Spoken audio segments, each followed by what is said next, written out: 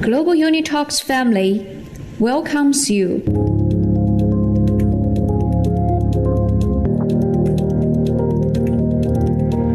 Kids, use less plastic every day in our daily life, or at least reuse it as and of change to shiver us awake to the beauty of race, of culture, and diverse ideologies. Wow, what it means to be a global. First of all, I'd like to thank all the respected organizers of Global Unitalks for offering this platform to us to think about this wonderful topic, equality. Good evening, ladies and gentlemen. It's my pleasure to share my speech with you. First of all, I would like to begin with a story which is about a global citizen. Last year, I lived on a farm in the Philippines for 1 week. It was one of the most enriching and fulfilling experiences of my life. What's this that made them different from the rest? I am Contestant 15 and I would like to explain about the qualities of a global citizen. People expect China to play a more important role. So I want to ask, what role? The name of China means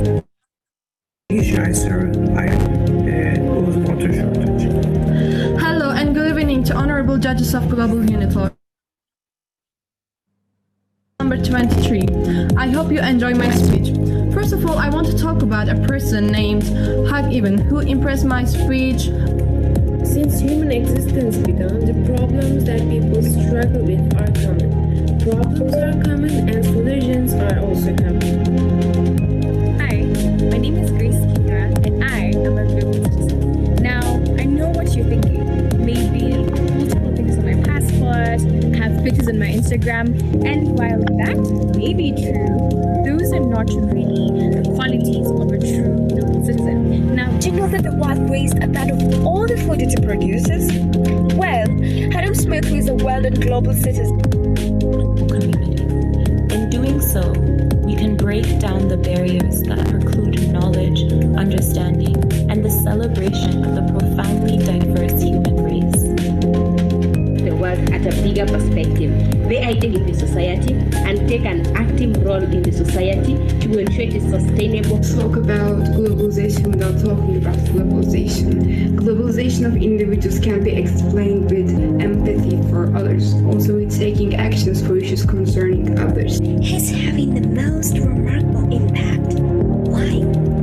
At the age of 14, Evans took part in the World Vision's trip to the Philippines. Strong desire to eradicate the poverty. Hello everyone, I'm number 33 contestant. Nice to be here. To begin with, I'd like to ask a question to you. Hello, I'm contestant number 41 and thank you for giving me the opportunity to state my speech today. Dear ladies and gentlemen, my name is Xu Tong and you can call me English name Crystal.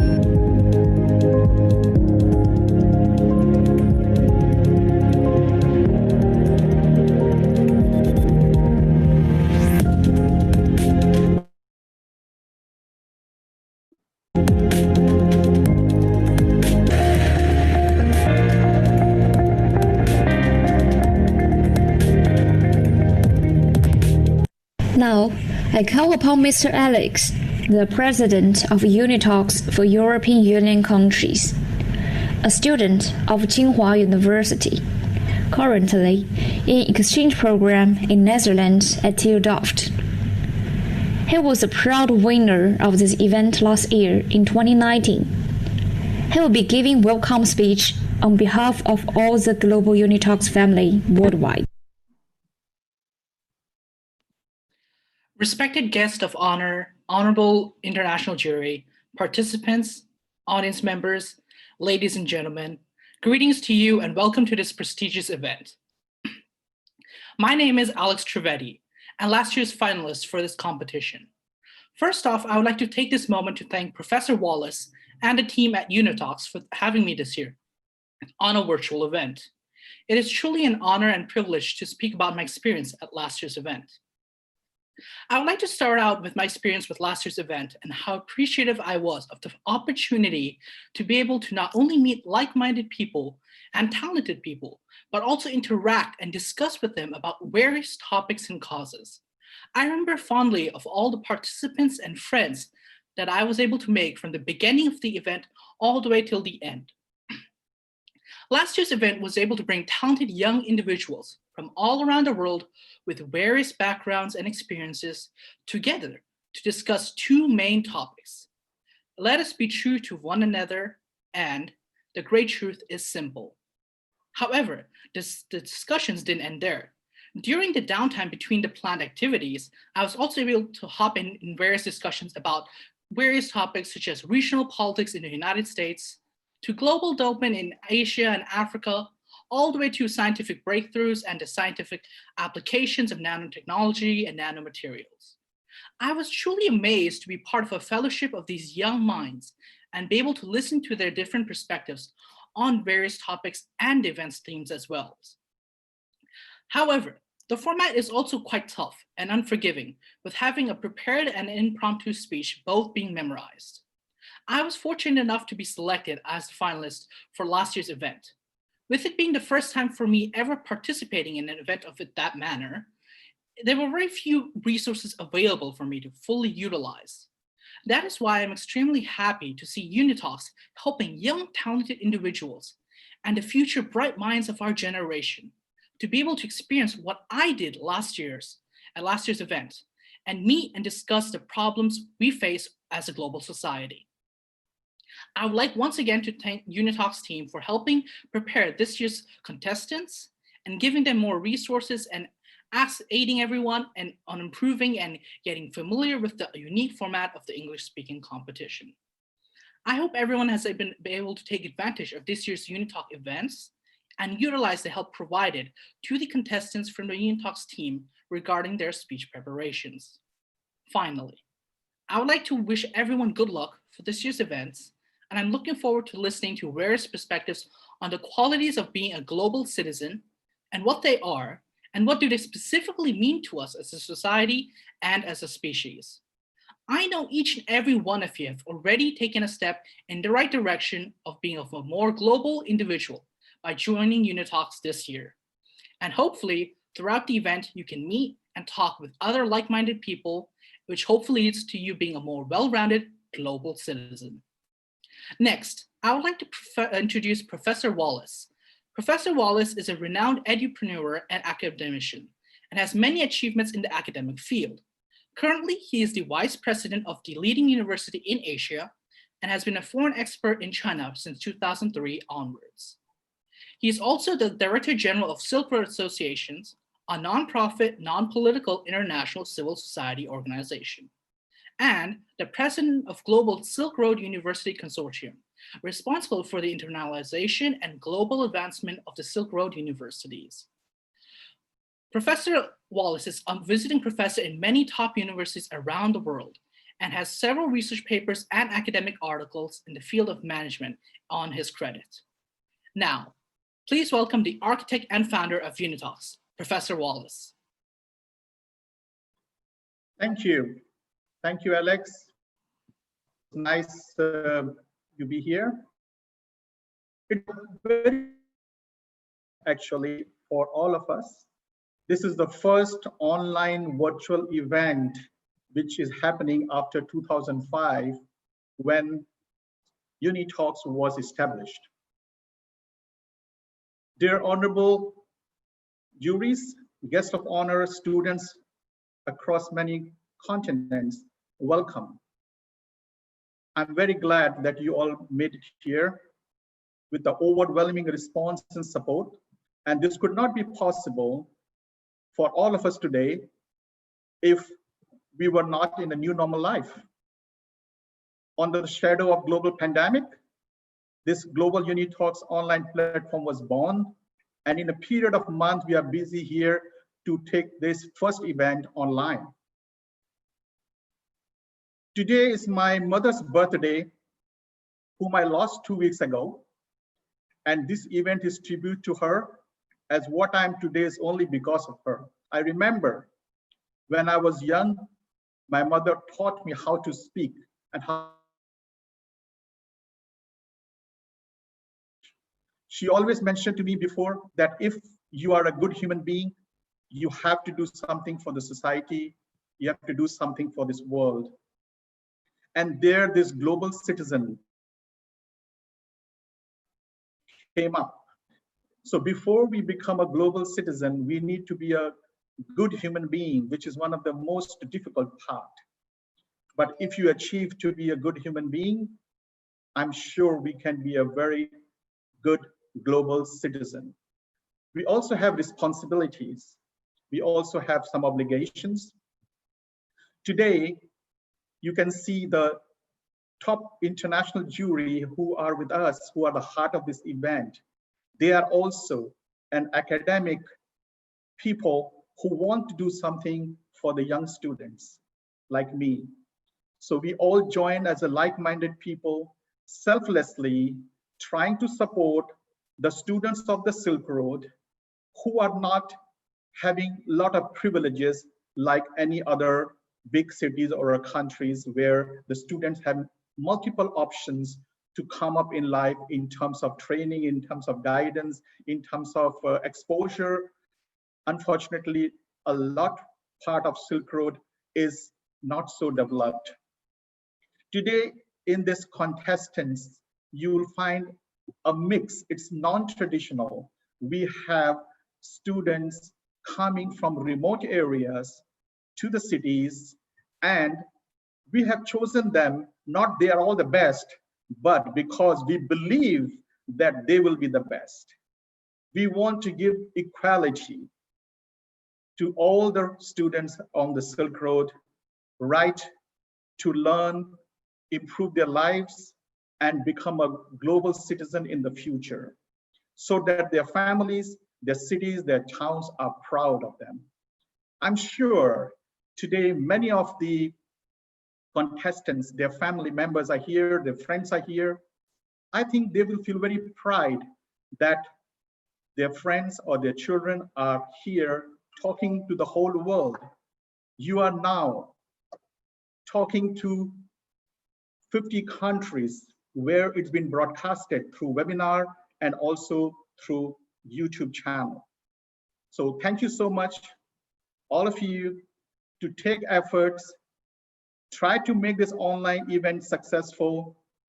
The training you have undergone, I even remember you had there's no electricity, you have to run to buy. I really appreciate that. I'm also very grateful to the guest of honor who took time to come to join our event, and our international juries who come from various parts of the world. In spite of time differences, they never even mentioned how could we manage this 4 hours competition. I think they were so enthusiastic, full of passion. I'm very, very grateful to them, selflessly trying to help the students. They are here to encourage them, to guide them, and to bring them to a level where they could be a proud global citizen. I will briefly introduce my juries who are here for this event. Miss Amelia, she has been over 10 years of experience in English teaching and judging students for this kind of context across Southeast Asia. Currently, she's in Australia, in Brisbane, and she has been very kind to come today as international jury to encourage the students, and we would like her to say a few words to us. Miss Amelia, please. Okay, good evening from Australia. And it is an absolute honor of mine to be included as part of the Global Unitalks competition this evening. I'd just like to wish all the contestants the best of luck. You guys are going to knock it out of the park, and just speak from your heart. That's all I can say. Just speak from your heart, and don't worry about any of the questions that we'll be asking you. Just answer them as, you know, as the answers come to you. Okay. Also, I'd like to thank Professor Wallace and Professor Diana for asking me to be part of this. And I'm really excited and looking forward to hearing all of your speeches this evening. Okay, so good luck everybody, and let's get the show on the road later. Thank you, Amelia. I'm sure it's very late for you, and it's very kind that you joined us. I fully agree. These events are not for winning or losing, but learning and then winning step by step and coming forward. Thank you so much. Now I would like to invite and introduce Mr. Ronan Clark, who also have been over a decade of experience in overseas English teaching. He's a specialist CELTA qualified personnel academician with 7 years IELTS speaking examination experience in Asia. I would like to invite Mr. Ronan to say a few words to us. Thank you so much. I just echo what Amelia just said there. Enjoy the experience, and don't worry about anything that we're doing. That's it. Okay, thank you, Ronan, for your words. Now I would like to introduce our third jury, Dr. Professor Quinn. She's one of the very, how to say, a person behind the youth of Africa. When I spoke to her first time, I could feel that she's the person who will drive Unitalks in the entire Africa. And I'm sure she will be able to do that. She has that kind of vision and passion. She's an assistant professor of applied linguistics at the United States International University in Africa. She's a communication expert, applied linguistic, and editor with various international and local organizations. A lady full of vigor and full of enthusiasm. Please welcome Ms. Quinn. Thank you so much, Prof. Wallace, for your kind words. Thank you so much, Diana, for the invite. I truly appreciate the opportunity. And to the English contestants this evening, I just wish you the best of luck. Be confident, stay true to yourself, and just go for it. We'll support all the way. Thank you.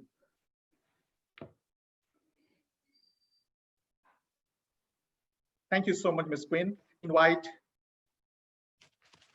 very good friend, highly recommended from the student community from Europe and Turkey, Dr. Professor Kagdas Deglu, and post-Woman scholar of political science, specializing in science, security. Currently, he teaches philosophy, humanities at Yorkville University in Toronto in Canada. A research scholar at the University of Florida, United States. Please, Professor Kagdas, you'll be kind to give some of your insight and few words to our students. Thank you so much. First of all, of course, I agree with what is said before me, and please accept my sympathy for your loss, Professor Wallace.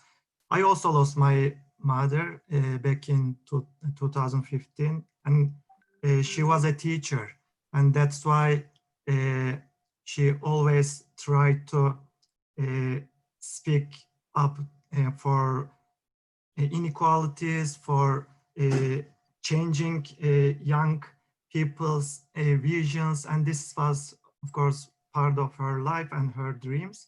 And I just inherited such a background and tried to research and also teach on similar topics today. You mentioned I am a political scientist and a philosopher, but global citizenship, especially environmental citizenship at global aspect, is one of my primary concerns as an academic and also as an activist. That's why I am really happy to be here, and I think this is the right moment. We should celebrate the diversity and also fight against the inequalities all over the world. I am thanking to all of you. Thank you, Professor Kagdas. So we have some DNA. My mother is also the president of the university before. I'm a son of a teacher. I think I have the same DNA and we have the same DNA. That's why we are together. Thank you so much for joining us and being a part of the Global Unitalk family. Now I wish to, thank you, Professor, to invite Mr. Alex. He's actually a superhero in China. Over 500,000 followers on TikTok on his educational speeches in his education sector. He's one of the very strong pillar in the training of English in China and have got a large experience, studied in UK. I would like to invite him to say a few words to all of us. Thank you, Mr. Alex, for being with us.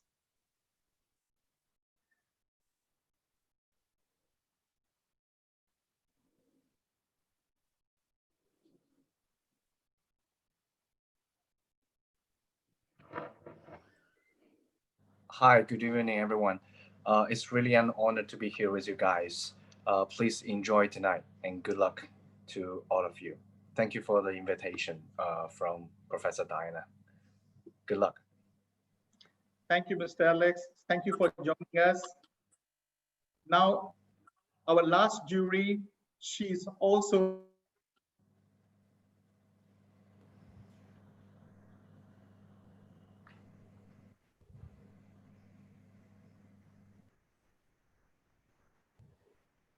she's working as a Save the Children International UNDP, over 10 years of experience in judging various debates and speech competition.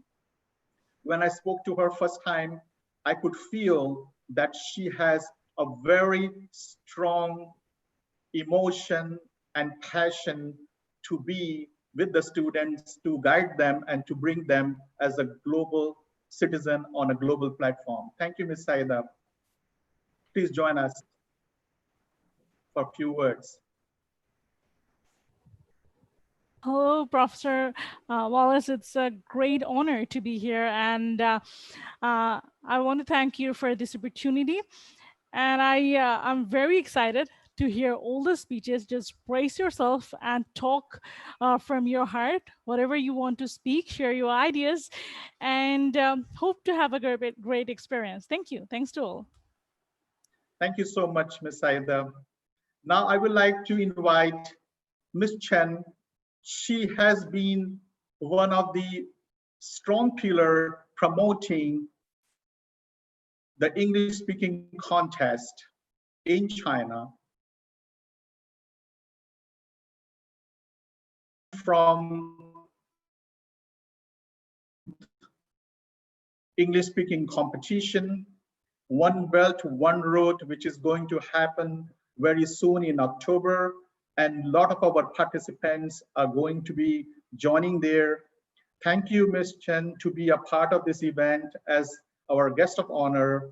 We really welcome you and would like to share a few words from you to encourage our students. Thank you so much. Hi, everyone. Good evening, or good morning, and good afternoon. I'm Chen Huan from China Daily. It's my great honor to be here today to join you in this event. Can you hear me? Okay. Yes, we can hear you. Okay, and thanks to my friend Luo Jie for introducing this contest to me and for having me here. Youth are the future. It's very glad to see 30 or more than 30 young talents gathering here today to share your thoughts on the topic, the qualities of a global citizen. It's a great chance for you to communicate with each other and better understand each other's culture. Public speaking is an essential skill in this rapidly developing world. Hope you will enjoy today's competition and wish you all good luck. Thank you. Thank you, Mr. Chen. Thank you for joining us. We really appreciate and thank you for your time. So not taking too much time, I will now like to begin the contest, and I wish all the contestants best of luck and want to say one word. This is not for winning or losing. This is a platform for learning, sharing, and going forward. So now I hereby invite contestant number 1. Please come on the screen and start your speech. Thank you so much. Hello, everyone. My pleasure to be here with you today. Be a global citizen. Free the earth from plastic. Stop major fires. Save ocean species. Help children in the poor areas. Be a global citizen. The idea of global citizenship got quite popular years, which is awesome. The statistic shows that there are 51% of people from 18 countries who consider themselves more as global citizens than the citizens of their countries. They consider themselves the citizens of the planet Earth. What about other 49% though? Are they from a different planet? Do they live on a different Earth? Let's take us as an example. We are an ordinary person who lives a simple life that includes sleeping, eating, seeing our friends once in a while, going to work, scrolling social media when we're bored, and all of a sudden we see a campaign that screams, "We need to save blue whales." We feel interested. We have a desire to help, but then we feel confused. We feel scared and powerless. That is because we're scared. We're afraid of solving global problems because they sound so big and difficult, which they actually are. But if we start with the smaller things, we can do anything. How would you eat an elephant? One bite at a time. Let's jump from elephants back to our whales. Often, the reason of their death is a huge amount of plastic in their guts. So if you and I are going to use less plastic in our daily life, or at least reuse it as long as possible, and then recycle it so it doesn't dump in the ocean, sooner or later, the problem will disappear. And oh my gosh, we didn't have to take global decisions. We didn't have to swim chasing the whales to pull the trash out of their stomach.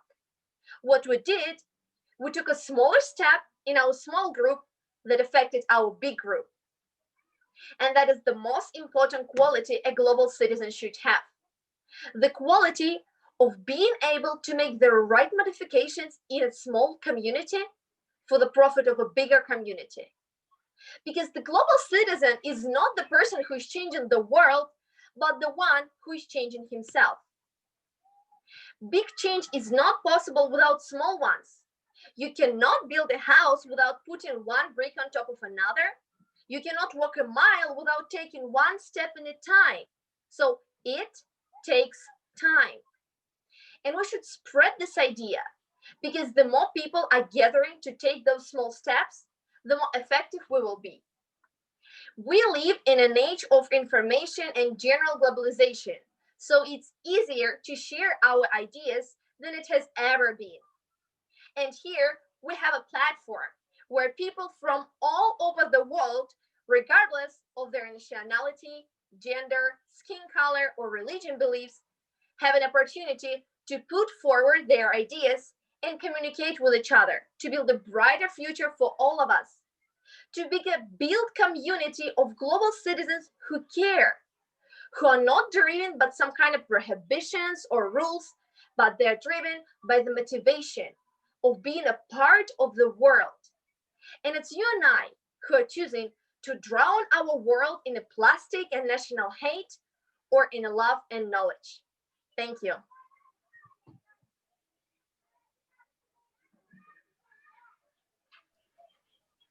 Good evening, contestant 1. How are you today? Doing really good, thank you. Kat. Now I will invite our honorable jury to ask you questions. Please. Okay. Can you tell me whereabouts are you calling from today? I'm calling from Kazakhstan. Very good. Okay, I'm just going to open up with a very easy question, and then my colleague is going to go into something about what you spoke about. Okay, could you tell me what makes you happy? Mainly spending time with the people who I love and the people who are moved by the same idea that I am.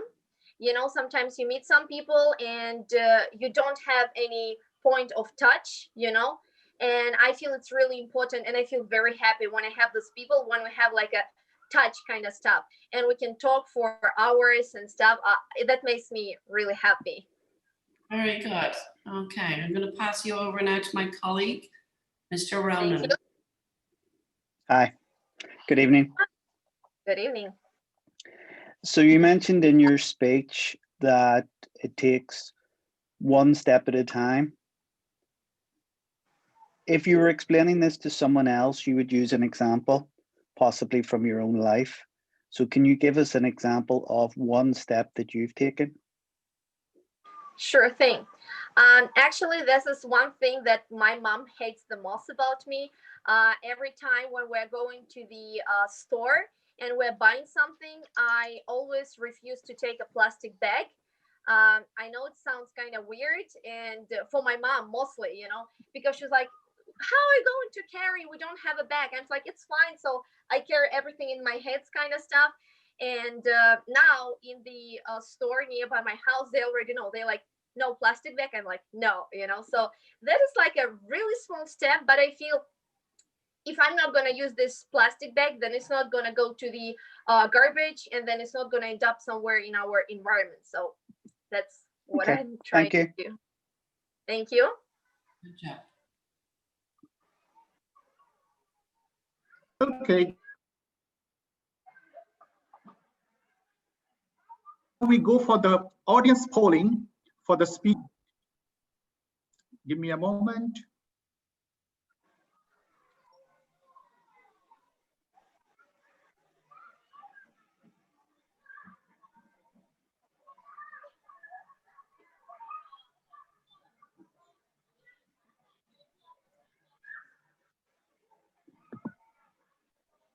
Okay, I think we can go back for the polling later. We have some technical hitch. So we will call now to contestant number 2.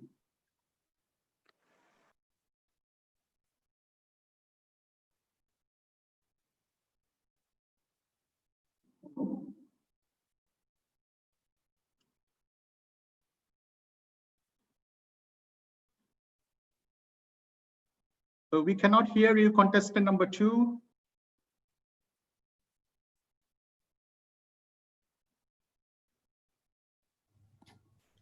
Can you hear me now? Can you hear me now? Yes, it's fine now. Okay, great. Sorry about that. Yeah. Hi, everyone. I'm contestant number 2. Thank you very much for the opportunity to speak at the Unitalks English speaking competition today. Last year, I lived on a farm in the Philippines for a week. It was one of the most enriching and fulfilling experiences of my life. The hosts, a mother and her son, were extremely friendly and welcoming. We would eat dinner together every evening. The delicious taste of the homemade local food would blend in with the delight of long internet issue at the moment. Contestant number 2, there is an internet issue, so kindly wait. Once the internet is okay with you, we can invite you again. Now we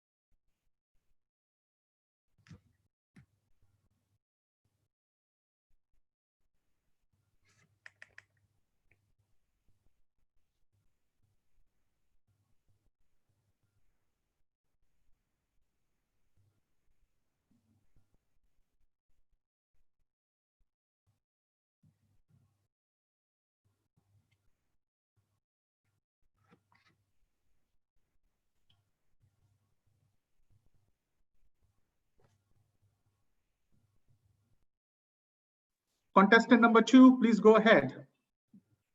Okay. Then I'll start from the beginning. Yes, thank you. Okay, thank you very much. Hi, everyone. I'm contestant number 2. Thank you very much for the opportunity to speak at Unitalks English speaking competition today. Last year, I lived on a farm in the Philippines for a week. It was one of the most enriching and fulfilling experiences of my life. The hosts, a mother and her son, were extremely friendly and welcoming. We would eat dinner together every evening. The delicious taste of the homemade local food would blend in with the delight of long, interesting conversations. The host talked to me about their life stories, showed me how to pick up fresh mango from the tree, and how they produce coconut oil. I tasted cacao and pure chocolate. Every second I spent on that farm is unforgettable for me. My time in the Philippines was also very enlightening. I discovered the power of connecting to people from very different backgrounds than mine. And the reason why I was able to meet these people and spend an amazing time with them was an app. Today, it is not very hard to connect with people from different sides of the world. Besides the ease of traveling, our phones are a great way to learn about what is going on in other people's lives and even communicate and share ideas with them. Interestingly, this situation doesn't necessarily eliminate the boundaries between countries and groups. We see that frontiers between us are even illuminated most of the time and distinguished more than ever. Actually, this interconnectedness I'm talking about provides a great opportunity for the human race to join forces, to increase awareness about and tackle numerous global issues. Online platforms and communities have the potential to create momentum to make a positive change globally. They can be the solution to social justice issues, climate change, and extreme poverty. We are so lucky that we can reach out to so many people, share our passions with them, and gather support and help with just one click. Then why can't we turn this interconnectedness into positive global change? The reality is, it is hard to benefit from the world's connectedness if most people don't have the spirit, attitude, and mindset of a global citizen. What do I mean by that? A global citizen is someone who doesn't only travel and learn about the world, but also care about the social issues different people face all around the globe. For this, someone needs to have a strong sense of empathy, understanding, and should identify not only as belonging to a certain nation, but also the human race as a whole. Eagerness to explore other cultures and understand various lifestyles is an initial step to acquire the mindset of a global citizen. For instance, to live a more sustainable life, we have a lot to learn from indigenous communities. They teach us that we should adapt our lives to the reality where we coexist with nature, but not independent of it. The following step would be reflecting on how we can, as individuals, contribute to making the world a better place. For this, we need to be proactive, not only reactive. Most of the global problems are also local problems, so the actions that we take can have a local impact, hopefully as a part of a global movement. However, it is the truth that urgent problems like climate change require continuous international effort and mobilization, just like COVID-19 requires a global response. COVID-19 showed us the feeling of facing a common threat, where the nations are not so much isolated from each other anymore in terms of the emotions we experience. Fear, helplessness, sadness, hope. Global problems are not only intergenerational issues, but also intergenerational ones. So a global citizen is someone who can position themselves and their actions in the greater realm of other beings' presence. not only today, but also in the future. Global citizens feel a sense of responsibility regarding their actions and decisions. Finally, we all need to change our perception of ourselves and our planet. We are all the residents of the planet Earth, and what we do is affecting other beings, including ourselves. It is time we realize that we don't only exist as individuals, but as a part of a community. The feeling of connectedness to my friends in the Philippines is still alive, which is something we all need to feel towards each other. I look forward to going back, visiting them, and having long conversations again. I still have a lot to learn from them. Will you join me in this journey? Thank you. Wonderful speech, excellent. Thank you. Now I invite our honorable jury to have questions for the contestant number 2.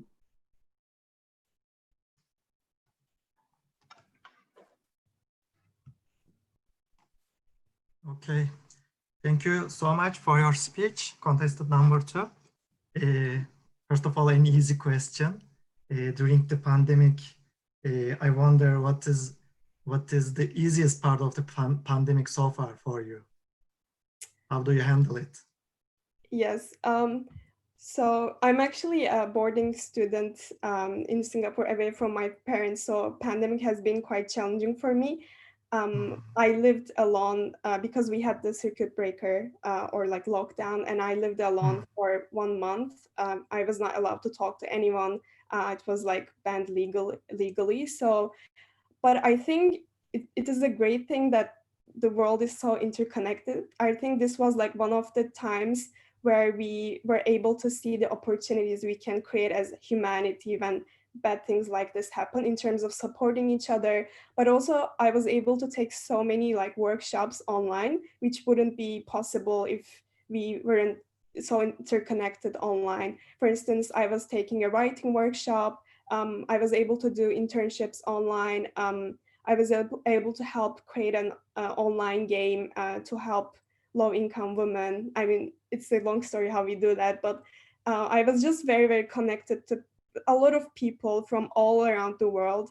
And even though it is like a virtual connection, at some point, sometimes I felt that I was even like more connected than the normal life in a different way.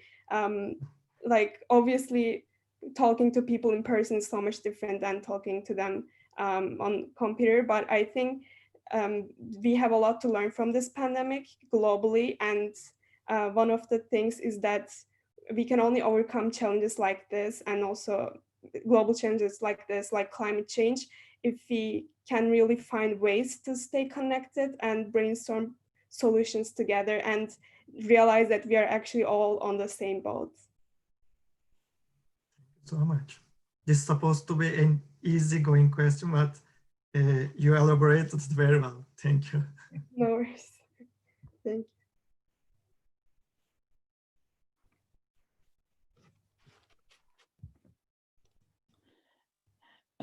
Contestant number 2.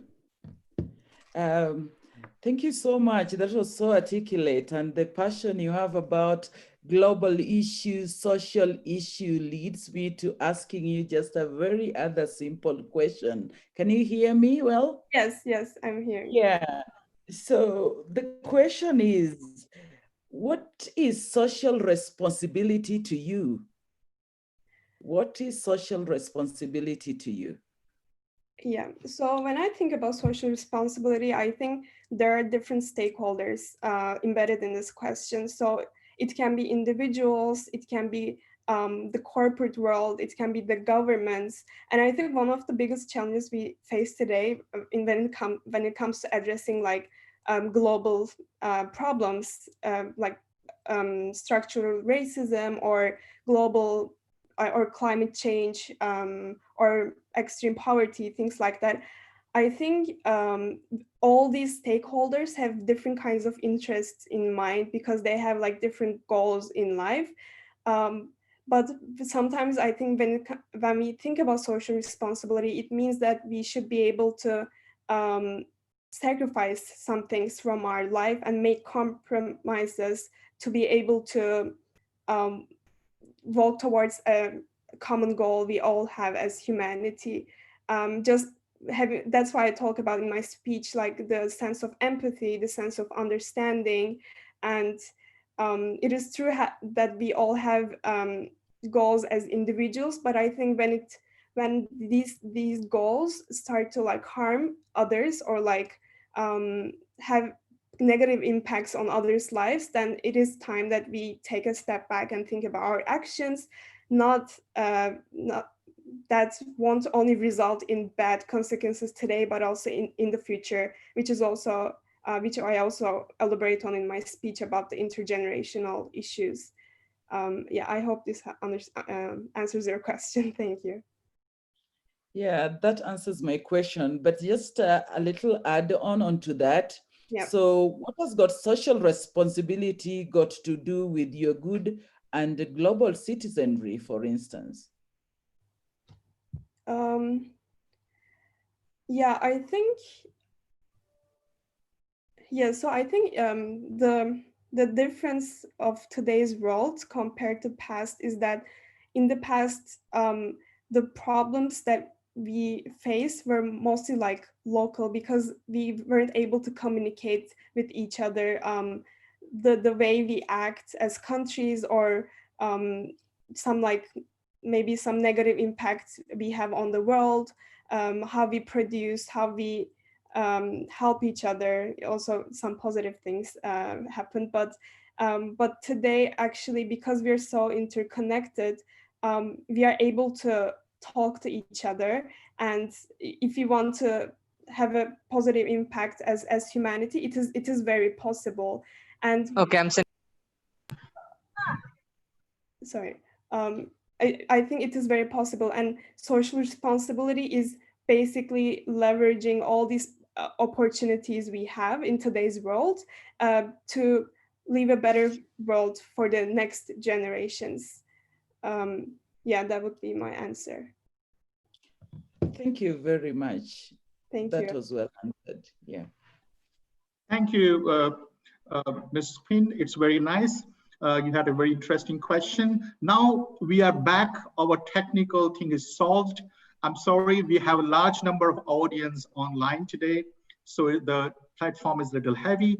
So now we are going to have a poll for the contestant number 1. Now you can see the screen now. This poll is for the contestant number 1.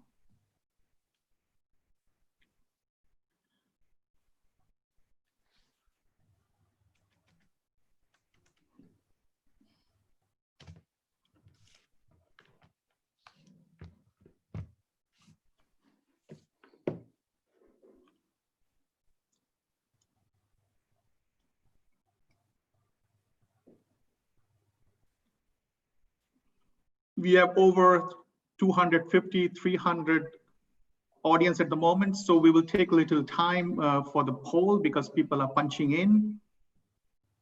So far, only 50%.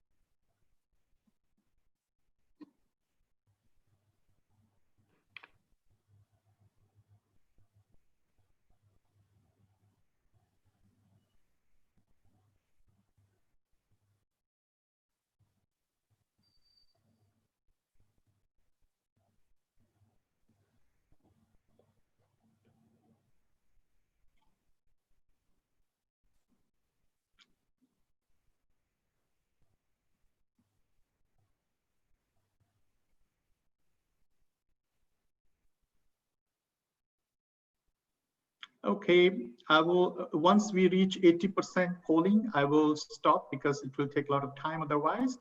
So here I go, I'm going to end the poll and the result is now on the screen.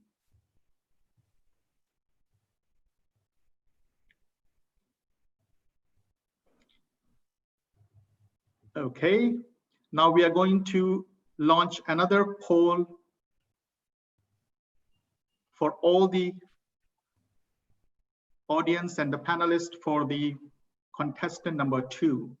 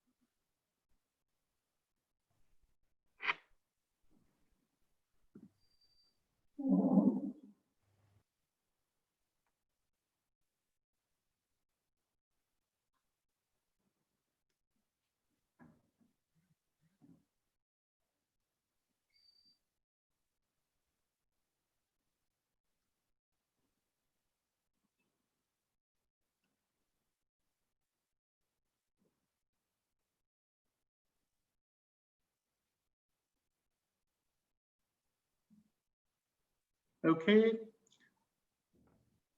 still people are voting.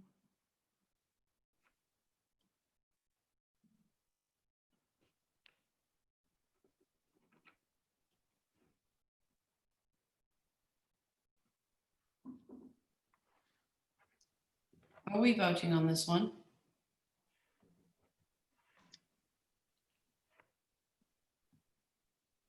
The voting, we will not give more than 2 minutes. It's 1 minute 51 seconds.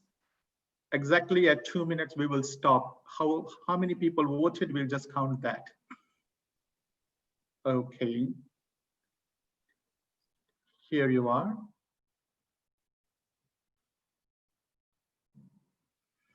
Excellent. So now I call upon the contestant number 3.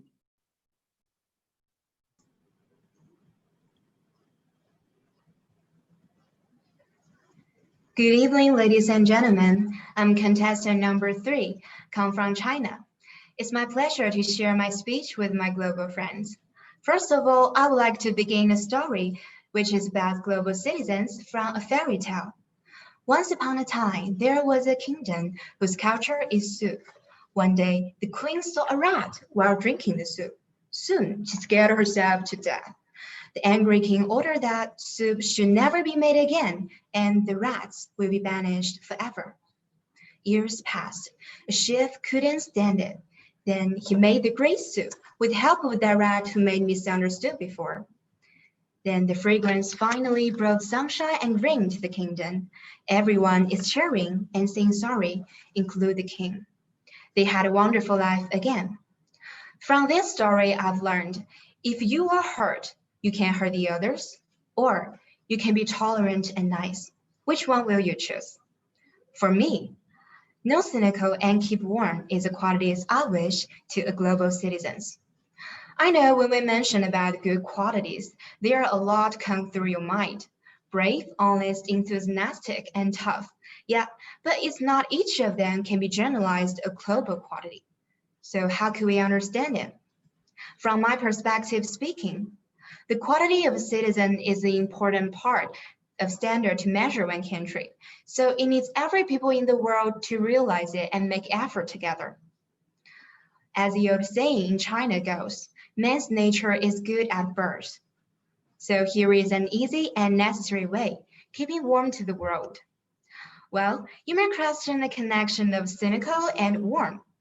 You see, each person have a different base of happiness. If desperate people are compared, one is bound to feel lost, which can probably lead to a jealousy. That's not a proper way.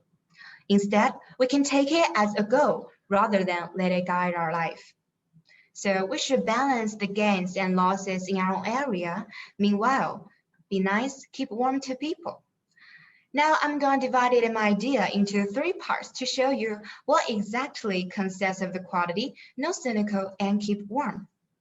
Firstly, reverence for culture. We need to revere the culture that gave birth to us and revere the stage that where we are. Like parents and teachers, they have to be affectionate and responsible enough to do a better inheritance. That's the reverence for themselves and the next generation. If we don't revere the culture, then we will be facing consequences, like the global paralysis caused by COVID-19 virus. At that moment, we shouldn't complain or pass the buck. We should bring force to the outside world and make through it. Secondly, be obedient to parents. It is because parents' hard work and struggle makes child what he is. All your beautiful memory, they should be involved. Right? It's their duty, but not their obligation to support you. And that's the reason why we should be more obedient to our parents than what we are today. Last but not least, I want to talk about the prejudice. Remember the story I told you at the beginning? After the rats were exiled, they divided into evil rats and good mice.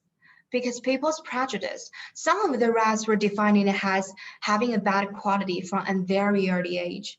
They did nothing wrong, but they are born to be treated unequally. Exactly like the human, due to poor backgrounds, physical illness, sexual orientation, suffered a lot, so that they had no beautiful life or even peaceful life. As far as I'm concerned, we are all the children of motherland. We're supposed to have bright futures, and we should also be loved. So please, reduce prejudice and learn to hug each other. In the last, I firmly believe that in the bottom of our heart, we will feel much better to do a good thing than a bad thing. Keep warm, make things right. That's the same purpose of our global citizens. Maybe the qualities I wish cannot improve the science or the economic, but a country is where the people work. It can heal the country in the internal way, then problem will gradually disappear. We, as a global citizen, share a lovely homeland together. Gotta be ready when the world needs us to fight. We must be united tightly and always maintain the quality, no cynical, and keep warm, which we are born to be. Thanks for listening. Wonderful. Thank you so much. Contestant number 3. You. Now I would like to invite our international jury to have questions with you. Hello, how are you? Hello? Hello, can you hear me? Am I audible? Yeah, I can hear you. Okay, so how are you? I'm fine. Okay, so you have talked about obedience to parents or why it's important. So I have a very simple question.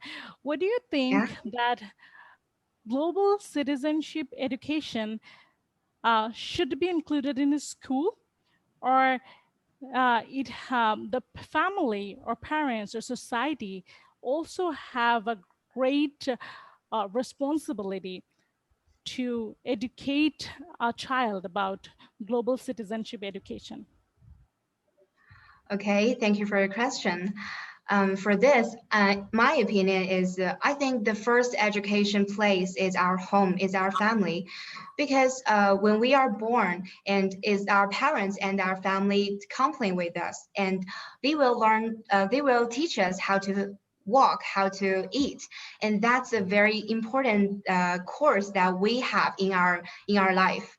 And next, into the schools. That's the second important, because if you don't have the good education of your family, and then you will maybe you can't accept the education in your school and include the topic I said. Maybe you will suffer a lot bad prejudice by your friend, and that's very important. And into the society, I think the society is one thing is very important. The experience can change your whole person, can change your whole principle of your last 10 year or 20 years life.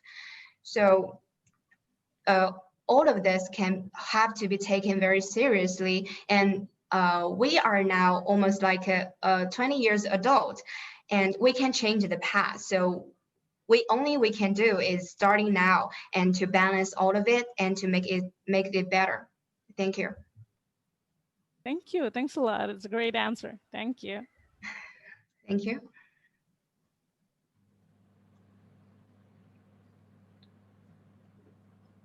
Hi, it's my turn, Alex. right? Yes. Can you hear me? Yes, I can hear you. I'm very clear. It's very kind and smart of you to learn something positive from a fairy tale.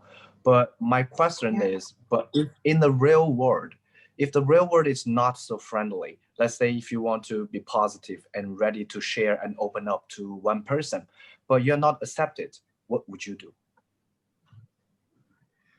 You mean I want to share my idea to a person, and whatever that's not your information, your idea, your resource to anyone or organization, but they're not so friendly to you. They don't accept you.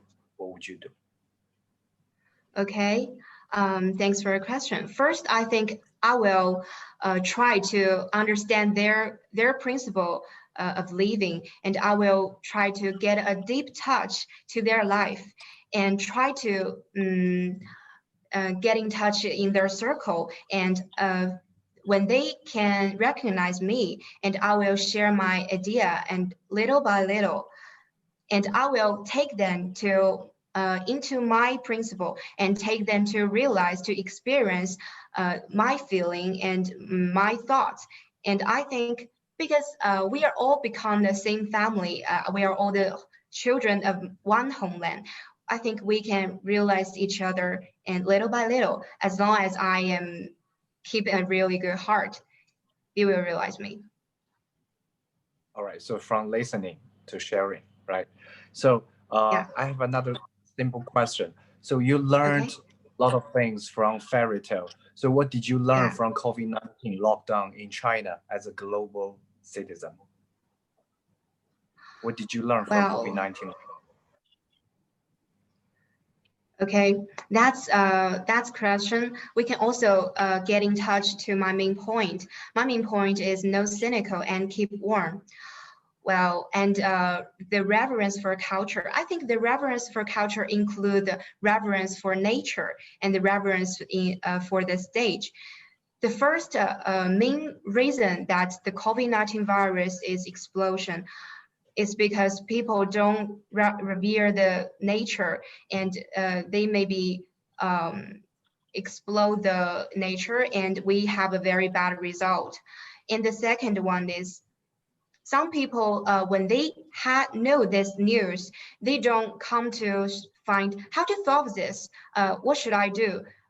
What they do is, why me? Why you do this to me? Why is us to suffering this? So it's waste a lot of time and reduce a lot of chances to make it up. And what I learned is next time when we're facing anything, the first thing we should think about is the result, is how to solve it and not complain or something. Thank you so much. Thank you. Thank you. Yeah. Thank you, Alex. Interesting questions. Let me go for a poll. Here is now on the screen.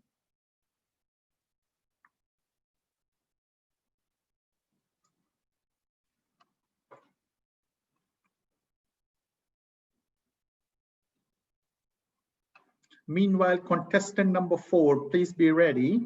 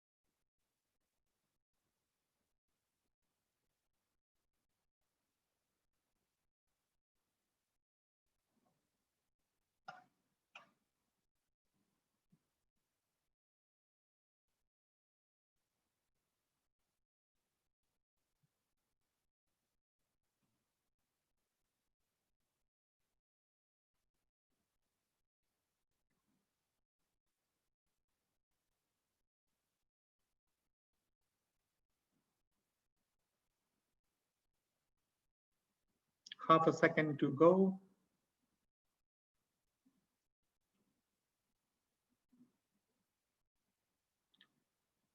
I'm sorry, I couldn't give more than 2 minutes for the polling, and the audience are increasing. So whoever could vote within 2 minutes, we are only considering that.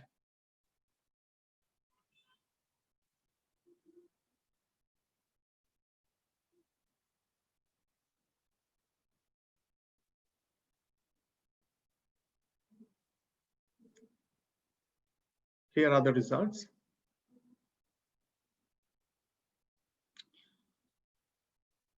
Contestant number 4.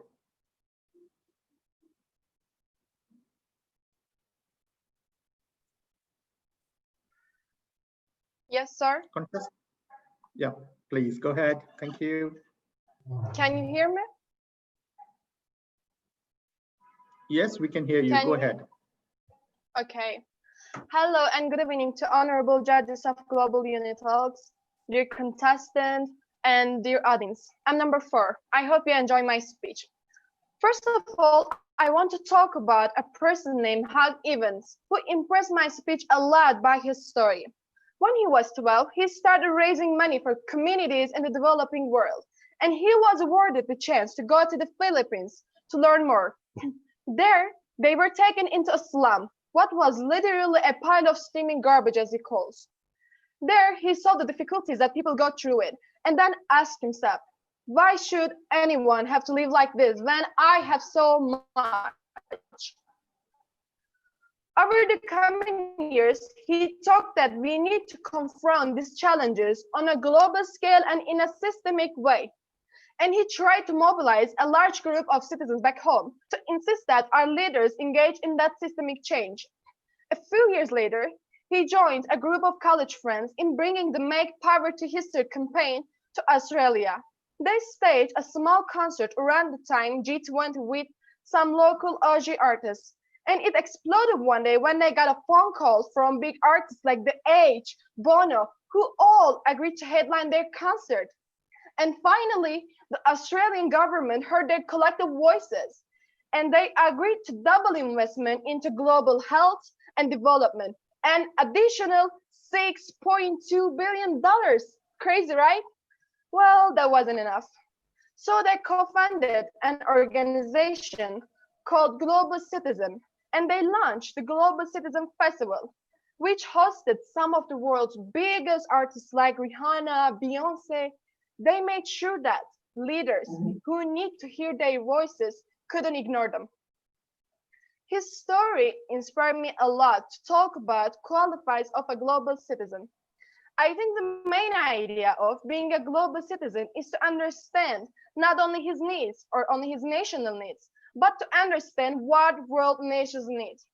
Today, we live in a world when all of us is connected by our daily actions, social media, high technology. We are not alone in this world.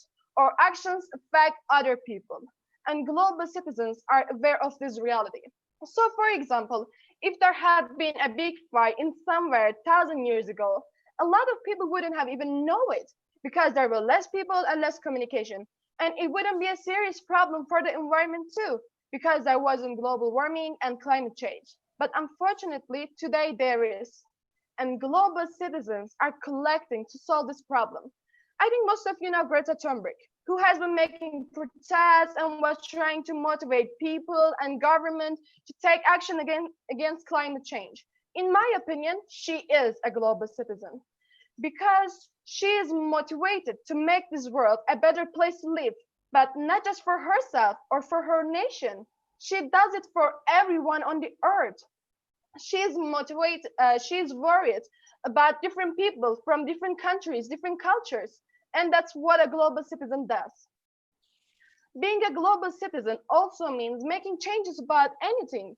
For example, extreme poverty, human rights, climate change. Global citizens establish a lot of associations for good aims. For example, they pay the education bills of poor students in Africa. They donate money for people who are starving. They protest for gender equality. And at the end of the day, they change things. They reach a lot of people. Some people judge global citizens with arguments like, you cannot change this world by yourself, or with few people with you. But global citizens are hopeful because they know that if they can affect just one person, that person can affect another, and it continues on from there. For a global citizen, I would say speaking different languages is a perfect opportunity to communicate with different people. But recently, it is not an obligation because we all have translate application, which works great. But of course, for a global citizen who wants to travel the world and communicate with people face to face to understand their problem better, speaking different languages is a great advantage. Also, another important qualifier that global citizens have is using social media for good. They try to create awareness about problems and provide solutions for it as they see the bigger picture in general. In conclusion, I believe that we all have to act like global citizens. Since I've made a lot of research about the topic, I think that we have to act like global citizens because major problems like climate change, global warming, human rights do not affect just one or two countries. They affect all of us. So for example, if we want to continue to live on the earth in future as global citizens, we all have to take action against climate change right now. Or if we want to stop coronavirus to spreading, as global citizens, again, we all have to take action against coronavirus right now, today, all together. I really believe that global citizens can solve major problems with unity. Thank you for listening. Wonderful. Let's invite our jury for the question and answer session. Ms. Quinn. Yes, thank you so much, contestant number 4. That was very enthusiastic speaking, and You're welcome. this begs the question, do you tend to suggest that helping needy people is an important part of being a global citizen? And do you see yourself as one? Helping which people? I couldn't hear you, sir. No, in your speech, you did mention some of the people who've helped out the needy in the society, right? So do you think that that's an important aspect of being a global citizen? And are you one of those? Do you see yourself as a global citizen in that area? Can you hear me now? Okay. Yes, I could hear you very well. Thank you so much for repeating your question. I really believe that, helping other people from different countries, different cultures is an important issue for being a global citizen, because we can help people in our country, but as long as we don't do it worldwide, we cannot reach a lot of people. And I really believe that I'm a part of it too, because in our tradition, I mean, in my country, a lot of family does it. Every year we do food aid, food aid for people who needs it. And I think this year and the last year, we sent our food aid to Africa for children who were starving there. And it really made me feel, so happy and make me feel so confident, because I knew that I didn't ignore those children who were starving, who had a big pain. And it was something so good for me. And I think being a global citizen is not just about, helping human beings too. It is about also helping animals. So for example, in the streets, when I see a dog, I can just stop myself to help him, and I call my brothers and sisters to help them too, because love and the other things, helping, I think these are things which we can spread together to all of the world. Nice. You'll be expecting the next question from my colleague. Okay. Thank you, Professor Queen. Hello, how are you? Hello, I'm fine. I'm a little bit nervous, but I can handle it. Don't be nervous, be relaxed. I'm gonna ask a very easy question. You have talked about individuals' action that are changing, that are having a great global impact, right? So there are so many global citizens that have great global impact. So among them, which one is your favorite? And what quality of that person amazes you the most? Okay. I'm audible, right? Yes, I can hear you. I was just thinking. I don't know. It's just like there, as you said, so there are a lot of global citizens in this world, and unfortunately, we can see all of them on the TVs, and we can just know all of their names. I would like to know it, but unfortunately, we don't. But these people exist, and between them, I think Greta Thunberg is kind of my favorite because, you know, she was my favorite, and that's why I mentioned about her in my speech. And as I said, the main idea that I mentioned about it was she's worried about all of us. And I made a lot of research about climate change, and I learned that if we, don't take action against climate change right now, in 40 or 50 years, we all be able to drink just a half of glass water for a day. And I just said it's a very important issue, we have to fix it. But there isn't so much people and governments who are really concerned about this topic. And the courage of Greta Thunberg to walking through countries, social media, and do all of this brief speech in front of UNA, these things impress me a lot. And I think we are in the same age with her. So I said, if she can do this kind of things, we all can do, because we have social media and other things. So yes, Greta Thunberg. Thank you. She's my favorite one too. You're nowadays. welcome. Thank you. Thanks a lot. Good. You're welcome. Thank you so much, contestant number 4. It's now the time You're for welcome, polling. sir. Okay, I'm waiting.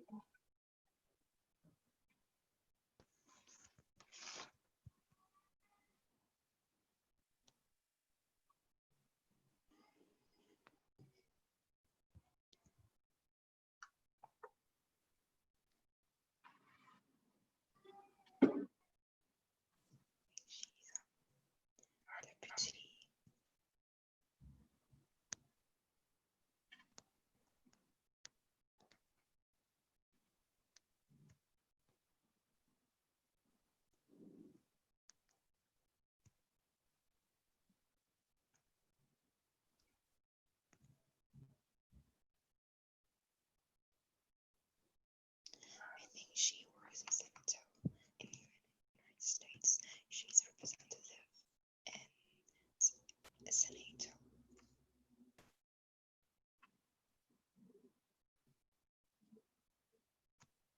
Senate.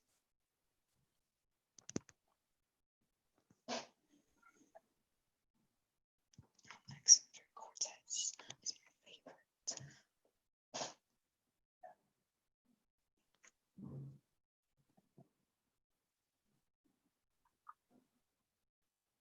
Alexandria Ocasio-Cortez.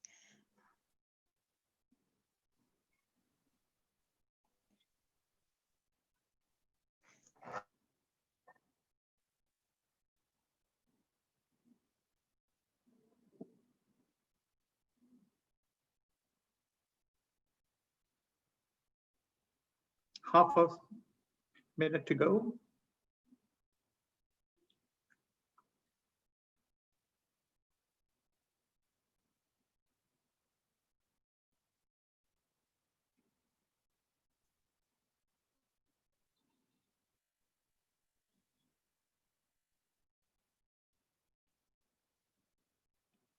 Here are the results.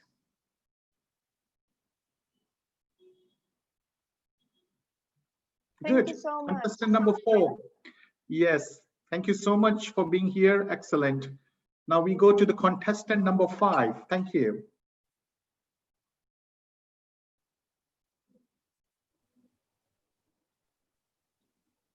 Contestant number 5. Yeah, I'm here. Cool. Here, I'm contestant number 5. You hear me? Yes, please go ahead. Okay, great. So, hello, ladies and gentlemen. This is contestant number 5. It's my great pleasure to join you. So before I begin, I'd like to ask a question. In this century of globalization, people expect China to play a more important role. So I want to ask, what role do you want to play? The name of China means the middle of the world. Today, China bears a future mission and a central role in the world. Meanwhile, it means Chinese youth who stands on the shoulder of the giant are undertaking more responsibility to the world issues. The world is facing too many challenges, such as climate changes, refugees, inequality, lack of rule of law, gender discrimination, and so on are the problems we are struggling with. What responsibility you bear and what effort you put in and what vision you have will be more and more important to the world of the future. So as a global citizen, with an international perspective, try to make yourself more compassionate for those who need your help, which is one of the most basic but necessary qualities for a global citizen.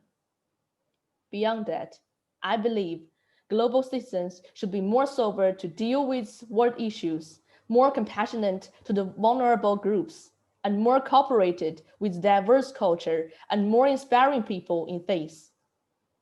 Out of your set, there are still too many undeveloped areas and more poor population in the world, and their social and economic development are far behind the average. Syrian issue, which has lasted for many years, has not been properly resolved. The bloodshed in Syria has resulted in deaths and injuries, with more than 3 million people displaced from their homeland. More than half of Syria's population, a full 9 million people, cannot afford to live normally. The Central African country of South Sudan is still in a state of civil war. In addition, humans have faced climate problems for years. If we don't take effective action now, this problem will continue to affect the lives of future generations. Sober-minded makes individuals face differences frankly and find the proper way to solve them. It is better to think before you act. Compassion is necessary. We should learn to balance passion and compassion so as to better serve the world community. Cooperation will become the normal topic in this century. We need to have the courage to face up the challenges in economic, political, or social realms. I'm not sure when you start to consider about the global citizen, but this topic for me, maybe from the first time I joined a host family, from the first time I left China to become an international exchange student, from the first time I made my first Swedish friend. I hope from now on, from this moment, you can take your time to think about the qualities to equip a global citizen. For 21st century, as a global citizens, so of you, including myself, who are living in peaceful countries at this moment. But please, assume you are in Syria. If so, what you will do for yourself, for your family, for your country, then nail it down. I sincerely hope that all of you can offer your own contribution to make the world a better place, a better world, to be a better global citizen. That's all. And thanks for listening. Wonderful. Now is the time for the question and answer for you. Q&A. Alex, are you there? It's my turn, right? Yes. Thank you for the speech. It was really, really nice. My question is, if you can get $1 million, but you can only use it to improve your or the world's globalization, what would you do? Oh, it's hard. First, 1 million. I will take half on myself. It is more like individual thought because like what I mentioned already in my speech, because I think compassionate is very important. So half of million I will use on myself and just going to what can I say, like to helping others, like the poor people, probably from Syrian people, or probably South Sudan or other country like African country probably. And during my Swedish time, I learned that country. I saw a lot of people was begging on the street. I want to help, but I don't have that a lot of money. So that will be a good opportunity for that. And I can just donate for them. And that half of that million, I will just directly send this money to kinds of like organization. Probably this kind of organization can help the Syrian people and help them to get rid of the workplace. It might be not that useful for that kind of little money, but I hope it can help, like help them to get food, water, or clothes, etc. Yeah, that's You're my very thought. generous. If I were you, I would just spend most of the money on traveling to see the world. What if it's $1 billion? What if it's $1 billion? Oh God, that can do even more actually, because I was learning the medical, so I want to be an international doctor. So that's very important actually. I would like to just use whole money and take a bag and take all my medical tools and directly go to Syria and help them. That's my big dream actually, because I have talked that, and I have write a lot of blog about this kind of news, and I would like to go in there and to help them. But first of all, I don't have a lot of money, and I'm still learning from medical, so it's a really long way to go. But if it can be achieved, I will be like that. Just take the money and directly go in there. I hope peaceful. Actually, you can have a fund and hire more people to help you to help people around the world. But your answer is really great. It's also great. I like it. Thank you very much. Hello, contestant 5. How are you today? Yeah, hello. I'm fine, a little sleepy probably. All right. My question to you is, what would you consider are 3 characteristics of a global citizen? I'd like you to choose one, please, and explain your answer. I didn't hear clearly before that first part, actually. Okay. What would you consider are 3 characteristics of a global citizen? I'd like you to choose one, please, and explain your answer. Okay. I still choose compassionate, actually. Okay, I'll explain that. Because like from my side, I know that a sentence from Tagore, and he said, with knowledge we become powerful, but with compassion we become perfect. So if you study in a school, and if you learn in a university, whatever, and teacher told you to learn different kinds of languages or different kinds of knowledge, math, Chinese, whatever, but no one told you to be compassionate. That is very important actually.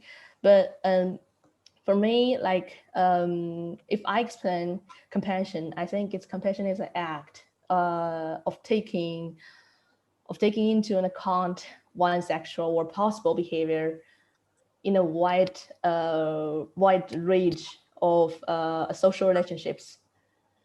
So it's very important, and it's really help the digestion for that kind of social indifference, and it helps to make you a better person. Or just like what I said, I want to be a kind of person like I have the compassion, and I want to use my money to help people, or try my best, or use my ability, whatever.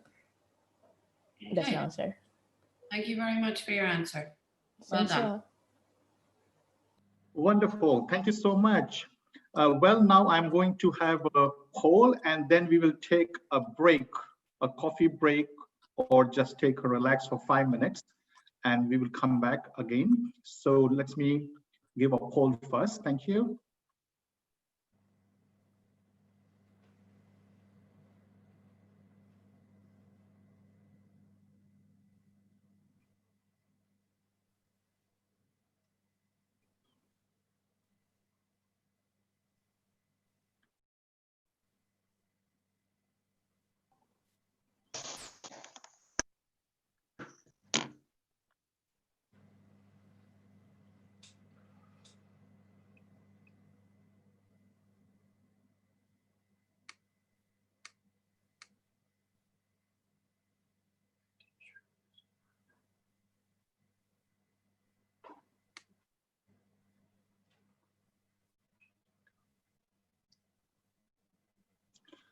We do audience poll because all the students are there. As we believe Global Unitalk is by the students, of the students, and for the students. So we would like to have their opinion and poll as well. And it's quite interesting that a lot of audience are very enthusiastic on voting.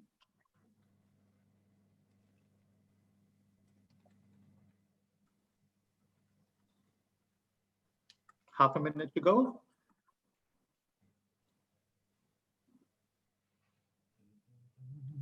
So we will have a 5 minutes break, and during this break, there will be a video which will be running for our next event, which is Global Unitalks Talent and Culture Competition Contest 2020.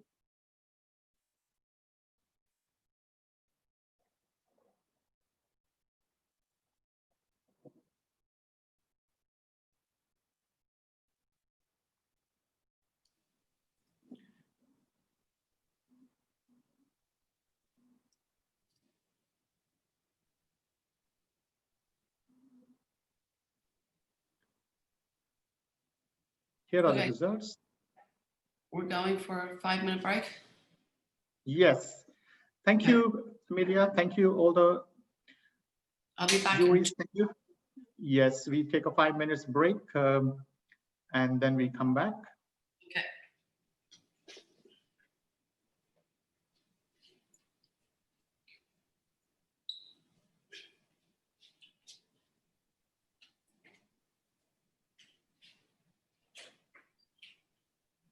It's freezing here. It's real here.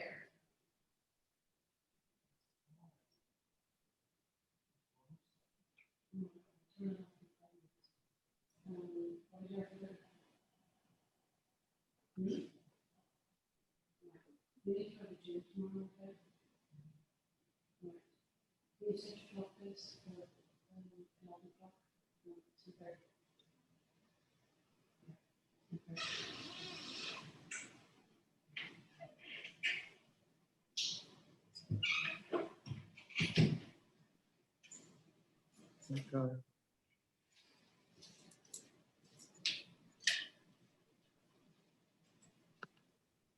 I want to make it small, this.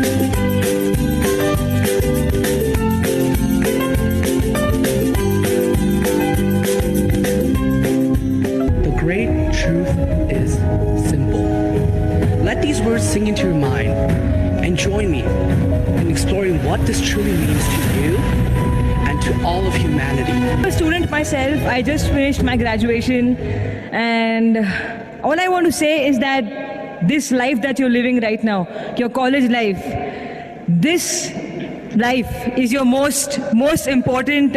We pushed all of them aside, and we were able to help 30 schools and over 5,000 students all across the world.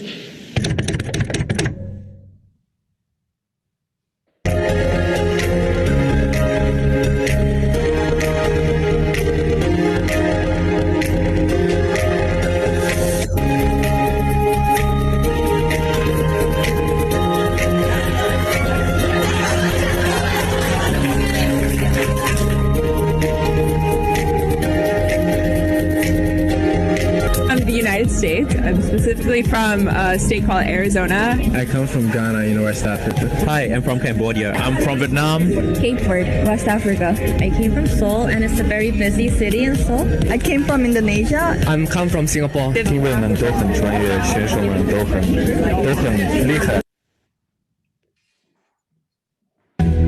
I am the president of Unitalks Turkey. My name is Yağmur Bingöl. I'm a president of Unitalks Russia. My name is Carrie. I am the president of Unitalks Pakistan. My name is Hirawat. Hello, I'm the president of Unitalks Bangladesh, and my name is Amber. I'm the president of Unitalks Kazakhstan.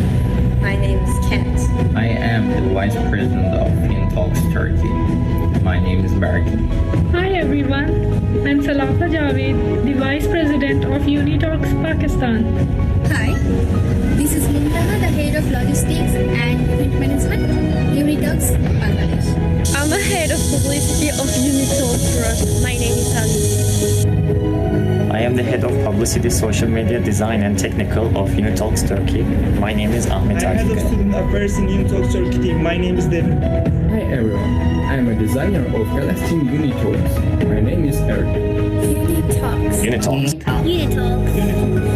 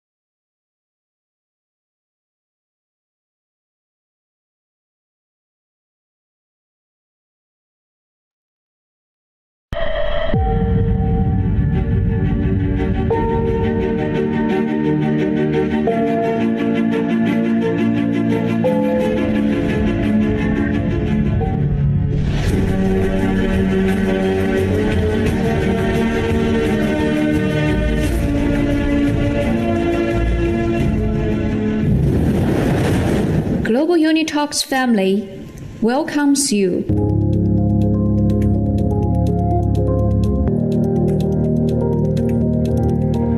Kids, use less plastic every day in our daily life. or at least reuse it as long as possible.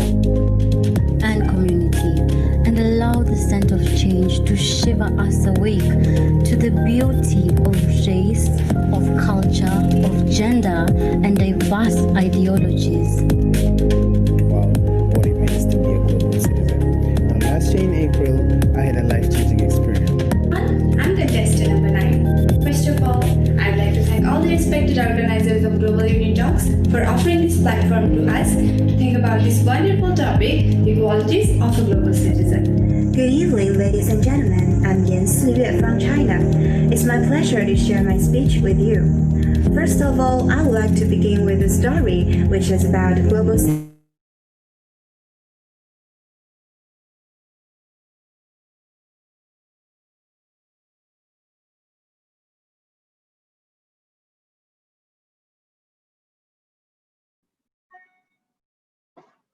Hi, we are back now. Thank you so much. We go to the contestant number 6.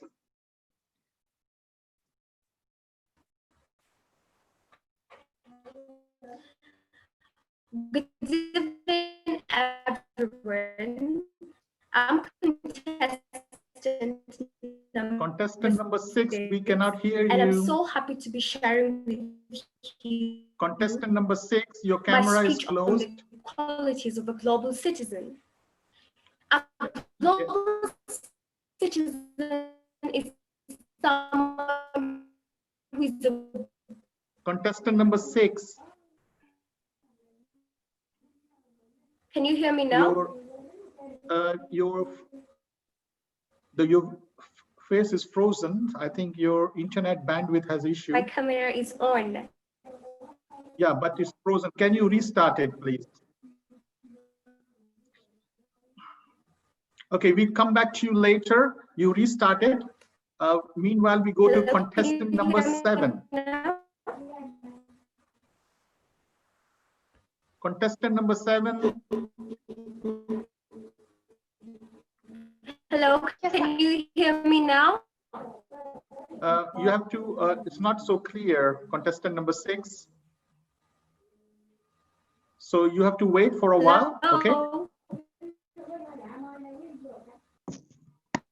Contestant number 7, can you come on, please? Yes, should I start? Please, go ahead. Good evening, everyone. This is number 7. First of all, I'd like to thank all the respected organizers of Global Unitalks for offering this platform to us to think about this wonderful topic, the qualities of a global citizen. The irony is that we are literally living in a global village now, but most of us don't have the clear concept of the term global citizen. So I am grateful to get to research on this topic for the past few days. On the basis of that and some of my blurry prior knowledge, let's try to find out some important qualities of a global citizen with me. So, who is a global citizen? The answer is simply someone who understands this vast world and their stand in it, and accordingly keeps contributing to the process of globalization. But then comes the most important question, as we all are taking part in this collective effort directly or indirectly, are there no special requirements for becoming a worthy global citizen? Yes, there are definitely, but listing them one by one turns them into some points of an essay, which hardly have an effect on minds of people. But if we think deeply, the qualities are nothing different from those of a worthy native citizen, which we nourish in different phases of life, like a student, a parent, a job holder, and in different gestures like a friend, a neighbor, and all these which come in turns.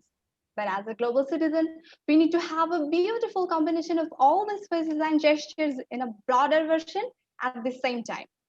Being a student now, the only principal duty we are handed over with is to roam around the realm of knowledge and to dream of becoming a proper leading generation in future.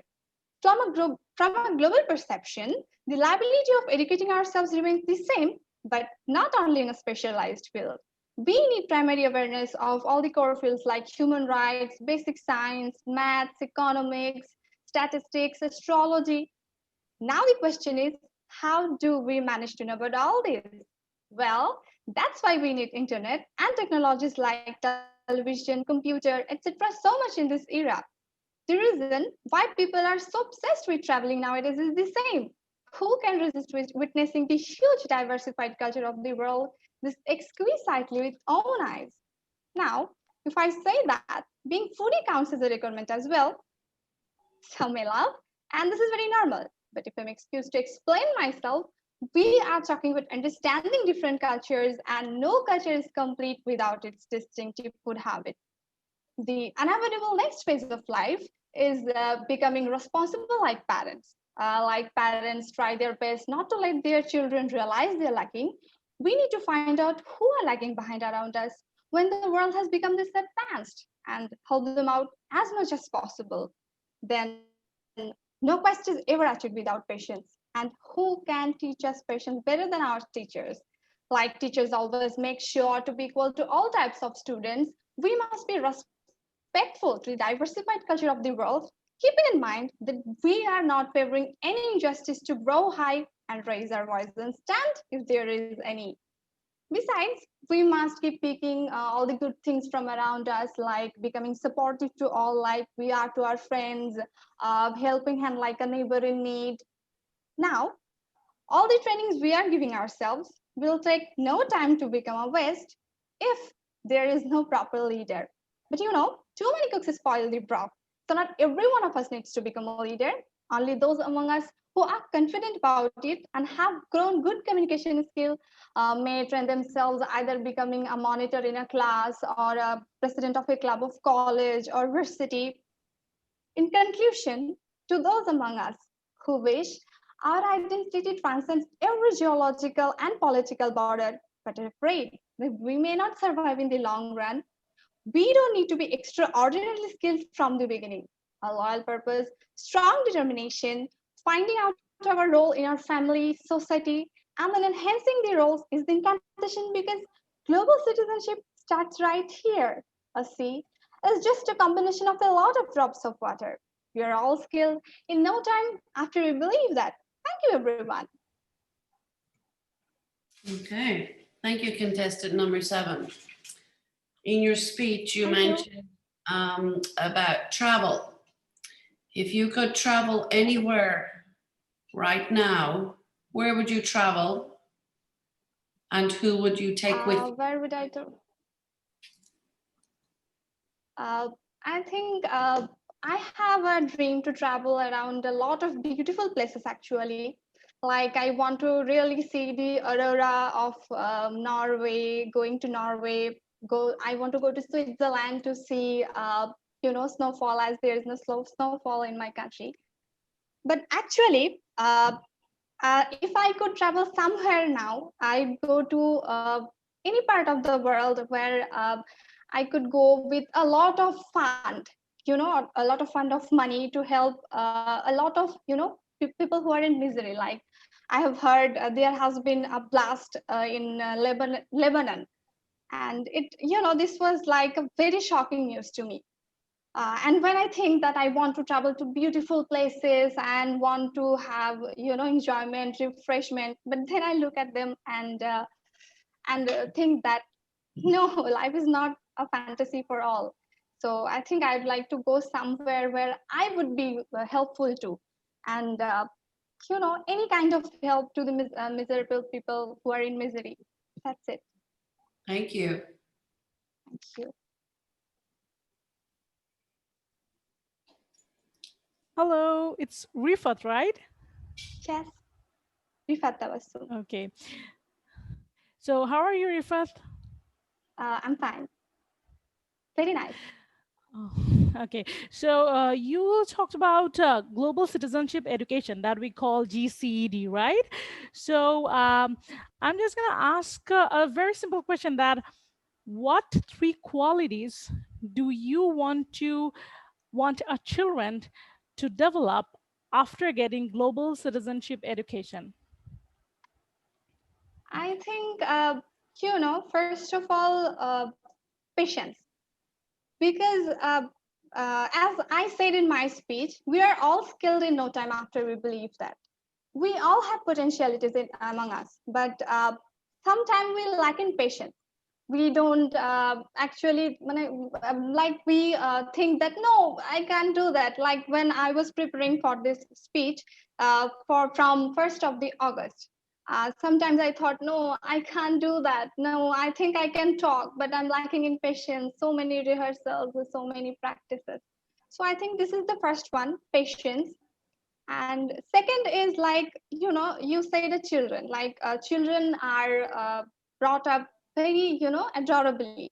So, but they don't actually learn to take responsibility. Like sometimes they get help from their parents, sometimes from friends, teachers.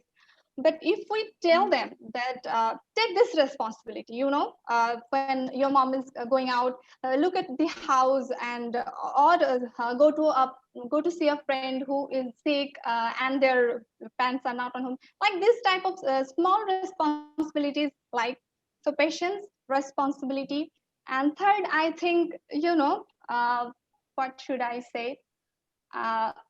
Like having a beautiful combination. Like we think I want to do this and that and that and that. Like sometimes like children, when a children dreams what will he or she become in life. Sometimes he thinks I will become an astronaut, sometimes a doctor, a teacher, but not he or she cannot do everything. So he needs to know according to my skill what actually what qualities I will be able to make a good combination of. So I think this is a sense of self skill and making them a good combination. That I think this three. Okay, thank you. Thank you. Well, very good. Now it's time for the polling from the audience. Give me a moment.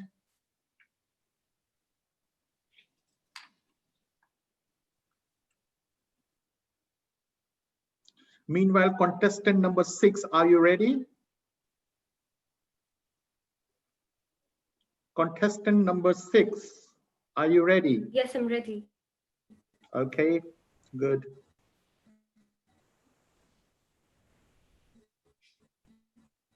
Yes, I'm.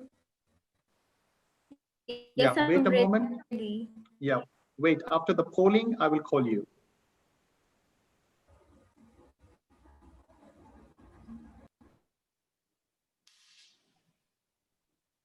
Okay.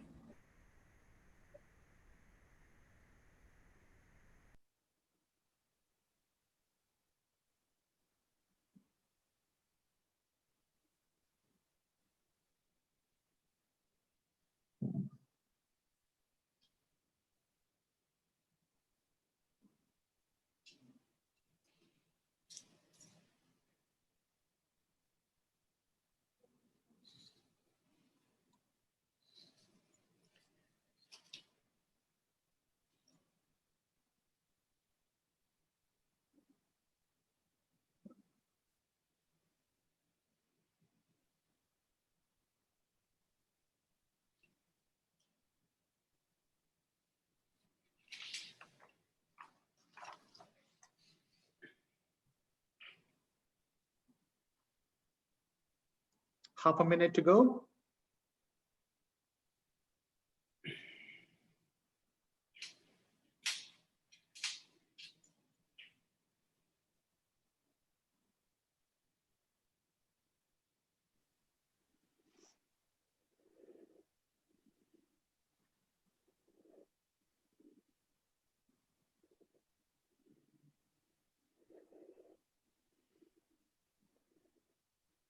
Here are the results.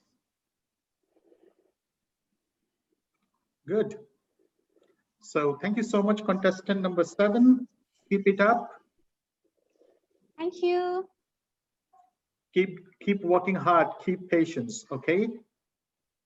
And okay, don't Professor. postpone things. Yes, great. Okay. Number 6, please come in. Number 6.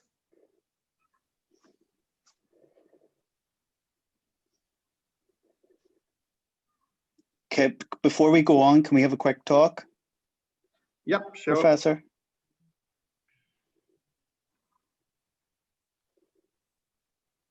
Yes, Ronan.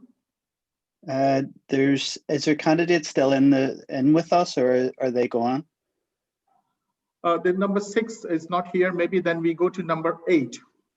Okay, Before we go on. Hi there, can you hear me? Yeah, can you wait a minute? Can we have a quick chat? Okay. Professor? Yeah, go ahead, Ronan. It's just with the candidates and I don't want to talk. Okay, I will call you, okay, on WeChat. Okay, contestant number 8, please go ahead. Hi there. Firstly, I want to say thank you for this opportunity. I think it's good to start talk about globalization to explain the qualities of a global citizen. It is impossible to talk about globalization without talking about empathy. Globalization of individuals can be explained with empathy for others, also with taking action for issues concerning others. Today, right here where we stood, ignoring other individual issues is not the right attitude, and it's not the right way to protect our own house too. But why am I saying that? Because our own house is attached to others too. Sometimes it's hard to remember when we're afraid to talk or taking actions for different reasons. So we can take it as a reminder in the times like this and at least start to not ignore the problems of we think they're not concerning us. Well, it's not just enough to care about the problems of others, you know. It's also important to take actions about them, which brings us to being a global citizen. Now, I will use an example to explain what I mean, and I would like to say that I'm inspired my own life. Just imagine a young university student like me. If this young girl don't choose the way of ignoring everything else, but which ones she thinks they're not concerning her, we can say that she's on the right way. But also if she tries to understand the problems and define some of them as a global issue, we can say that it's a really good start to being a global citizen. But it's not just enough. Education is really important at this point. If an individual can educate himself or herself the right way, it's hard to say that they are able to find the true and effective solutions for the problems. Hopefully, this girl knows her responsibilities for others too. She takes care of others' awareness needs to be raised about the issues if she takes care of hers. I think it is the first step of taking actions, raise your and others' awareness. Now, she tries to talk to her family, friends, and maybe her teachers for their mentorships about the problems and possible solutions. Of course, I cannot pass topic without pointing to social media. Social media can be really effective to communicate people which are out of our physical zone. She can use the power of influencing for enlightenment about the global issues. As she makes her best effort to educate herself and other individuals around her, now she works for possible solutions and tries to give an effective resolution to the society. When her resolution comes out, she tries to use social media effectively, as I said before. But the posts on social media won't be enough. She should make her future plans with the vision she gained during her studies. She should make her, for example, if she wants to become a lawyer, she maybe wants to study in the field of gender equality or environmental law.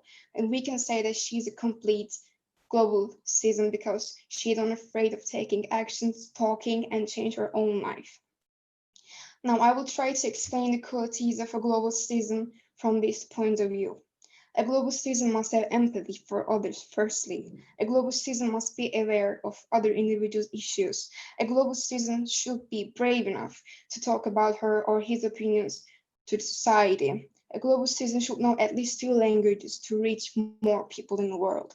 A global citizen should make efforts to raise awareness on global issues. And lastly, a global citizen should work every day for possible solutions to make for a better world and a peaceful society. And these are my opinions, and thanks for listening.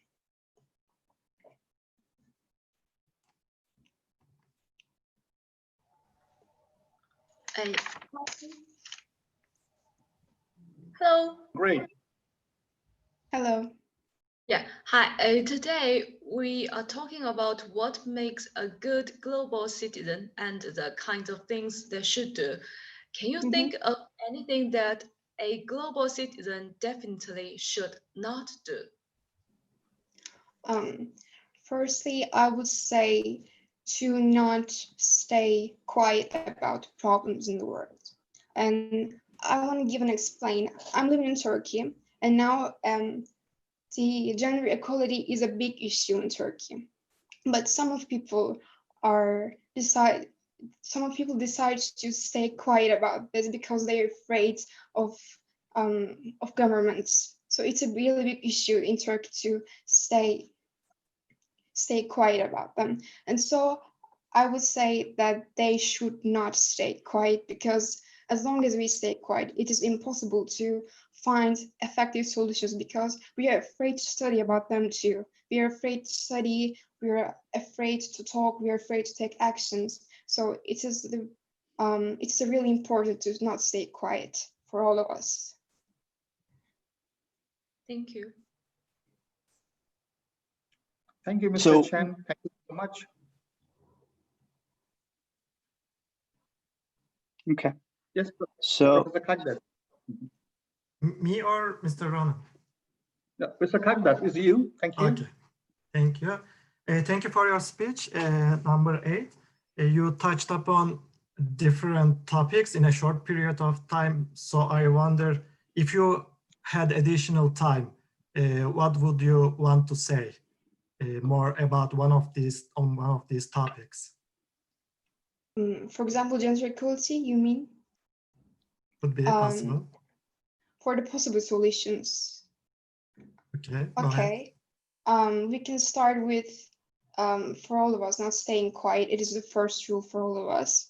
And I would say change the leaders on all around the world. It is really effective. It will be really effective solutions, because our leaders don't understand the fundamentals of our humanity.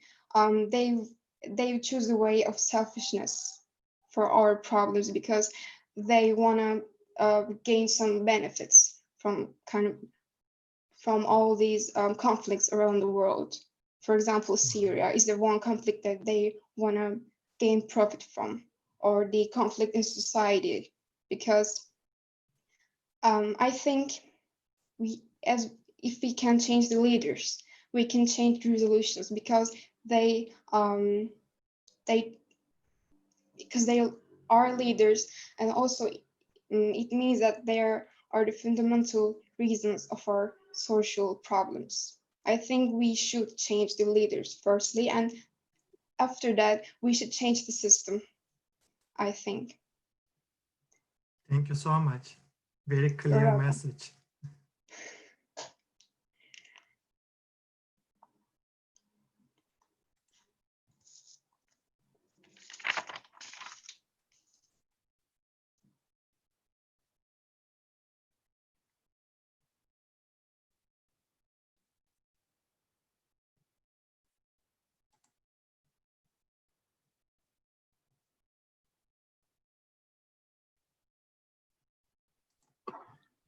Contestant number 9.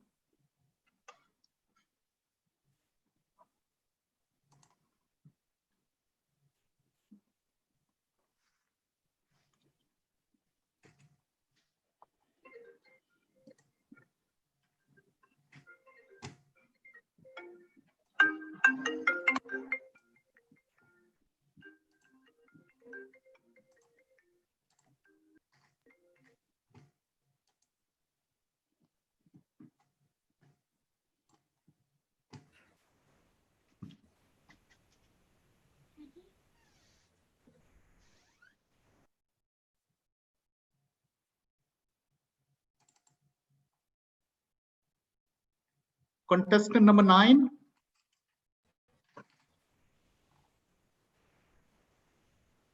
Okay, we go to contestant number 10.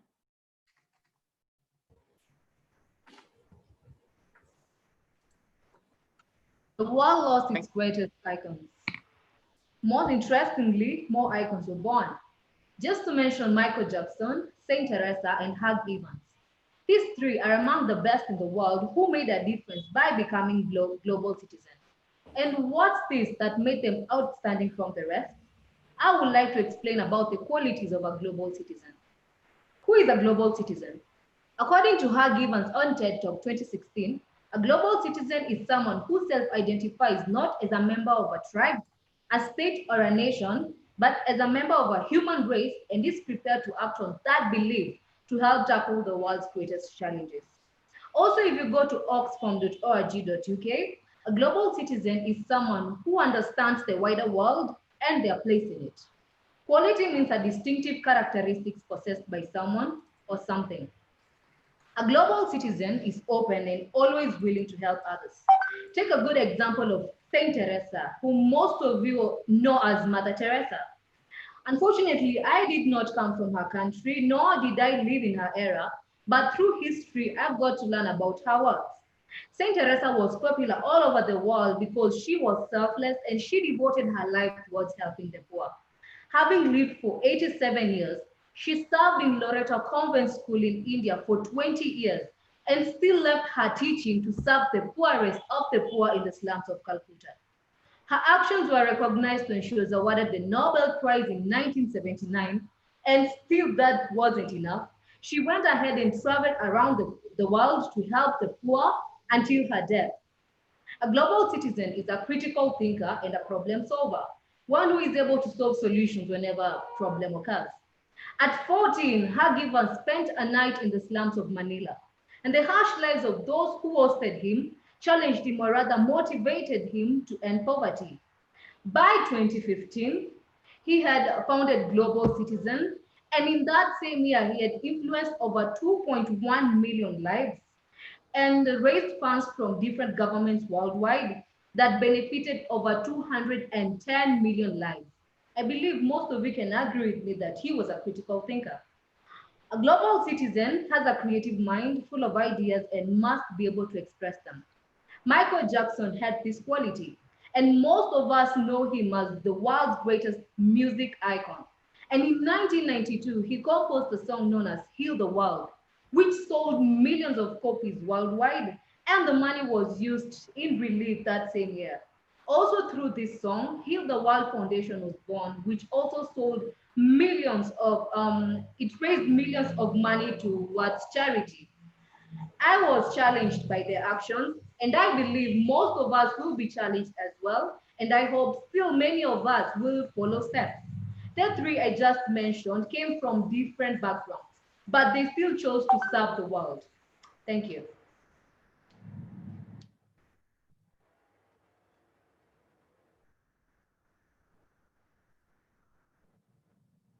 Wonderful. Good job. Thank you. You have been working very hard. I saw a development in you from the beginning till now. Okay, I request now our honorable jury.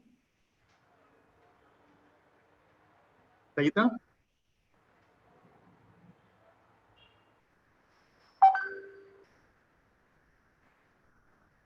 Okay, Ms. Chen, would you like to take a question for her? It's contestant number 10.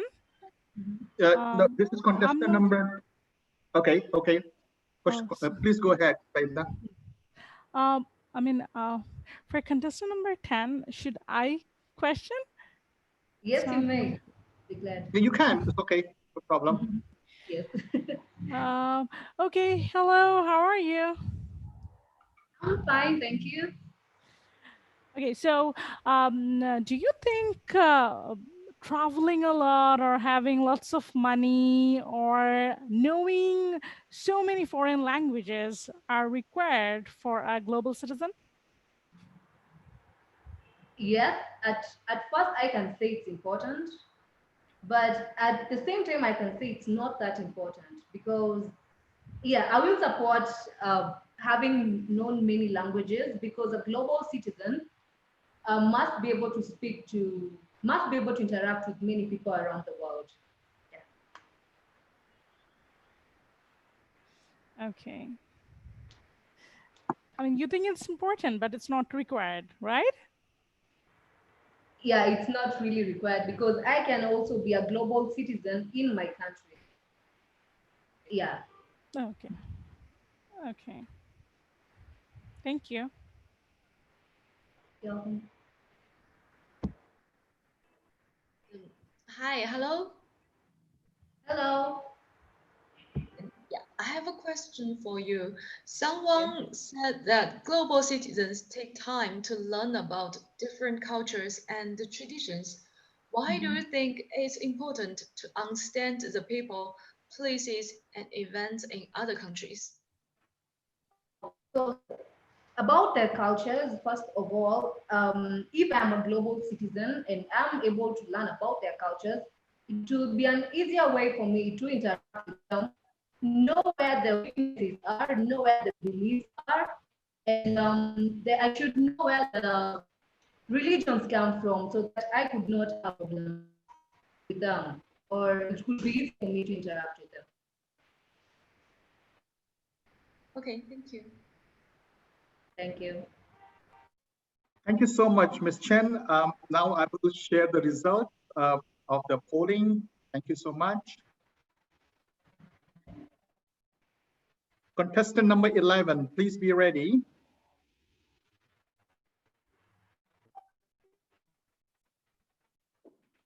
Contestant number 11. Hello, am I audible? Yes, please go ahead. Thank you. Thank you, everyone, if I'm audible. Starting my speech in 3, 2, 1. Hello, I'm number 11, and thank you all for giving me the floor. Let's start with a real-life story. A close friend of mine living abroad was diagnosed with cancer this year. Between the ongoing pandemic crisis and her financial condition, she was struggling to manage her medical expenses. So we, some friends of her, decided to come online, and people from all over the world contributed for a good cause. Now, she's successfully getting treated. It's a small example, but as a community, that's how we grow up to be cooperative global citizens.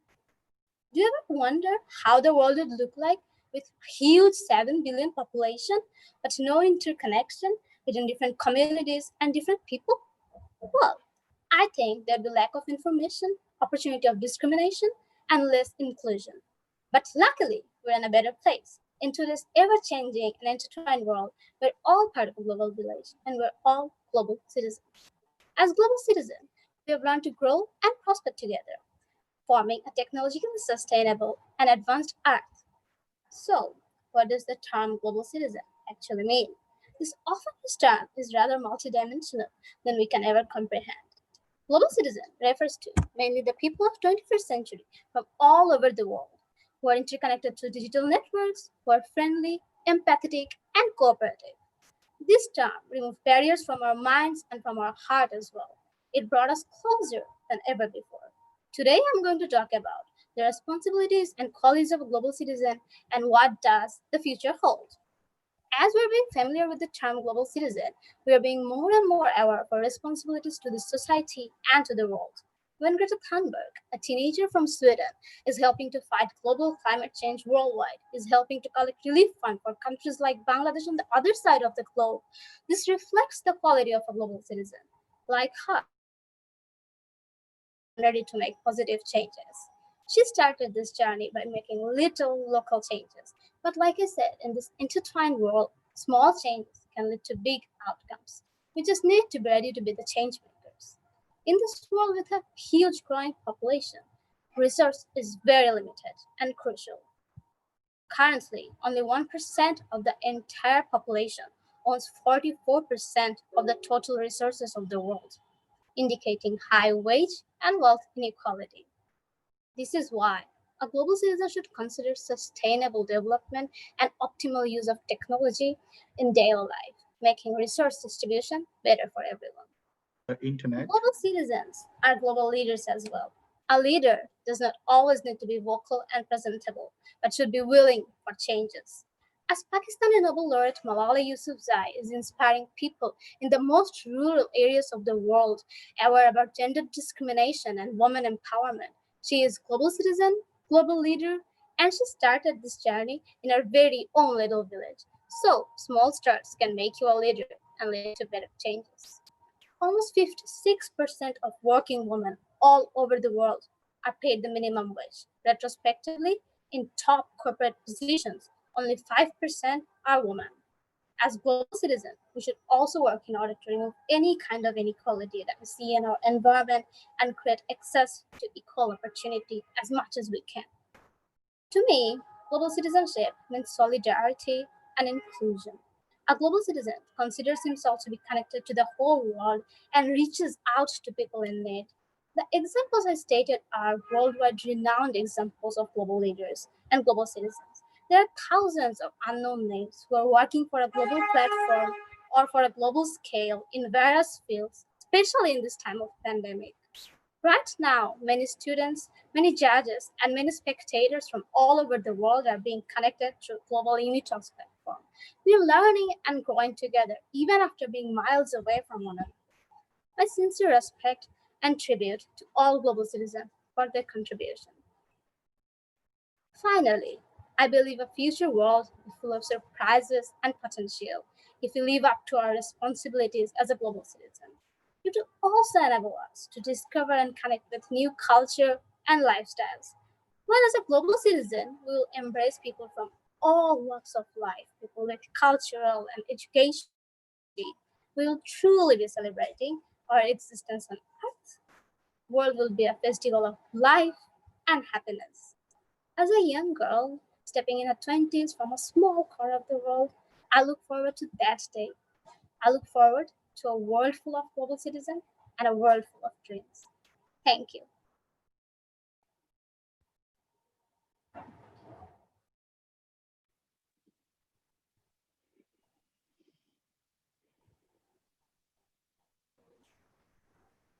Hello, am I audible? Yes. Am I asking questions? Yeah, you're 11. Yes, Ron, and Okay. you. So this is going to be a simpler question then. The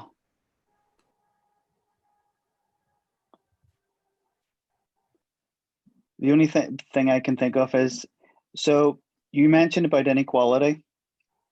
Yes. And about women being paid less. So do you think that women should get paid more, or do you think that men should get paid less so that you would reduce the inequality? I don't think anyone should be paid based on their genders, but particularly the gender-based discrimination that are happening currently now, that discrimination should be eliminated so that everyone can get equal access to opportunity, which is not happening right now. Yes, but how should you do that? So should men who are getting paid more at the minute get paid less? It should not be do you happening. think that women should get paid more? I think women should be paid more if women are only because of being women are getting paid less. Women and men should be having equal opportunity and equal pays when they're doing equal sort of jobs, when they're having equal sort of task and management. Okay. Thank you.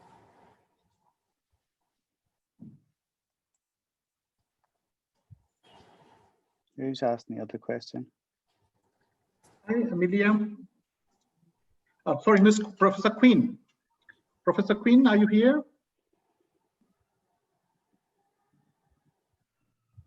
You're on mute. Okay, wait a moment. Okay. I'm here. Yes, sorry. Professor. Yes. Hello. Another follow-up to what Ronald has asked you. Contestant number 11, are you all right? Yes, thank you. So is there any reward for being a global citizen, you think? I think you automatically get a reward when you have peace around you, when the environment around you gets better and you feel comfortable in your environment. That itself is a reward. If when you your are life, president, okay, go on. When your quality and lifestyle quality and your day-to-day life and people around you can live in peace, that itself gives you that contentment, which itself is a reward. Thank you. Okay, now that you've talked so much about gender and women getting minimum wage, if you are the president of your county today, what are some of the attributes that you'll be striving for as a leader? As a leader, I think the first thing that I'd do is have women getting equal opportunity at education, because in particularly my country, women are more and more deprived of education in primary level. If you don't get access to quality education in the first place, you cannot be accepted to be paid equally or paid in top position. So I'll make that sure. And I'll make sure that in the roads and in the society, women do get the social security that they need, so they do not get back or step back in fear of violence or any other activities, and they can live up to the fullest of their potential. Beautiful. That's a good answer. Thank you. Thank you. Have a good day, everyone. Thank you. Bye-bye. Good job. Let's see your polling results. Contestant number 12, are you ready?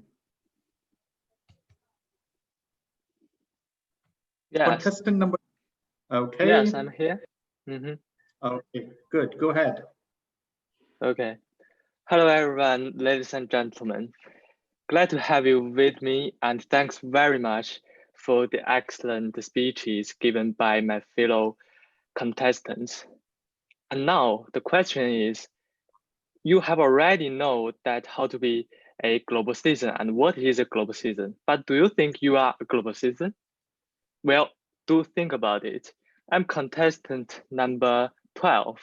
And before I start my presentation, I want to share with you an interesting phenomenon that I discovered on Weibo, a Chinese social platform like Twitter, Facebook, but not the same.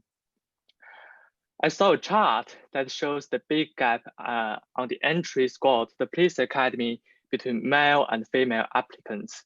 To make it simple, women must get much higher score than men can enter a police academy. But what really surprised me is a commentator sentence below citing, "I'm not really a sexist, but this occupation is not really suitable for women." Really? The commentator is not a sexist. So the police woman is unfit to be a police. What do you think? Tell me. As I see it, the commentator, he or she, shows the ingrained gender inequality within our society. And as a global citizen, I would like to talk about gender inequality today. Sometimes you may hear from elderly people that when girls grow up, they just need to find a stable job, marry a rich man, then they live their lives and hopefully they will have a good life. But do you accept their point of view? Well, I don't. In most regions across the world, people are still living in patriarchal society, which is a social mechanism that ensures a male-dominated society. Indeed, the majority of male leaders have given citizens an illusion that male are in charge, and within that frame of mind, men think that some jobs and opportunities can only be done by men, and enjoy living in a society that they have much power and speaking rights. On the contrary, for women, thousands of years of operation by men had led that a majority of them were used to be traditional, loyal, obedient, etc. Therefore, in general, women are not aware of their knowledge, abilities, and potential capacities, which even has been worsened by the fact that women receive less formal school education than men. As a member of the international community, I consider that respect for gender equality is the basic human value. A brighter future in gender equality relies on both men and women. A global citizen should get a clear understanding that women are still treated unequally in workplace, in family, sex, in life, and in societies. A global citizen should believe that men and women have equal rights and have remarkable capacity to do any jobs, to achieve any dreams, and to live their lives to the full. A global citizen should be outraged by any women's discrimination and have courage to correct it when and where necessary. A global citizen should help their brothers, sisters, friends, parents even strangers recognize women have rights to be educated and to control their future. Global citizens, whatever they are doing, wherever they are, we are all together fighting against gender discrimination and gender-based violence. So we with a conviction of a belief, gender equality matters. Thank you.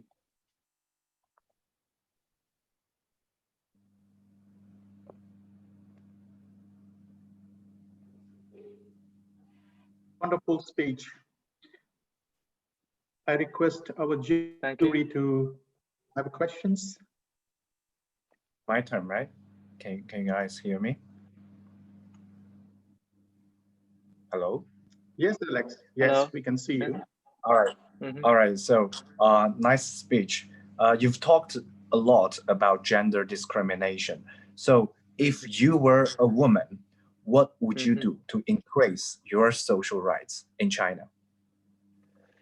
If I am a woman, I'm a woman, I will be a feminist, because I think even if as a man, I think I'm a feminist. So I will affect other people around me, both men and women, to let them know that men and women has equal rights to be educated, and for the teachers, they have unfair work experience. So that's my way to show my energy and inspire to others around me. Just do that. All right, thank you for your answer.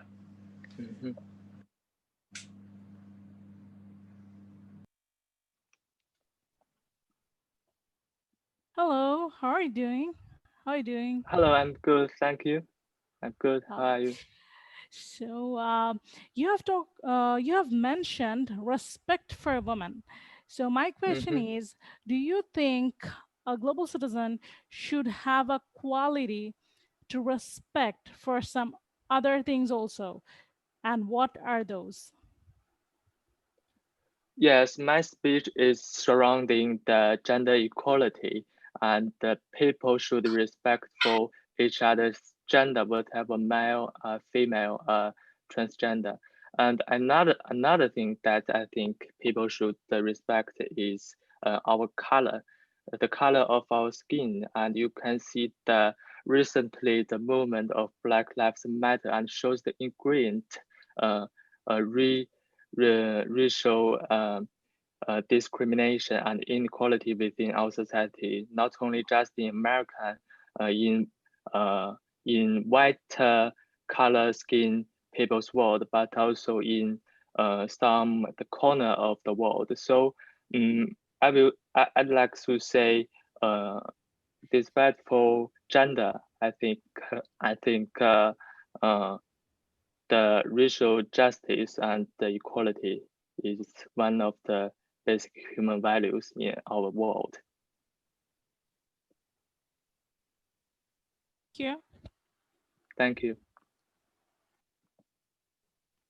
Thank you so much. Meanwhile, I'd like to invite the contestant number 13.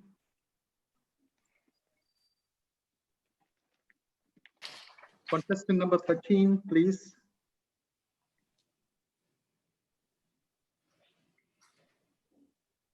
Contestant number 13, are you here? Okay, we go to the contestant number 14.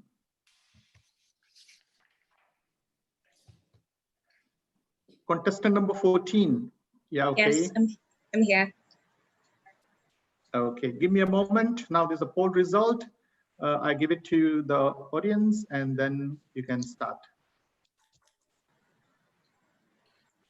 Okay, you can go ahead. Thank you very much. You're welcome. Go ahead. Good job. Hi, everyone. I'm contestant number 14. Who is a global citizen? Can you define them? Are you a global citizen? Don't answer that yet. I'll ask you later. Now, some people think that a global citizen is someone who has multiple pages on their passport, or someone whose Instagram feed is buzzing with all of these different locations from all over the world. And you know, for some, maybe, but a true global citizen is a lot more than just that. A true global citizen is defined by their actions, by the interaction with the world, and how they move through the world. A true global citizen has found a way, has learned how to make the world their home, and has allowed for the world to be part of their home. I think the first thing that a global citizen is that they're conscious. It's the ability to so honestly understand the fear of a Black woman whose only prayer is that their child gets back home in the era of the Black Lives Matter movement. It's the pain of a mother who loses a child to a stray bullet on the balcony in Kenya. It's the ability to recognize the pain of the Muslims in Myanmar who are persecuted because of their religion. It's being completely devastated by the femicides in South Africa. And it's not just about that. It's the ability to understand that and to feel an obligation to act, to feel an obligation to do something about it. A lot of people talk about a lot of things. A lot of people say, I care about this. But true global citizens move beyond consciousness to action. A true global citizen is one who is open. When I say open, I don't mean that they're sellouts. I don't mean that they appropriate others' cultures. I mean that they appreciate them. They have this ability to talk about the Kardashians and the Real Housewives of Kawangware in the same breath. They listen to Nirvana, they listen to K-pop, and they listen to Sauti Sol.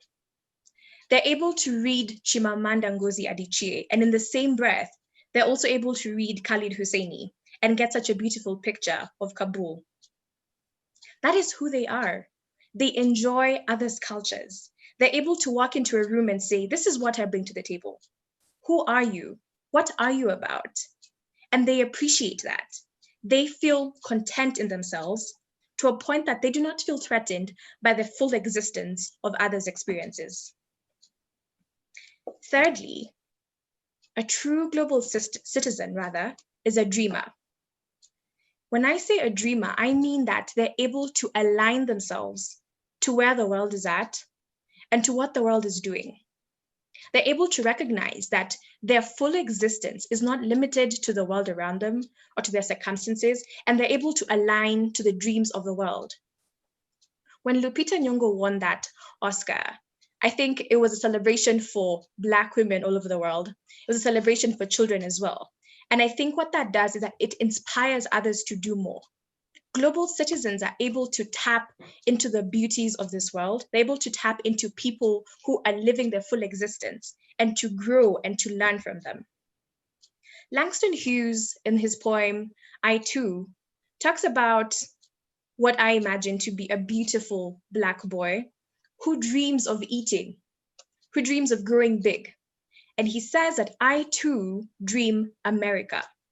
I think that global citizens say, I too dream a global world. I too dream a conscious world. I too dream an open world. Now, finally, if you know people who are like that, do you think they're global citizens? Do you? And how exactly do you know a true global citizen? I offer you this. You will know them by their deeds. You will know them by their words. You will know them by their actions. A lot of people, like I said, say they care about a lot of things, but what exactly do they do about it? I imagine global citizens to walk into rooms with a bit of a swagger. I imagine them having playlists that are filled with so many different things. I imagine them to be people who care about different things, and I imagine them to be people who use whatever it is they have to the best of their ability to actually change and impact the world that we live in. So now, are you a global citizen? Do you think that you're a global citizen? Do you dream consciousness and action? Do you dream of openness and appreciation of culture? Do you dream of an ability to appreciate others? Do you dream of an ability for people to act? I invite you to let the world be your home, and I invite you to allow the world, to take home in you as well. Thank you for your time. Wow.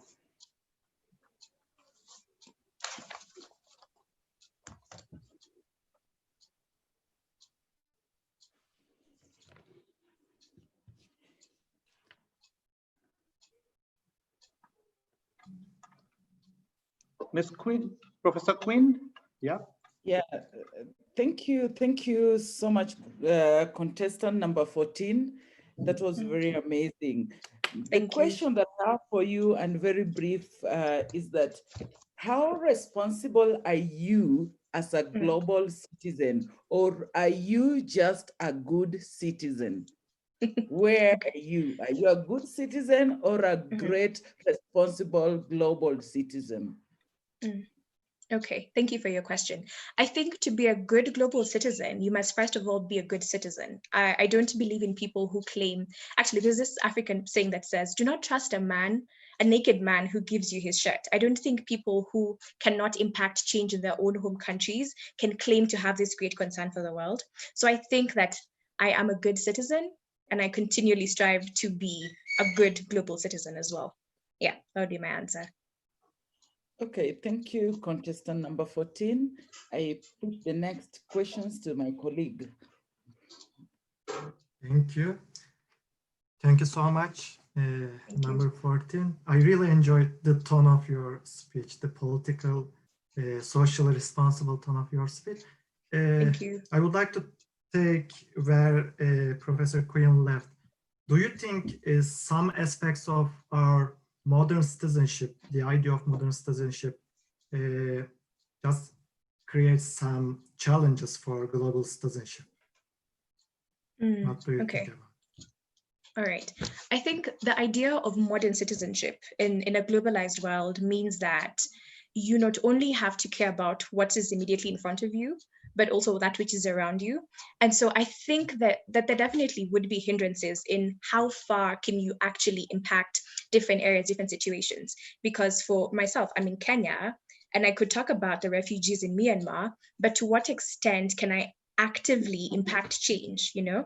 But I do believe that there's also, owing to globalization and modernization as well, I think there's systems where we can donate, we can sign petitions, we can pressure governments, we can work with human rights activists. So I think in as much as the modern citizenship poses so many hindrances or limitations to active participation, I think it also offers us an array of activities and even offers us opportunity to be creative and to be innovative in the way in which we actively show up for the world. Yes, that would be my answer. Thank you so much. Thank you. So here are the poll results. Thank you so much. Meanwhile, I would request contestant number 15 to be ready.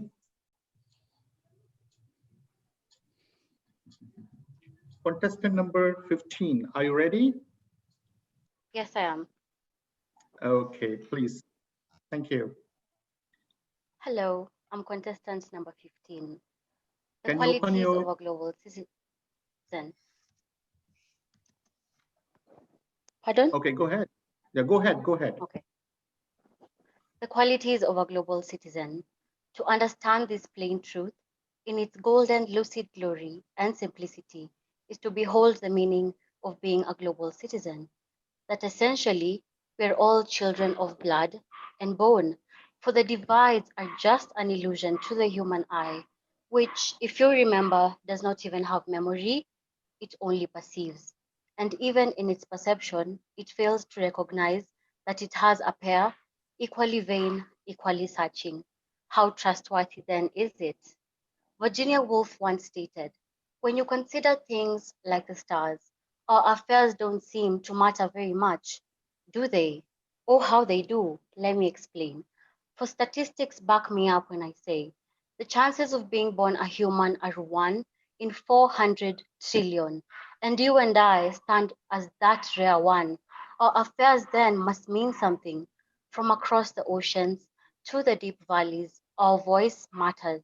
Our thoughts are worth something. Our decisions affect the greater good. For if anything matters, surely then, doesn't everything matter? To be a global citizen is an honor we have all been accorded. But unless we recognize the need to speak up, to not be silent, for silence counts as complacency, the need to reach across barriers that threaten the great perhaps, then global citizenship will just be another word blowing in a cloud of alphabets. If you and I can align in unity and community and allow the scent of change to shiver us awake to the beauty of race, of culture, of gender, and diverse ideologies, then we shall release our hands unfolded into the sunlight, grasping the core of global citizenship.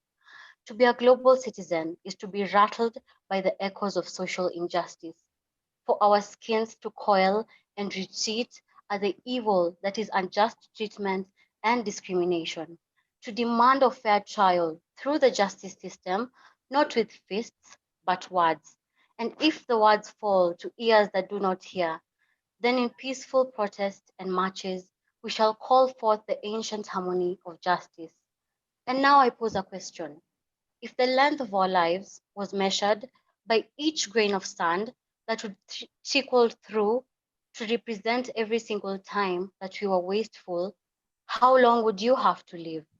Mindfulness of the environment and its subsequent resources must be deeply ingrained and cultivated in a global citizen so as to infuse our daily endeavors with conscious consumerism.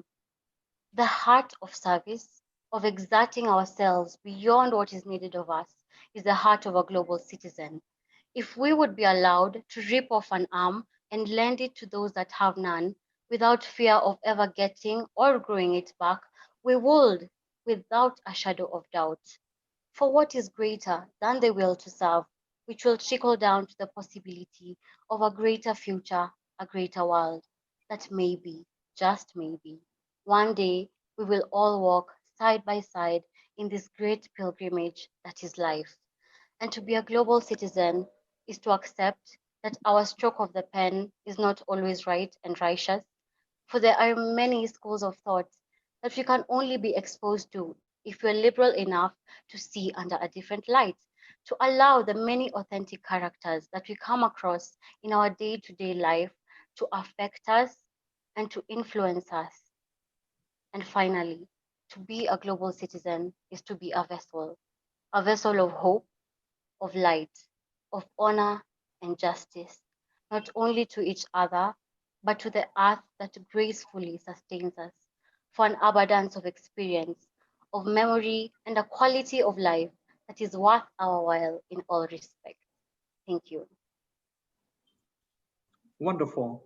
I will request as a special case, Ms. Chen, our guest of honor, to ask question to this contestant. Thank you.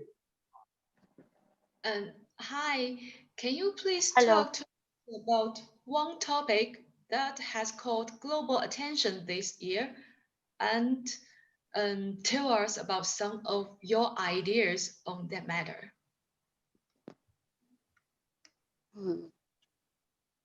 The environment.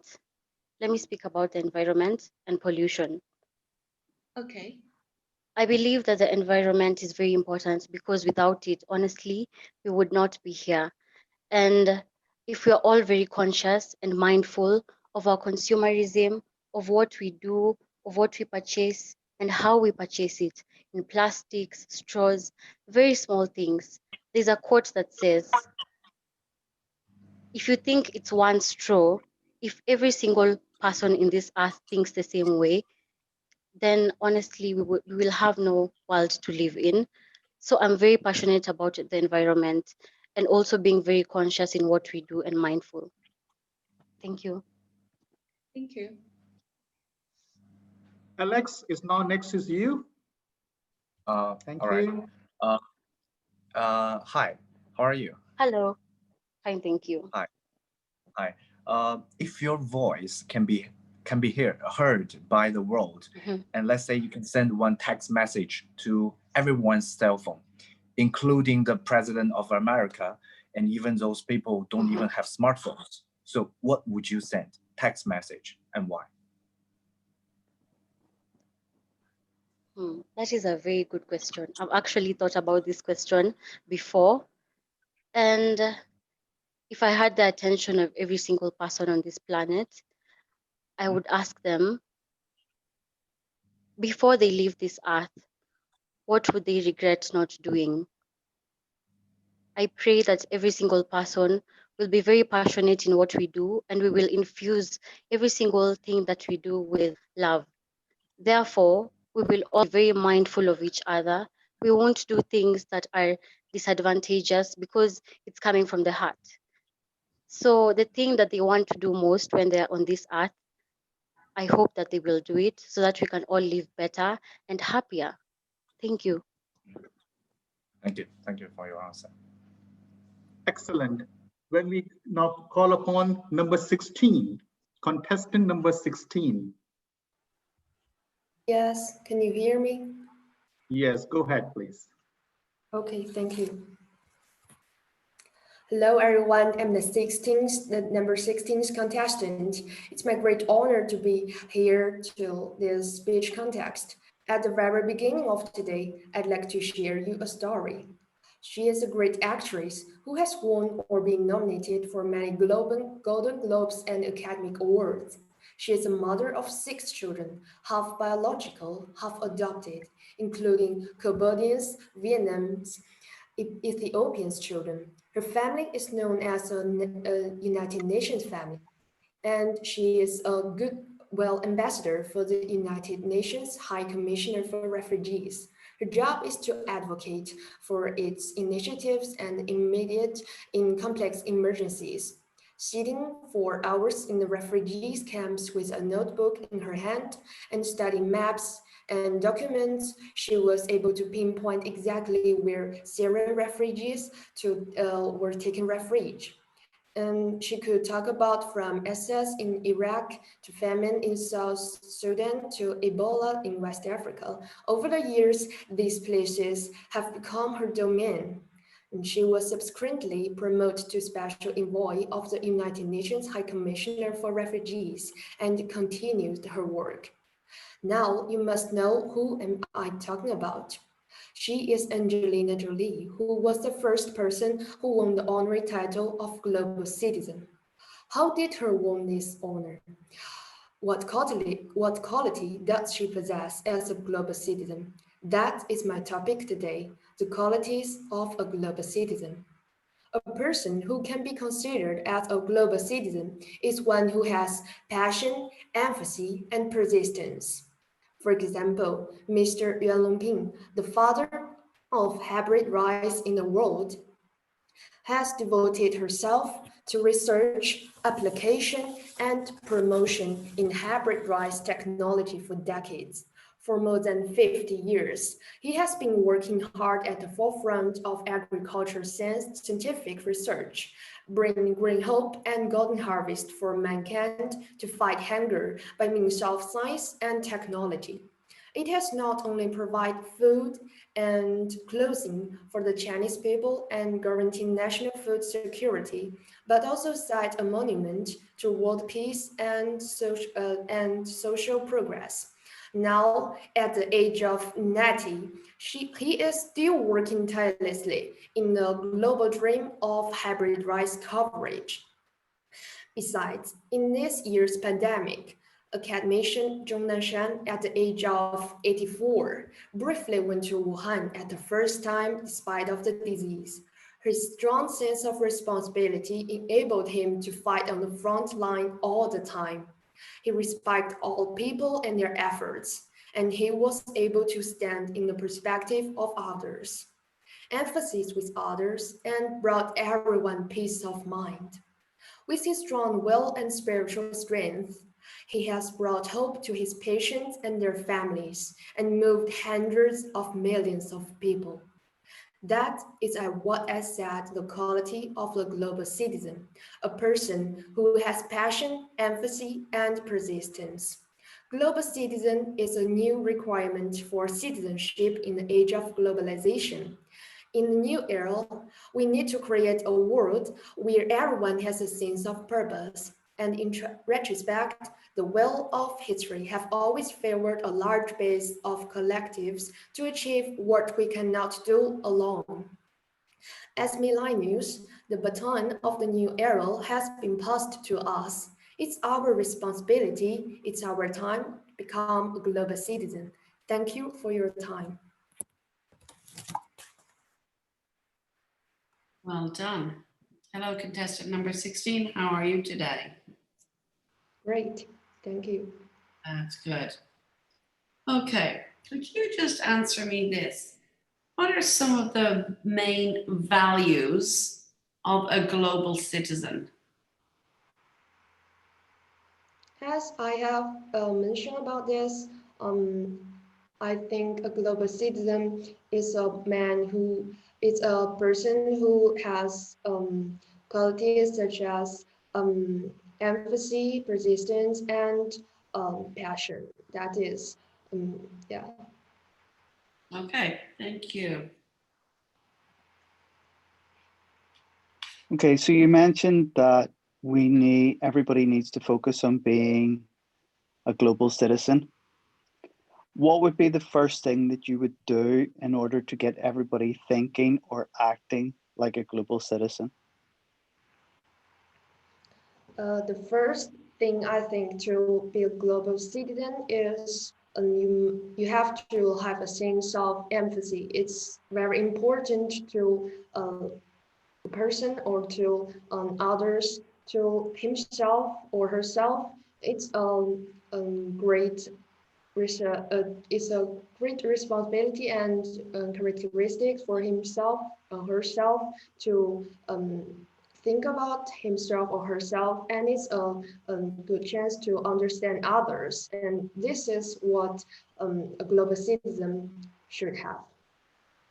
And how would you get everybody to start doing that? Global citizen is a new requirement for this globalization. So we should to advocate this main topic or main ideas to more and more people, to make them understand and to take part in this and to devote to this activity. Yeah. Okay, thank you. Wonderful.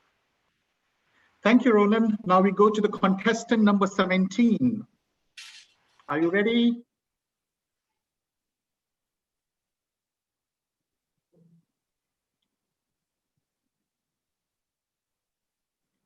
Okay, contestant number 18, are you there?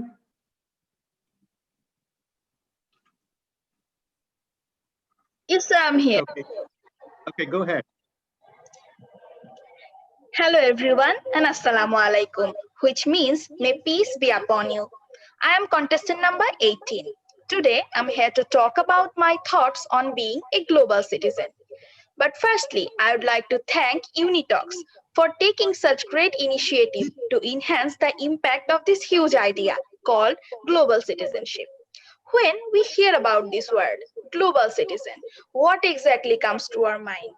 When we shatter the barriers of our national eccentric behavior and get along with other people, we already create one common place where everybody is harmoniously together in this quest to ensure global peace. The people who are well aware of and understands this world and knows exactly what position they have in it are called global citizens. These are the people who play a super active role in forming and mending their communities and take part to turn their planet's conduct more equal to its inhabitants, fairer and a lot more sustainable. As a human being, we live in this interconnected world, which has been growing its focus on becoming more globally minded. As a global citizen, we come to respect and value cultural diversities.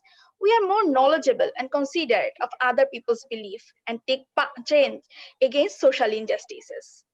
In this regard, global citizens take part in communities at all levels, starting from local areas to the remote corners of this planet, and take responsibilities for their actions and beliefs. A global citizen has to be creative, dedicated, adaptable, and proactive as well. They either have these qualities inborn or they nurture themselves into being this person who can solve problems, make ideal decisions, think critically, communicate, and collaborate with other global citizens as well. The reason behind this topic of turning national citizens into global ones is to widely spread the topic of inequality, being more comfortable with diversities of cultures and beliefs, making developments on sustainability, open conversation on the global issues of interdependence, peace, conflict, and the inequality of global resources, and above all, respect among all the human beings living on this planet Earth. To become a global citizen, one must get inspired at every chance one gets, because inspirations can come from anything at all belonging this earth, and it can help a global citizen just enough to be strong and confident, propose his idea to save the world. Inspirations can bring about huge changes in this world of pain and inequality. Proper education is a must for a global citizen. Education can help a global citizen to comprehend global issues more accurately than the people who are not simply learned enough. Education is the key to modern day global independence at this point. A global citizen must have cravings for things that he is not quite native to be familiar with different people, their beliefs, their religions, and cuisines. The more he gets to know about other people, the more he feels connected to the world. Read more and more to achieve the clearance of thoughts, so that a global citizen never intentionally or unintentionally hurt any other person of this global world. We must come out from this illusion that this is mine and that is yours, because we are all equally indebted to Mother Earth for all these resources we have.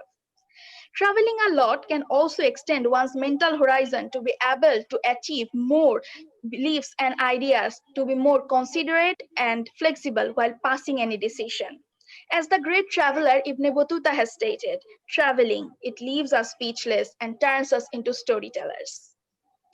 And tell me, is there any better way than telling one's stories to another for making friends? No, there isn't.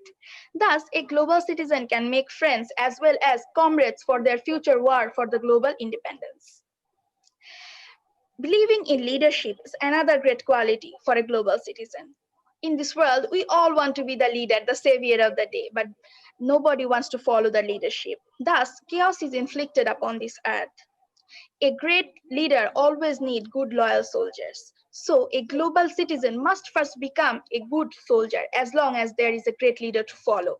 And if the time comes and the situation demands, the global citizen also must set a great example of being a great leader for the betterment of the world. A global citizen is many things, but he or she is not at all judgmental towards his colleagues. In this world, we all live in this huge universe that shares its victories and losses equally among its inhabitants. Only after following the rules of being a global citizen, we can hope for the betterment of the world and global independence. Conveying this message of peace, I am ending my speech here. Thank you very much. Wonderful. May I call upon Ms. Chen to ask question to this contestant?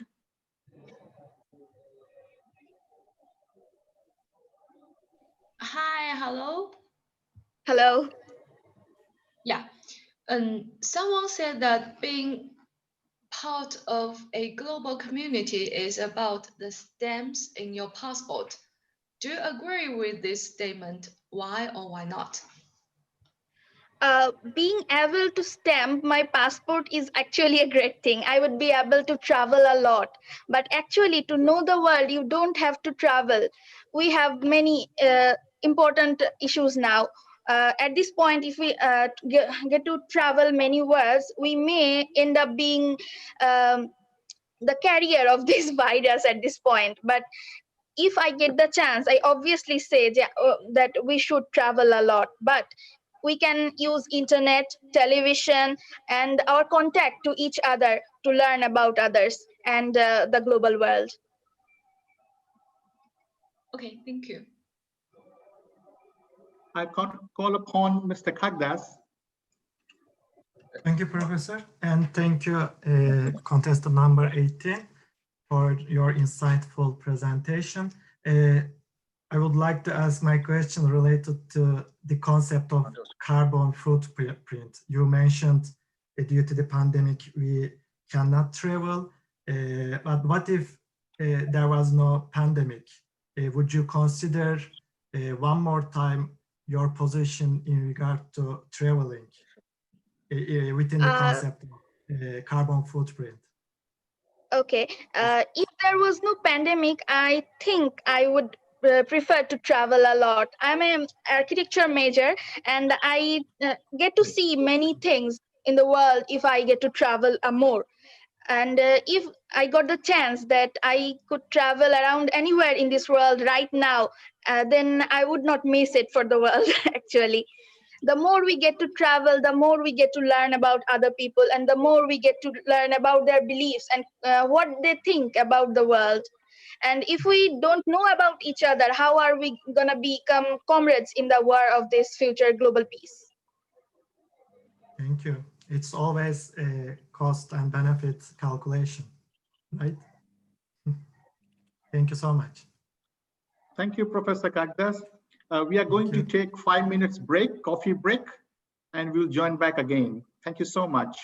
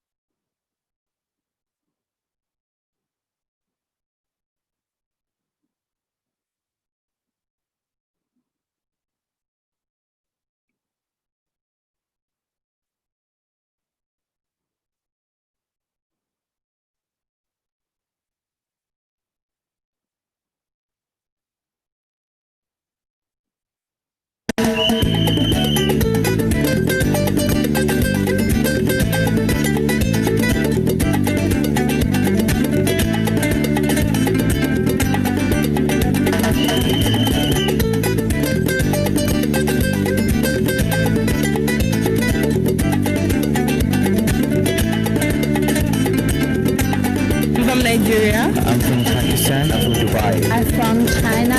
I come from Indonesia.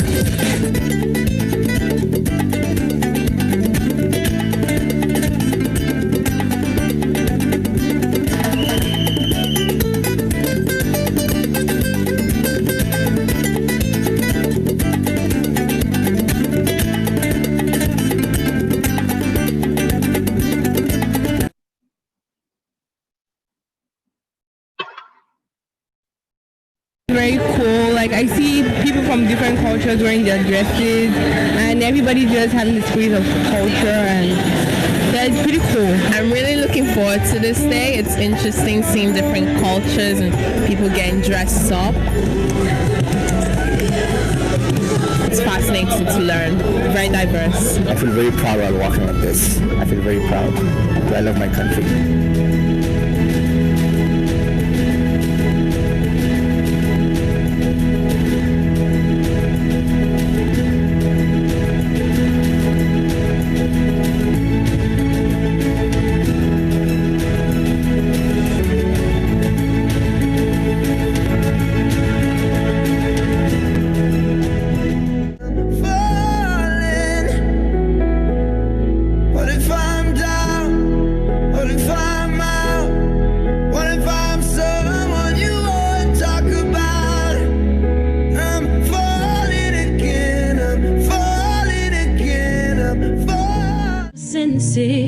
And in the heat of the moment, my mouth starts going, the words start flowing.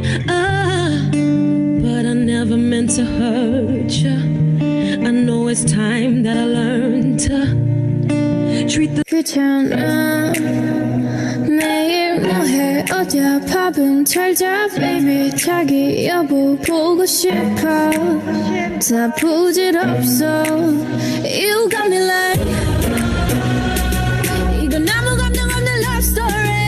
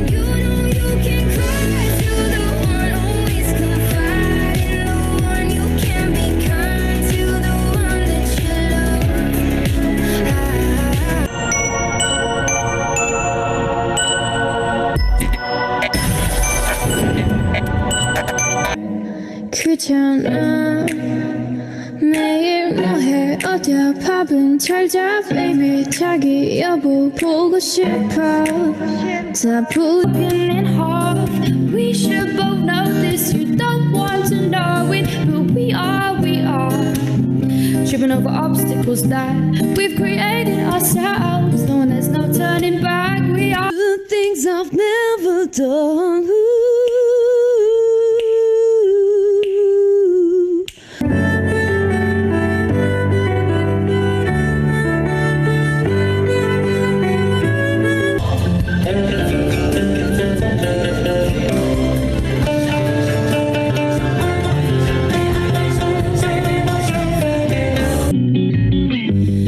to find a love within. I came back to let you know. Got a thing for you, and I can't let go.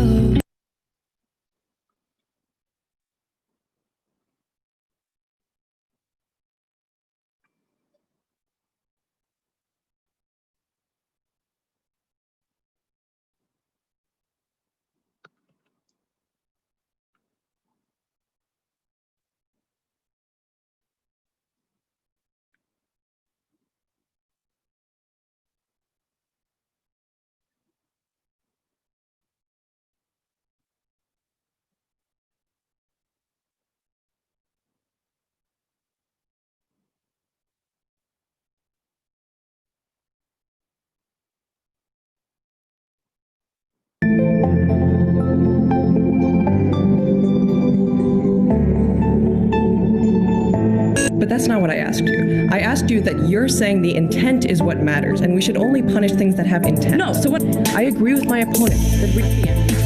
So let's start on your value criterion of societal welfare. So basically, this, like, what does this best for society look like? Sorry? So basically, we're just trying to benefit society, right? I think that we should, yeah, it's right to come into conflict all the time. Sure. We can never. Not only do you have to be well versed in the evidence side of the debate, but you also have to have cards prepared for your philosophical side. And so it can be hours upon hours to be prepared for just a single tournament. And even there you have all these rounds where you have sponsored events and you have your dance practices and something or the other is happening. You're having visits to different places in Las Vegas which you need to promote as the ambassador of the pageant. And if you can promote that, then of course you can promote their motto, which was to stop the war. So it wasn't alone. I am not arguing in favor of child labor, do not get me wrong, far from it. I am simply implying that all our efforts towards So I decided that I'll figure it out as I go along, and I tried to do all the right things. Like I started looking for work, I started auditioning, made sure I was on the radar. And I considered it my duty to fight for their rights. I wanted to see them in school uniforms, holding books and pens in their hands. Facebook's internet.org, for example, has given internet access to over 25 million people around the world who have been able to reap the many benefits that the internet provides. These people live in countries ranging from Kenya to Colombia, and the program is only in its first 2 years. Social media gives a voice to the people. Ladies and gentlemen, we must responsibly consider what we will be debating over tonight. The climate crisis is something where the consequences are not local, they are global. It affects all of us, and particularly, as I hope to show you in the next few minutes, the developing nations themselves. When Shashi Tharoor came to address the union, he stated that the centrist parties, by doing things like scapegoating minorities, those centrist parties are forced to move to the right. Identities don't exist in a vacuum. They only gain meaning through expression and interaction with other beliefs. Hence, free speech is a fundamental right. Now, finally, I'd like to extend my thanks to the entire debate community, both competitors and judges. A former debater once said to me that debate is like a part-time job, and I couldn't agree more with that statement.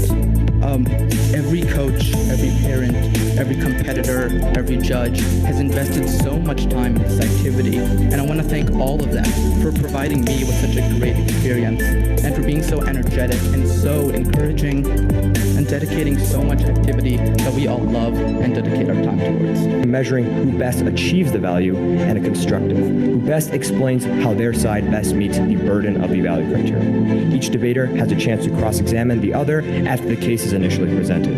They also will have opportunities to rebut their opponent's points. Both sides have an equal amount of speaking, cross-examining, and preparation time, but the affirmative has the advantage of speaking first and last, while the negatives comes from longer speeches. The resolution for today's debate will be resolved. Predictive policing is unjust. Congratulations to both debaters on reaching this round today, and let the debate begin. Second, that data is fraudulent and it negatively impacts minorities. Third, that police officers have heightened awareness when they go into prediction areas. And finally, that police officers hamper the reintegration of former offenders into society. This is going to be really big in today's round. Now let's move on to those overviews that she does give you. First, she tells you that, well, the rest of the criminal justice system will just solve for these issues. But societal welfare. Societal welfare is the overall well-being of society through the lenses of health, safety, order, and economics. We created the United States to promote our well-being, and therefore we are due well-being. Government fulfills this obligation by protecting rights, but also by providing benefits to help its citizens. Universal basic income is a cash transfer of an equal amount to all individuals in a country, as defined by the International Monetary Fund. Henceforth, I will refer to it as a UBI. My first contention is that our current social safety net is better than a UBI at promoting societal welfare. There are 3 reasons for this. First, it's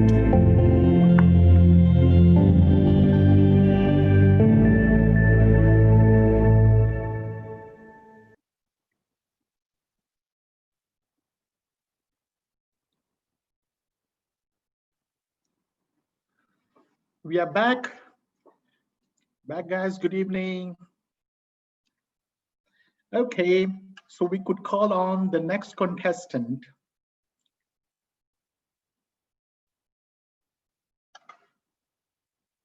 Number 19. Are you there? Yes. Yes. Can you hear me? Yes, please. Go ahead.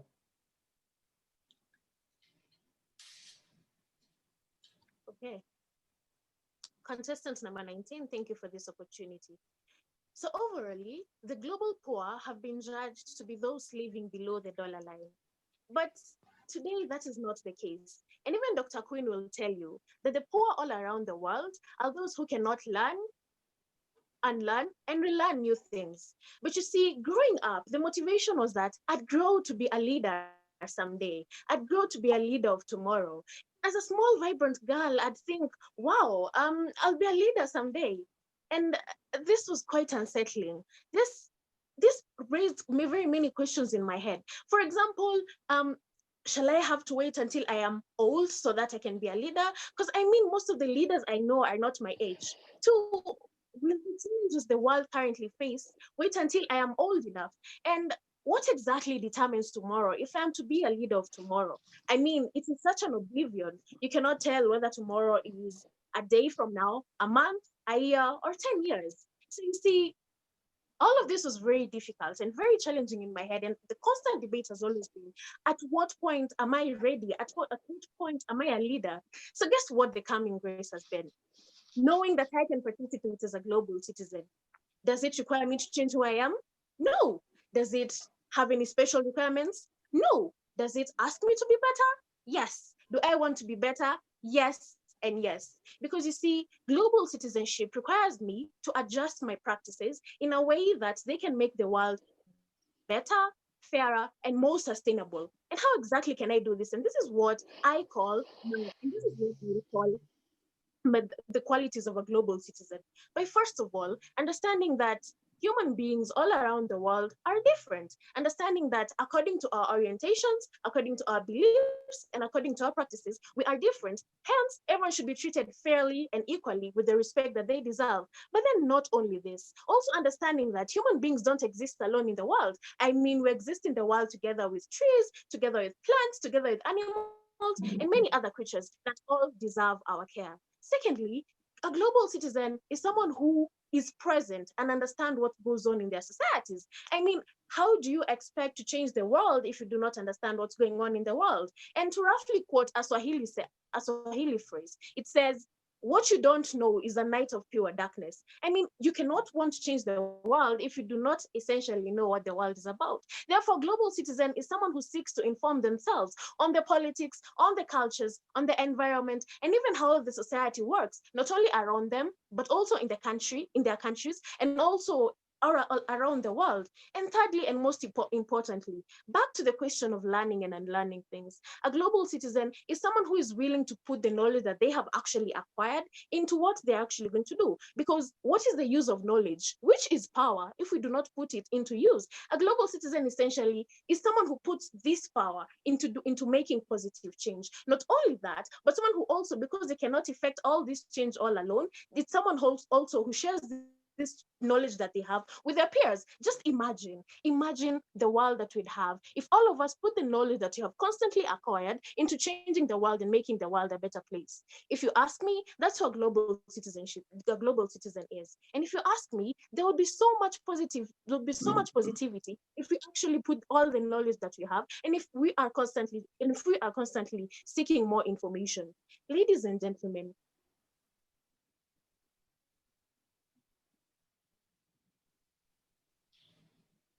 a leader is not a person the way, knows the way and goes the way. So essentially, a leader is not waiting for tomorrow to change the world. A leader is someone who's acting in their simple present selves right now for a better future. And essentially, that is what global citizenship is, if you think about it. Global citizenship simply asks us to do what we can right now, to motivate others to join us in that movement, and to actually be more present and more active in the world that we live in, to not ignore the challenges that we face, but rather seek to find solutions to them as sustainable as it can be. And this is exactly what I should have been told. A leader is not waiting for tomorrow. Thank you. Thank you. Wonderful. Team. My question to you is, what are some of the challenges facing global citizenship during this pandemic? Thank you for the question. Some of the challenges facing global citizenship during this pandemic are, for example, the fact that very many activities have been stopped, because global citizenship is essentially around people working together and coming together to carry out various initiatives. I think the fact that, first of all, we are maintaining social distancing, that is being quite a challenge. And I also think that being present, for example, on the ground is also another challenge. Essentially, I think even though global citizens are facing these challenges, through, for example, conferencing and through using applications to still communicate, they're still being able to rise despite these challenges. Thank you. Thank you. Hi. So you mentioned that what a global citizen is. Do you consider yourself to be a global citizen? Yes. Okay, so you mentioned as well that knowledge is power and that we should be using this knowledge. So can you give me an example of how you've used your knowledge to be a global citizen, as you said? Thank you. First of all, interestingly, I only learned that straws are actually harmful to animals living in the sea and in the water around some point last year. And since then, I have been very persistent in trying to reduce my consumption of straws. And even around my homestead, I try to make sure that you're not using the plastic straws. Rather, we can use straws that we can actually use over and over again, because what happens is that these straws, when they are actually dumped, because it's essentially plastic, it limits the air circulation in the water. Yes, that is how I've shared the knowledge that I have. Okay.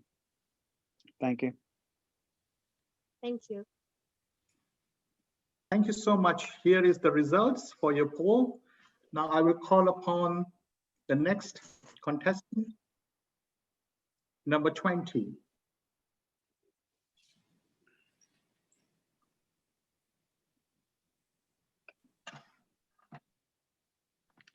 Contestant 20. Thank you all for the opportunity to be here. Who is a global citizen? Definitely not one with the citizenship in all the 195 or more countries in the world. A quick Google search, thank God for technology, reveals that a global citizen is one who is aware of the world around them and has a sense of their role in it. While I totally agree with this, I believe that a global citizen is so much more than that. I believe that this is an individual who loves the world with everything and everyone in it, flaws and all, appreciates the good things, and with this same love, desires to bring a difference in their own small or big way. We're not holding anyone back. The qualities, therefore, of such an individual are limitless. Top of my list, however, is that a global citizen is one who tries to understand other people and is empathetic to them. It's deliberately trying to find out more about a person, understanding their culture, their beliefs, and everything about them and the current situation they're in at the moment, and feeling it with them. And frankly, it is not as easy as it sounds, but it is definitely a quality worth having. The greatest threat to our planet is the belief that someone else will save it. A quote by Robert Swan. As human beings, our role in this world is to make it a better place, as sung by the famous late Michael Jackson. And who better to do it than our beloved global citizens? I believe that a global citizen believes that they can bring a positive difference to the world in whichever way possible. And that is beautiful. It wouldn't be a speech about global citizenship if I did not speak about equality, would it now? Global citizens believe that everyone is equal, none superior and none inferior. They believe that they themselves are just as important as everyone else is, and that everyone else is just as important as they are.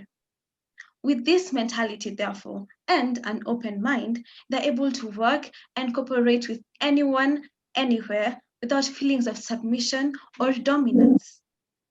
They are also, therefore, able to bring out the very best in everyone they meet, no matter the age, the gender, the race. They understand that differences only make us stronger. Global citizens are also very concerned about the environment.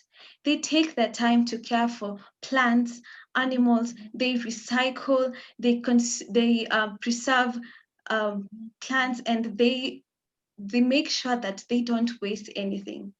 They are constantly involved in community projects that involve cleaning up, and they constantly conserve water, electricity, anything that they can do.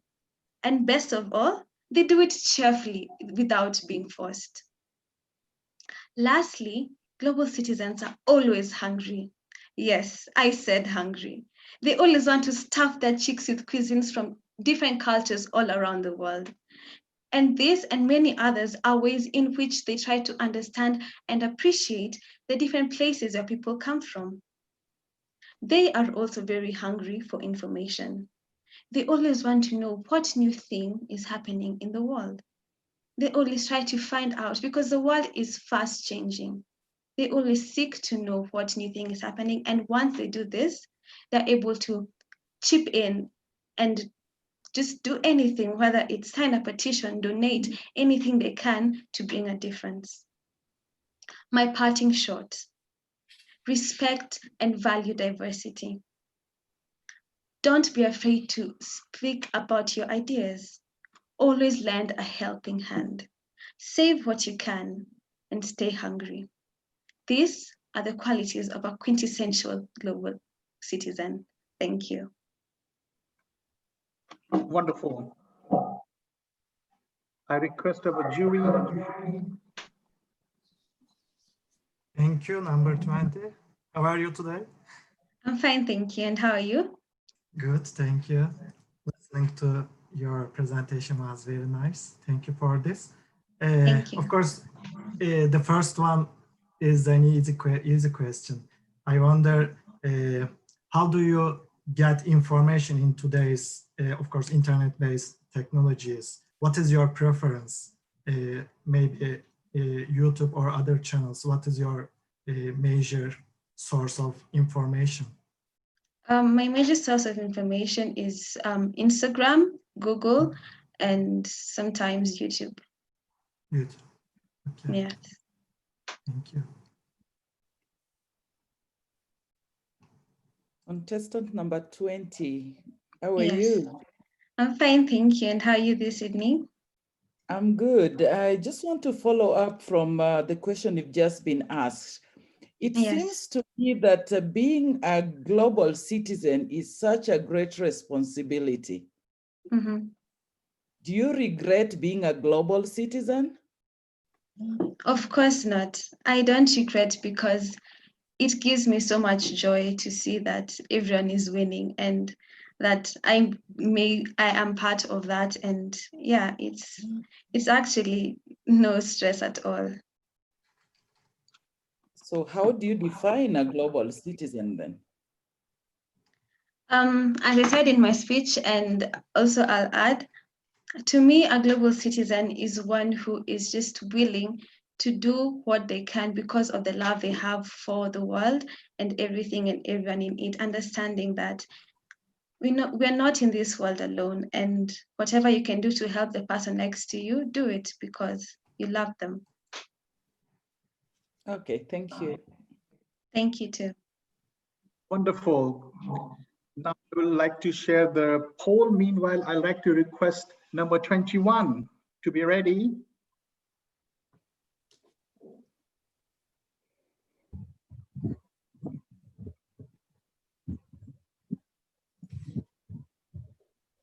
Number 21.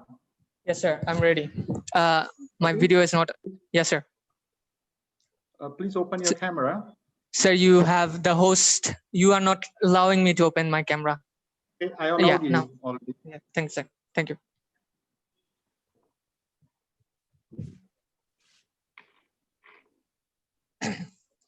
Hello, everyone. I'm number 21.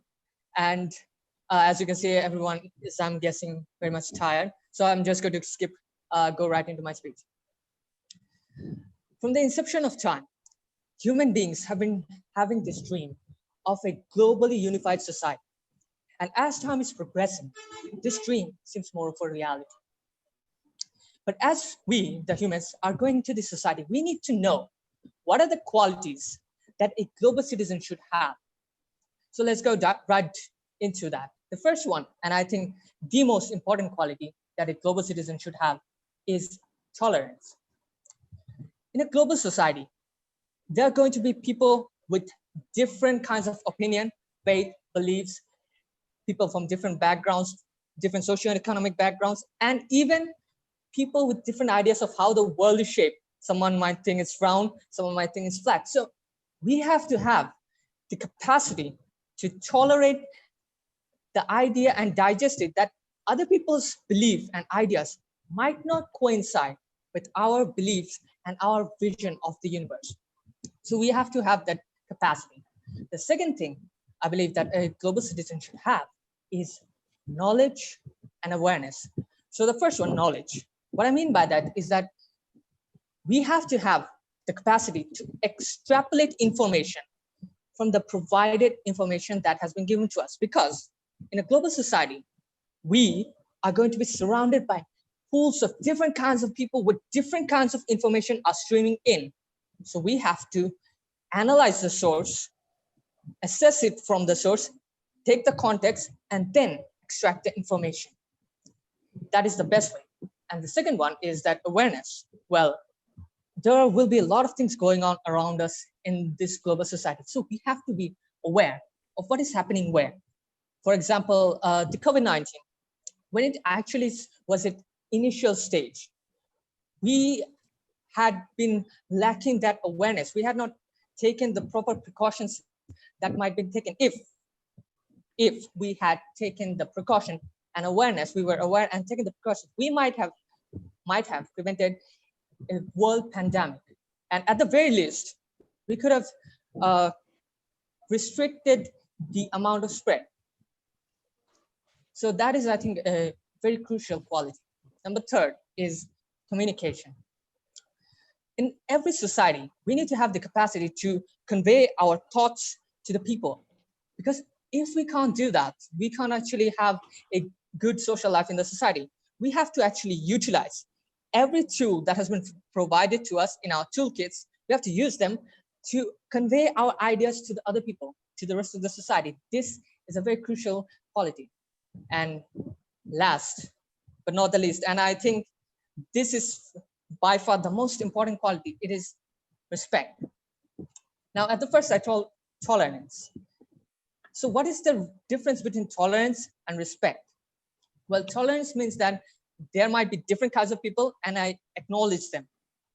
But what respect means is that I know that there are different kinds of people with different beliefs and I honor them and I'm willing to go and help them in their cause and push them forward. And I think that is the single most quality that would push any society forward.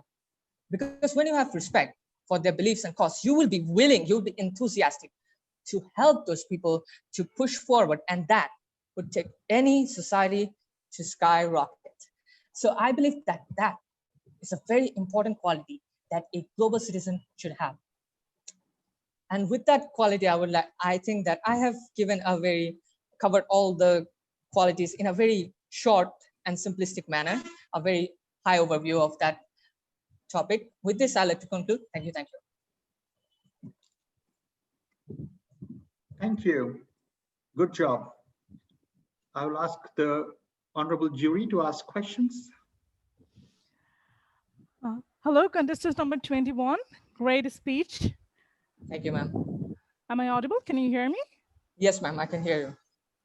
Okay, so have you ever heard about innovative leadership? You have mentioned knowledge, skills. So have you ever heard about innovative leadership? Well, that term has come across me, but I don't have the full idea, but I have heard that term. Okay, just think about leadership. So do you think this time leadership is very important, or it's an important quality for a global citizen now? And describe it. I mean, why it is important? Yes, well, leadership has to have, I mean, when there are lots of people, leader is someone that will actually lead them through the way. And if our global citizens have that ability, a leader is someone who can lead as well as follow. So he has two kinds of traits. A good leader has two kinds of traits. So he can follow and he can also lead. So if we want a good society, then we have to have a leader who will lead us to the way, and people with qualities that have future leadership to follow those leaders and to assess them. And that, I believe, is a very essential quality I have missed, but I think that is also a very essential quality that a global citizen should have.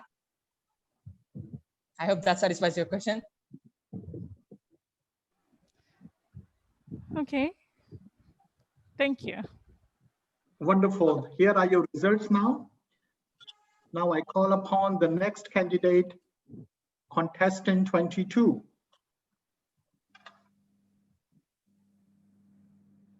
I'm here. Can you see me? Yes, sure. Go ahead. Okay. Hello. Thank you very much for this opportunity. I'm contestant number 22, and I'll be sharing my 2 cents on the qualities of a global citizen.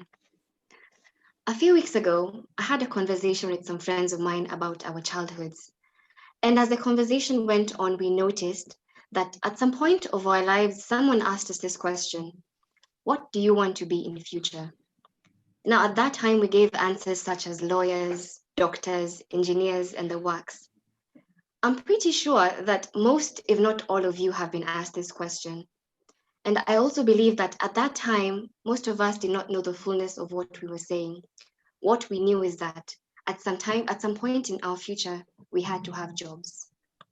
Now that prompted me to wonder, are we only relevant on this earth because of jobs?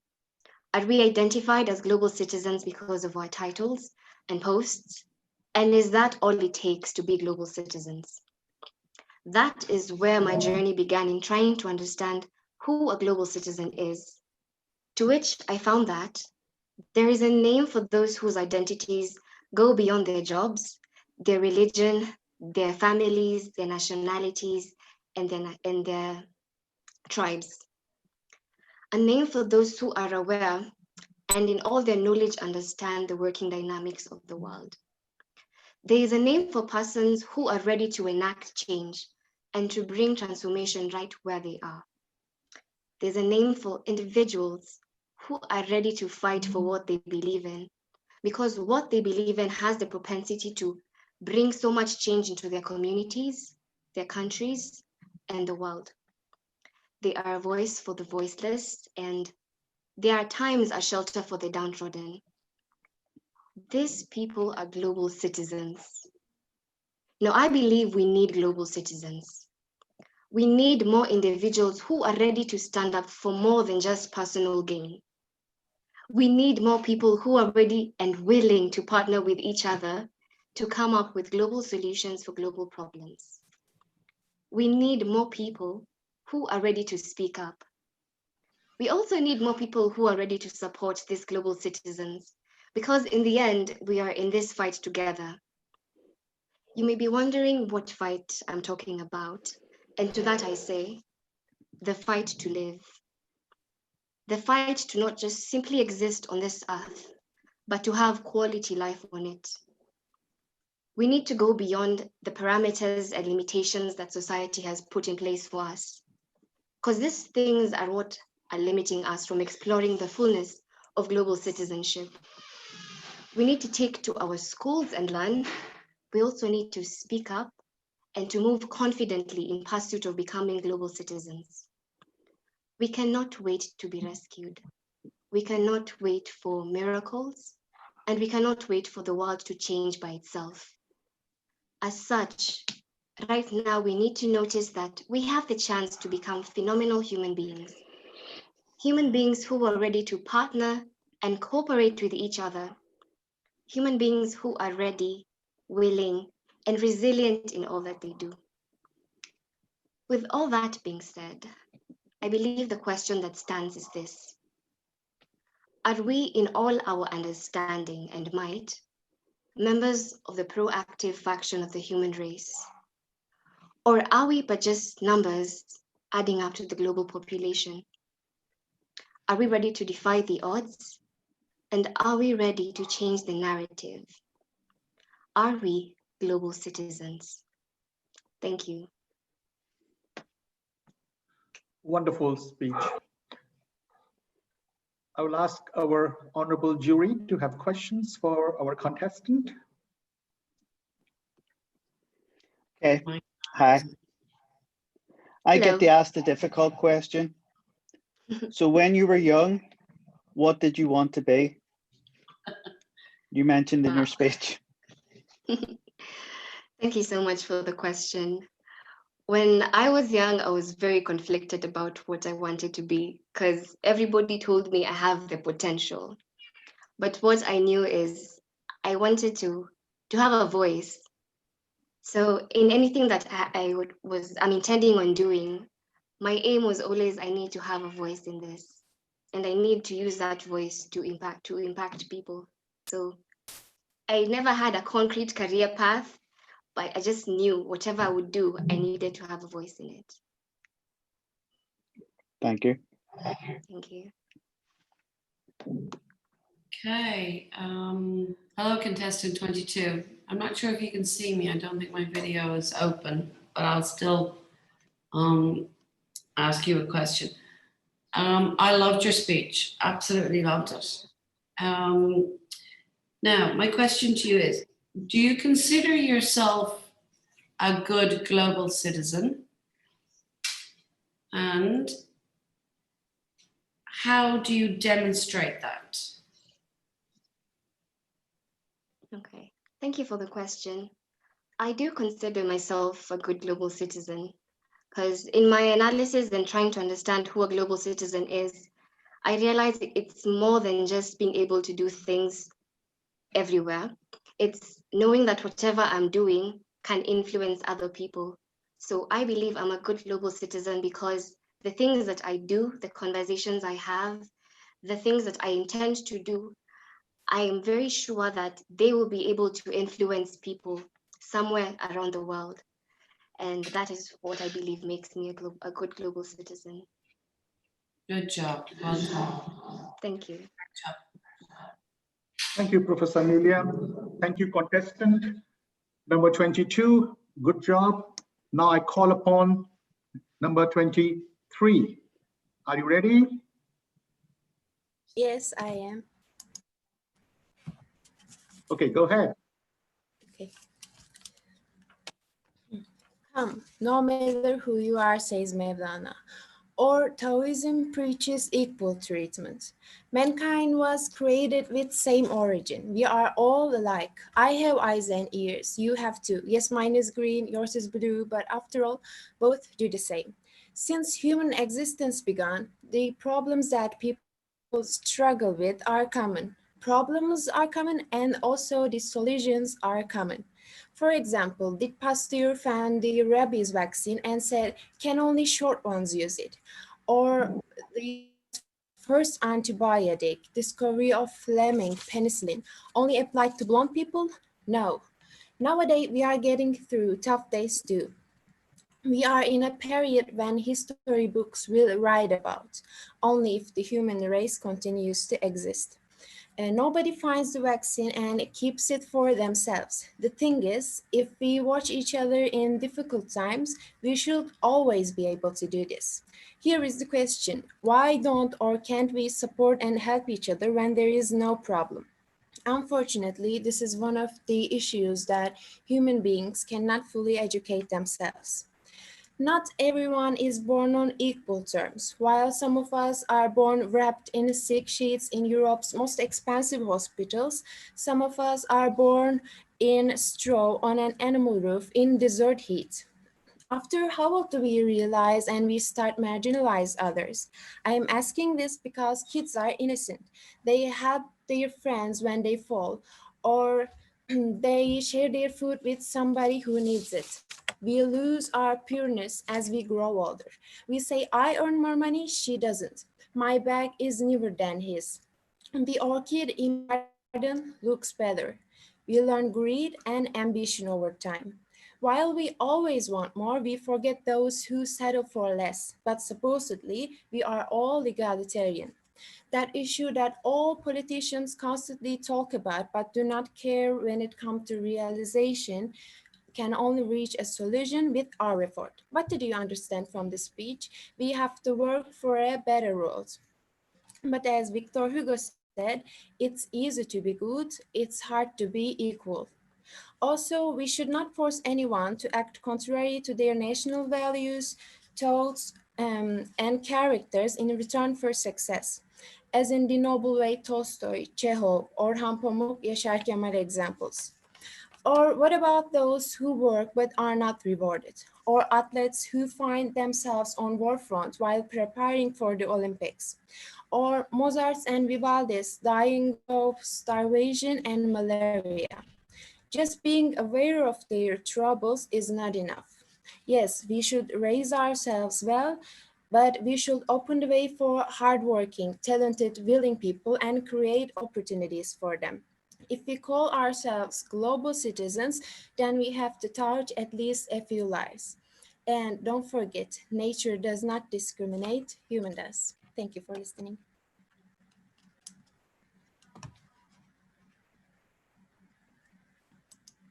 Thank you, contestant number 23.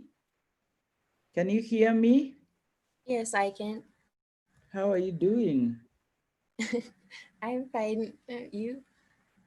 I'm doing fine too. So what is this one thing that keeps you going as a global citizen? Can you rephrase the question because sound is not loud? What is this one thing that keeps you going as a global citizen? I may say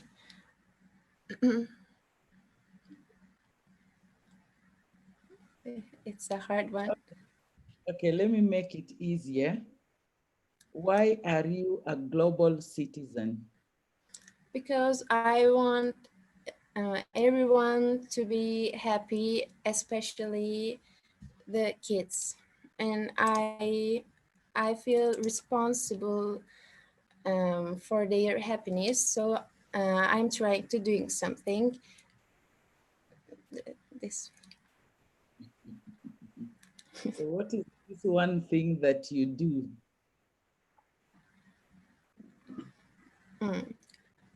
For now, I can't do big things. I can just help people when I see, and I wanna make sure that provides opportunities for them. This is all I can do for now, but in the future, I'm planning to do something bigger.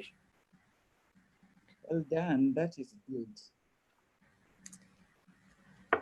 Perfect. Now I will end the poll and you get a result here in front of you. And meanwhile, I would like to call upon contestant number 26.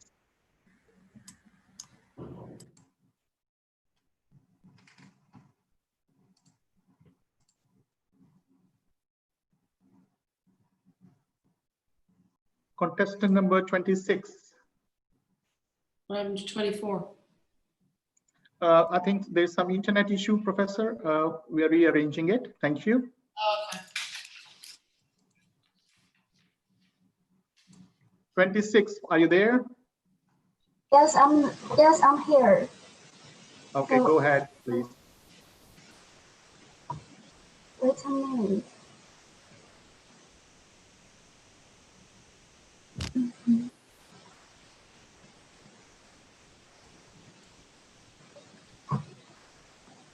Hi, I'm contestant 26. I will start my speech. We all live in the same crystal ball called Earth. If you have ever seen a crystal ball, you must know it's made of glass and fragile. And the particle limits we should allow it to protect it forever. And those who try to protect it will also be given a nice name called global citizen. What parties does it to be a global citizen? Here are my opinions. First, I firmly believe the world is a universe. There are many countries on the universe, and each country has their own political system and culture, and they also have many differences in customs. But it's just like a big garden. Why do people prefer to look at garden rather than single? I think this because there are many variety, design, and shapes in the garden.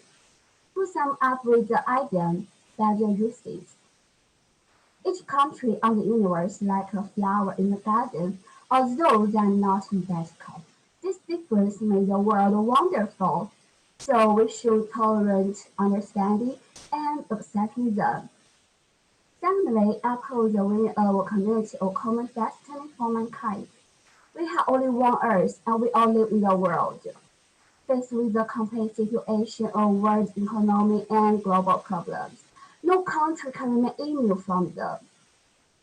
So we must recognize that the international community is an interconnected community with common destiny. COVID-19 is a pandemic that the people over the world are facing together.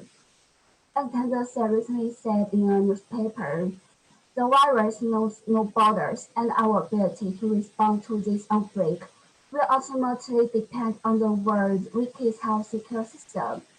So only when countries help each other and act as a community of common destiny for mankind can we win this public health challenge and overcome all kinds of difficulties. Last, implement and participate actively.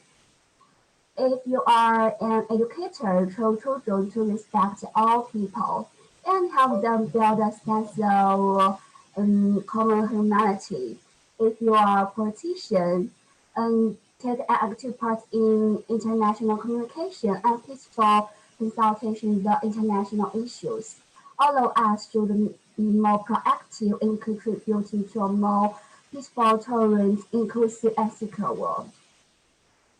Every country in the world, like a few naughty children in family, are always quarreling, fighting. But we can't forget that we are family. we should create a wonderful future together. So I sincerely hope the international community will join hands to make our world more peaceful and more prosperous. Thank you.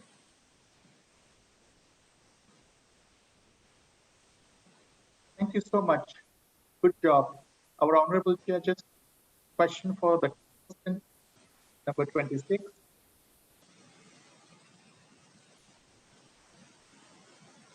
How are you? Hi, I'm fine.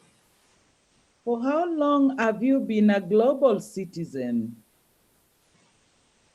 How long I'm be a global citizen? Yes.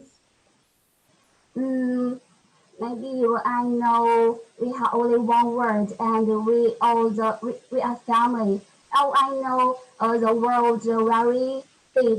When I am child, I just think all the in the world just have one place, just my hometown. But when I grow up, I know the world is so big and there are so many people in the world.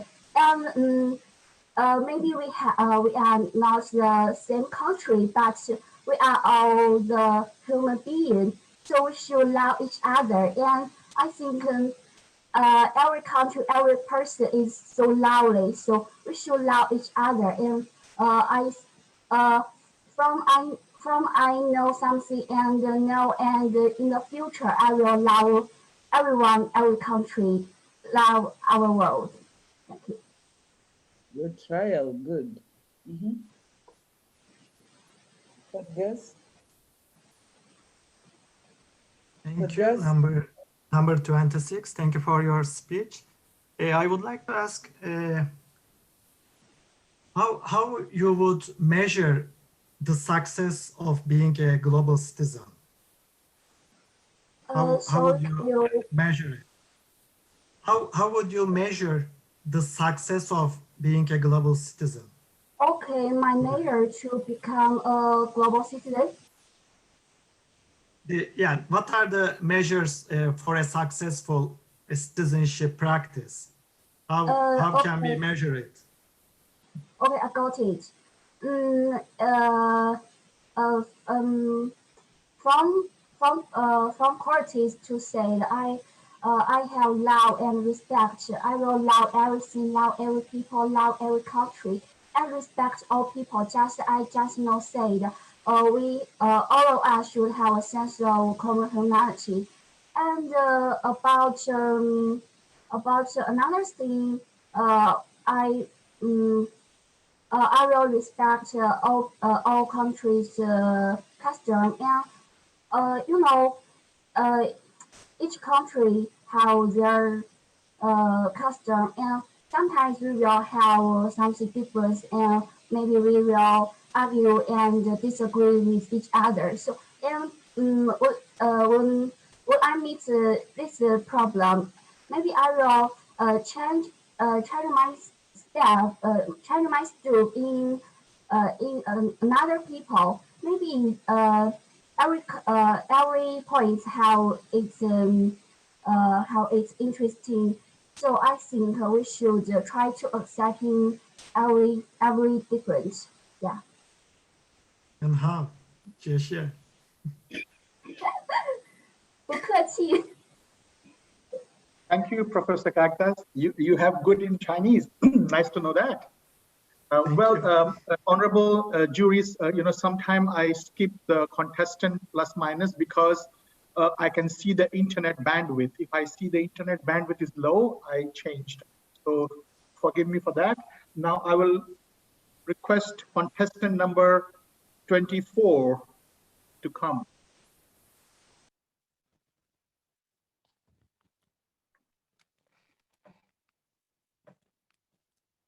Yes, I'm present. Okay, go ahead.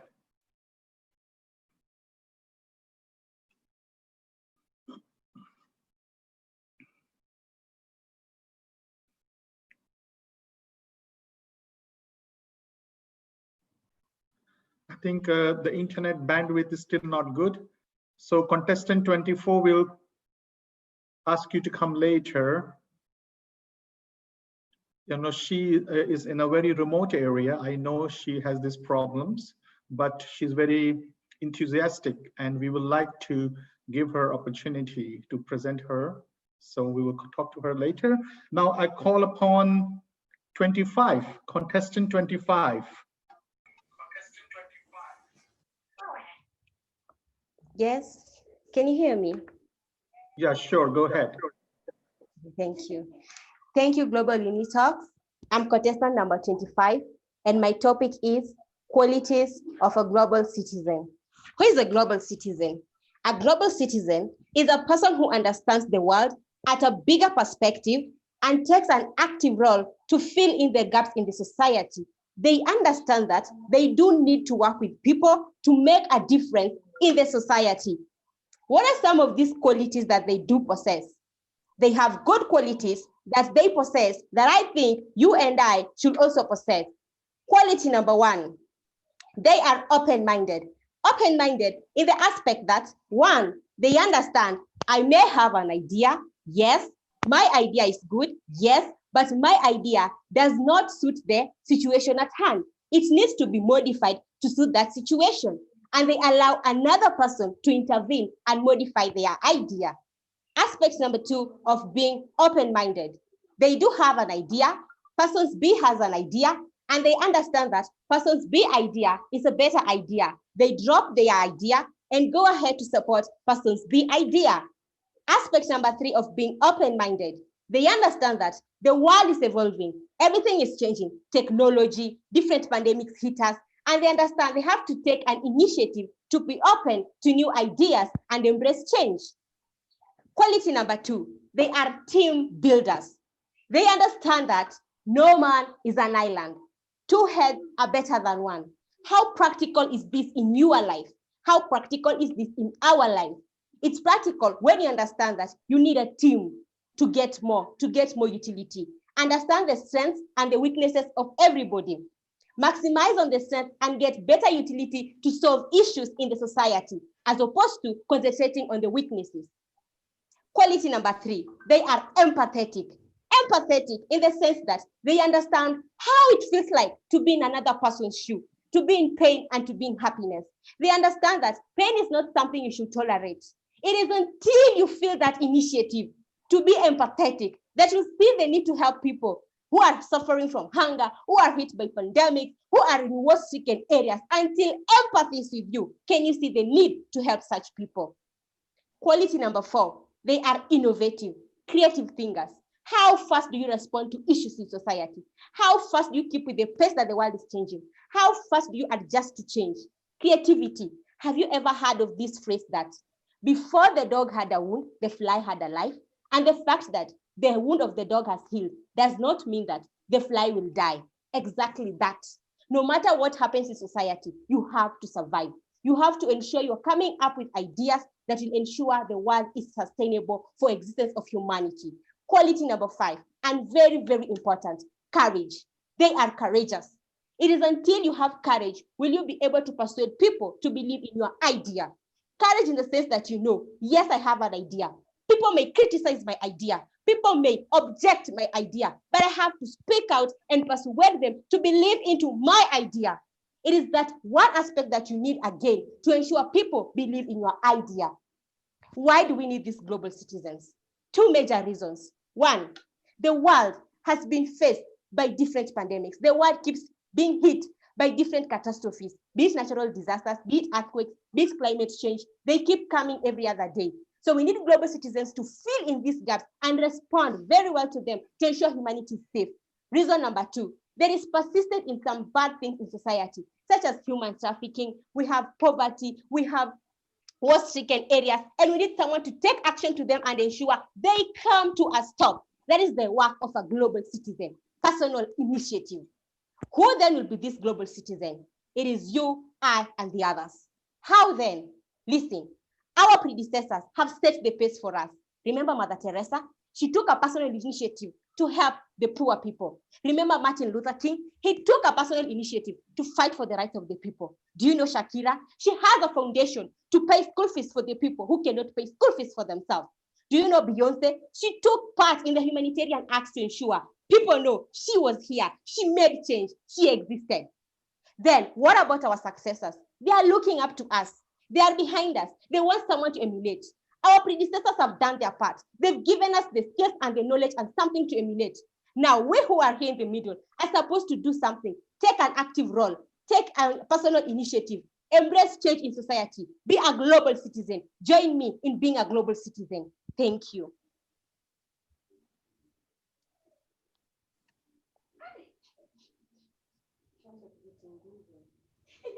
Good evening, contestant number 25. How are you today?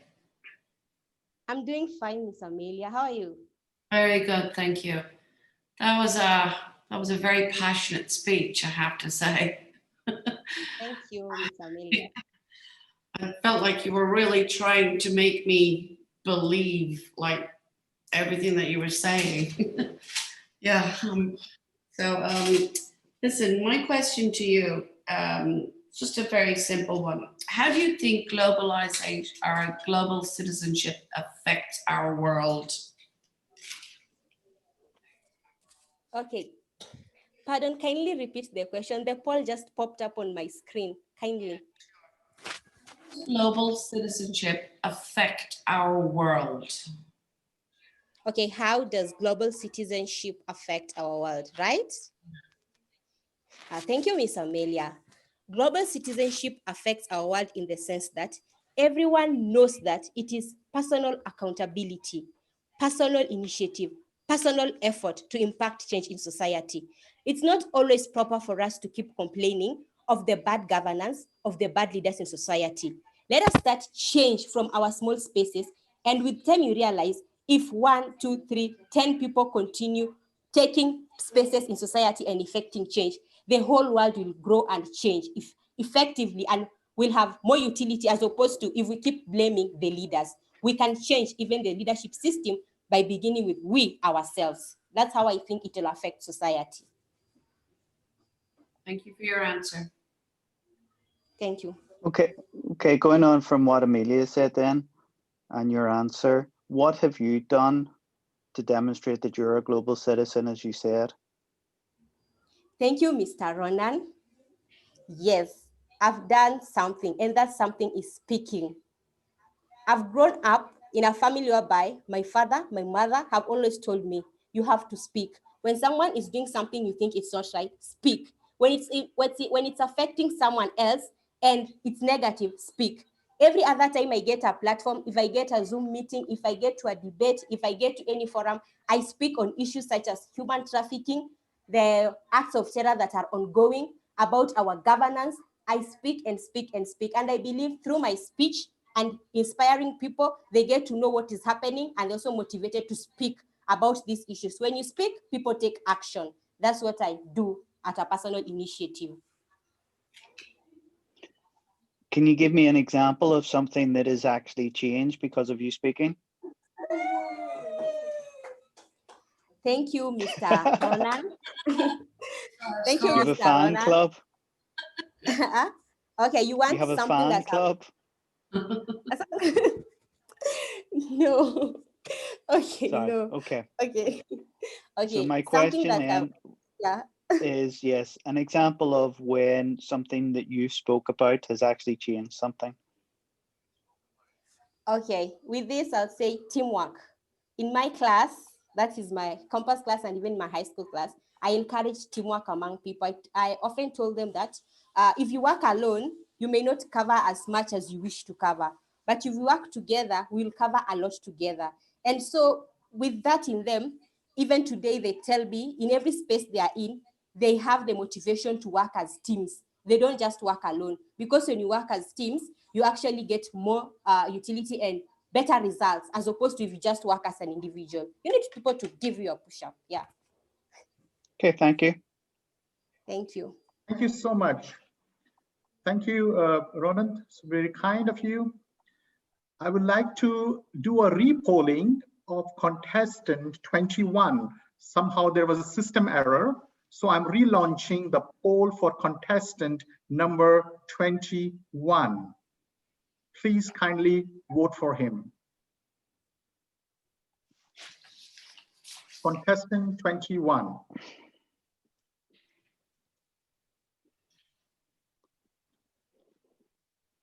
Meanwhile, the next contestant will be number 6. Please be ready, contestant number 6. Are you there?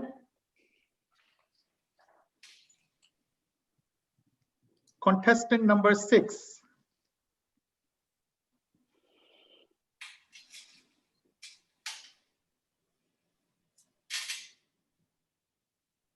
Contestant number 6, I'm trying to open your video.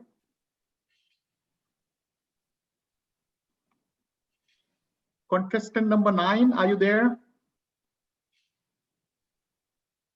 Yes, I'm here. Okay, so you are the next after I finish the polling. Give me a moment. Okay. Okay, this is the results for 21, the contestant number 21. Thank you.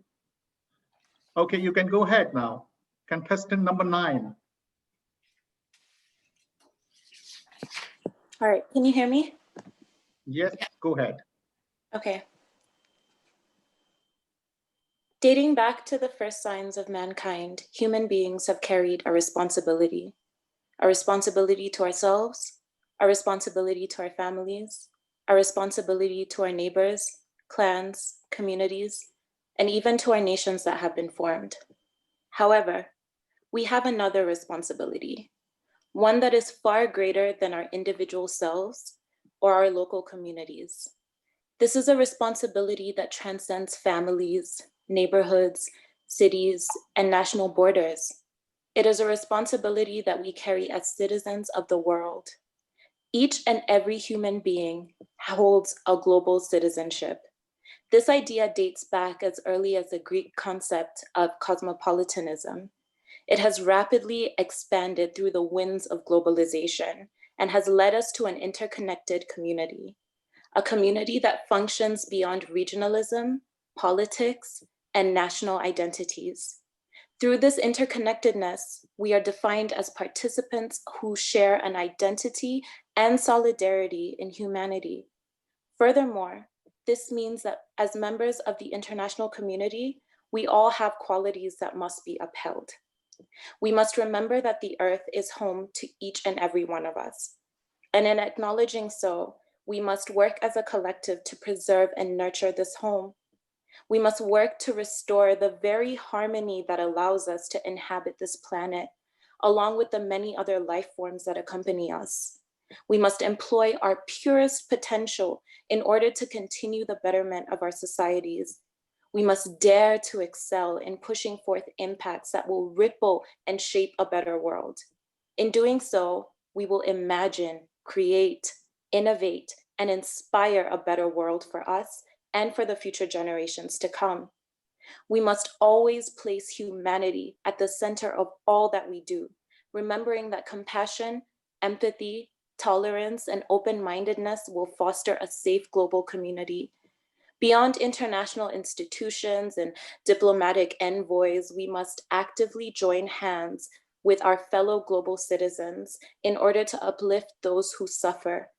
For within a worldly community, there is no room for class-based inequalities. We all belong to the class of humanity. Therefore, we must work to ensure that every human being has access to the basic necessary resources that will allow us to live. Furthermore, we must stand united, holding each other accountable and striving to uphold the qualities that serve our global community. In doing so, we can break down the barriers that preclude knowledge, understanding, and the celebration of the profoundly diverse human race. We must understand that upholding these qualities begins right here, with you and with me.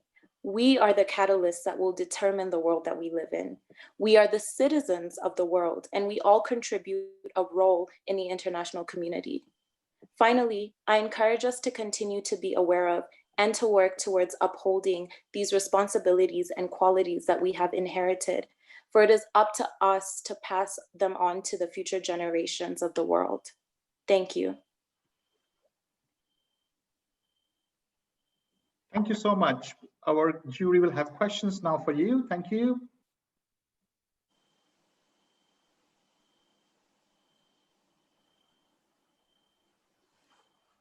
Mr. Khagdas. Hello.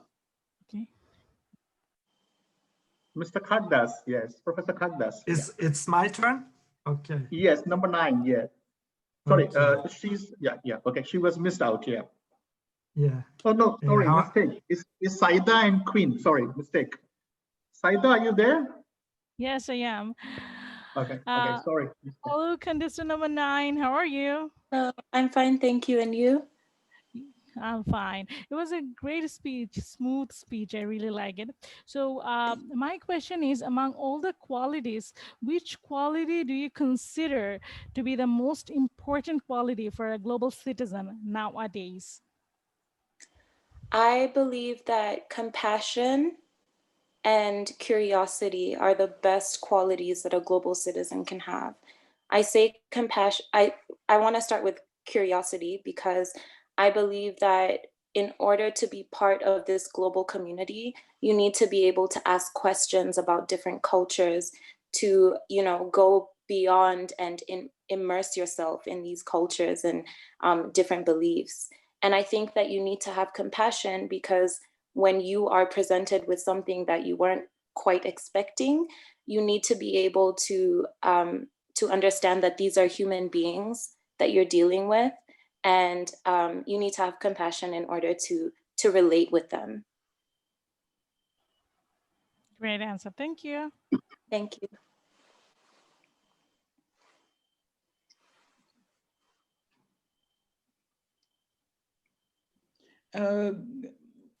Hi, contestant number 9. Hi, how are you? Hello, Dr. Quinn. It's good to see you again. Okay, so you've done a very good job in terms of relating the community and global citizenry. And so the question here for you is, what are some of the things then in your community would you want to urgently improve? If you could state just 2, and how would you work around them? Right. So within my community, I am from Nairobi, Kenya. I believe that the first thing that I would want to change is gender-based inequalities, because I do believe that the nation has been constructed in a way that doesn't cater to specifically women. And so that is something that I would want to change. Another thing that I'd want to change is the idea that the nation carries behind disabilities. I don't think that we take care of people who have disabilities in this country. And I think that there's more work that needs to be done towards that. And this is psychological and physical disabilities. Thank you. Thank you. Yeah, thank you. So here is your results. Very good. Thank you for joining us. Now I'm going to call contestant number 27. Contestant number 27.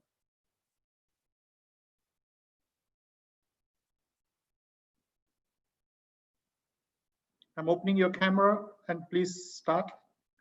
Contestant 27.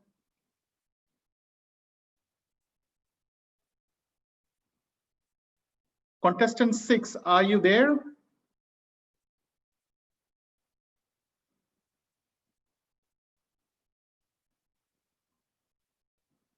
Contestant 27. Okay, I will go to contestant number 26, already finished. So we will go to 28.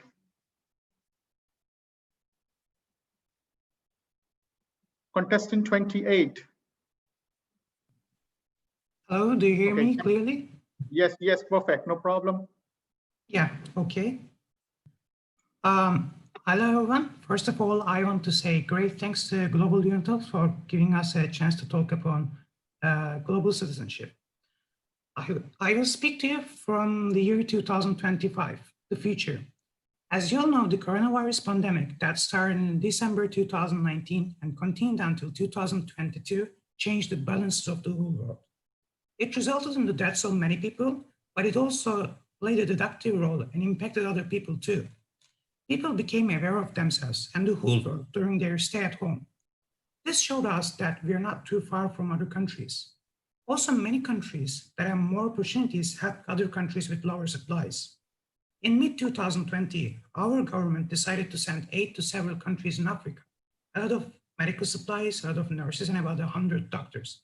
And I was one of that doctors, and my duty was to visit several countries in Africa to train the doctors there to teach them how to use medical machines and devices produced with the latest technologies. I will now tell you about my observations. I will also talk about the shortcomings I saw there, the deficiencies in my own country, and how solutions were brought them within the last 5 years. Let's begin with health. Where you live is not important. Every human being deserves a good healthcare. A very good example to this regard is Turkey, because Turkey was one of the few countries that made coronavirus treatment for free. Also, Turkey sent medical equipment and stuff to many African countries and some European countries also. Statistics says that 1.5 million people die every year from disease that can be prevented by using vaccines. We hope developed countries to reduce insurance charges and serve equal healthcare to every citizen. Also, it's known that neglected tropical disease continue to cause disabilities and deaths among the world's poorest communities. After the corona pandemic, many steps were taken with the help of World Health Organization. Polio disease, for example, has been 99.9% eradicated. This is a great achievement. Another big issue I observed during my trip is water shortage, hunger, and sanitation. Tonight, approximately 2 billion people will go to bed hungry, lack of regular access to safe, nutritious, and sufficient food. Even though we try to solve these issues for poor countries, this is also a big issue for developed countries like America. There are so many homeless people in America, and their eating habit is unhealthy. This increases obesity rates, for example. For poor countries, since 2020, a lot of things changed. With the campaigns made on social media, people's consciousness about this issue increased. With the request of society, all world leaders started to invest more in agriculture so farmers can grow more food, weather any storm, and end hunger in their communities. Safe and clean drinking water helps children avoid deadly disease, helps ensure girls can stay in school, and allow women to earn a living wage. Many world leaders helped African countries to build more water wells and establish sanitation centers. Lastly, I want to talk about environmental issues. With the Industrial Revolution, the usage of fossil fuels increased excessively. Also, increased welfare level in developed countries led people to not pay attention what they use and waste. Most people don't care about how much electricity they use, how much water they consume, and how much food they waste. Within these 5 years, many campaigns have made to make people aware and pay more attention to what they use, need, and waste. The most process in this progress was about the number of people driving electric cars. Electric car usage will soon suppress fossil fuel cars. We can clearly say that the society has become very conscious about fossil fuels. I hope we can create enough public awareness in the future on the other issues I have mentioned. To finalize, the media and the internet lie behind the facts that all these developments can be made in a short period of 5 years. People can access information very quickly, and they can quickly convey their demands to governments via social media. To end my speech, I want to add that issues I have mentioned are all duties of ours as global citizens. We shouldn't be afraid of taking actions and expressing our ideas. This will help us to create communities and improve our society in a shorter and effective way. Thank you for listening. Wonderful. Now the juries have a question for him, the contestant number 28. Hello, contestant number 28. How are you? I'm fine. How are you? I'm fine too. So my question is, what would be the problem in the world that you want to solve to heal the world? Primarily, I think Yeah, okay. Primarily, I think there is a very big issue in our country. I think the biggest issue is gender inequality and also unequal education opportunities. First of all, I would fix like gender inequality and education inequality in the world.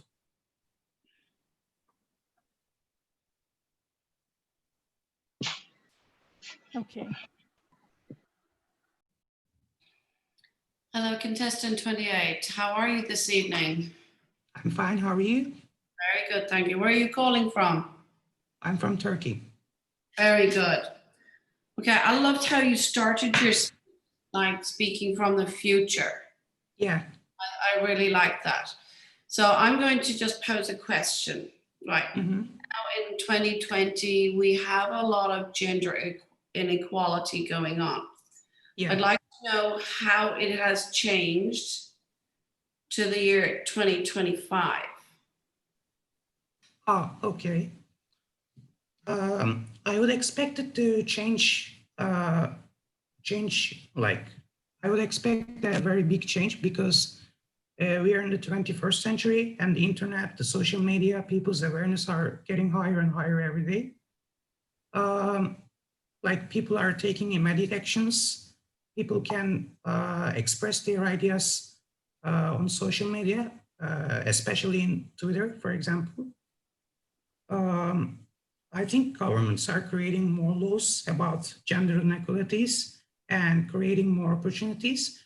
And I would expect the world leaders to invest more on like presenting women on their, for example, parliaments in working life. Also, women are getting more conscious about their position in the community. They're also taking actions. Yeah, I'm quite like expecting positive things in the future. Thank you very much. Yeah. Wonderful, contestant number 28. Now I call upon contestant number 24. Are you ready?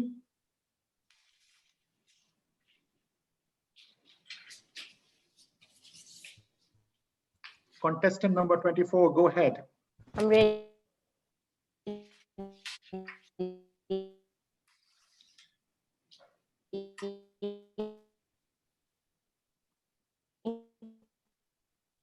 I think her internet is not good. It's pity.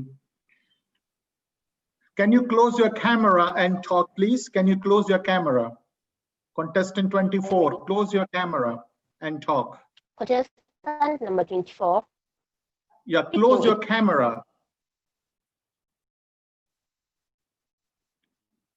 Can you close your camera and talk? Okay. Yeah, now talk. Let me see the bandwidth. Yeah, go ahead. I have closed.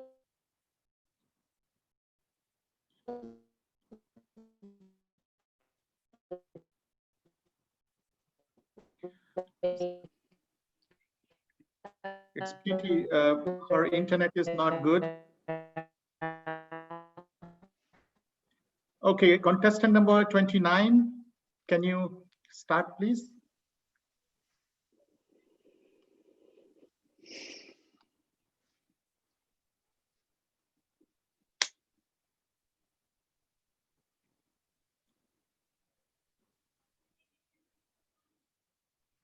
Cannot hear you, cannot hear you.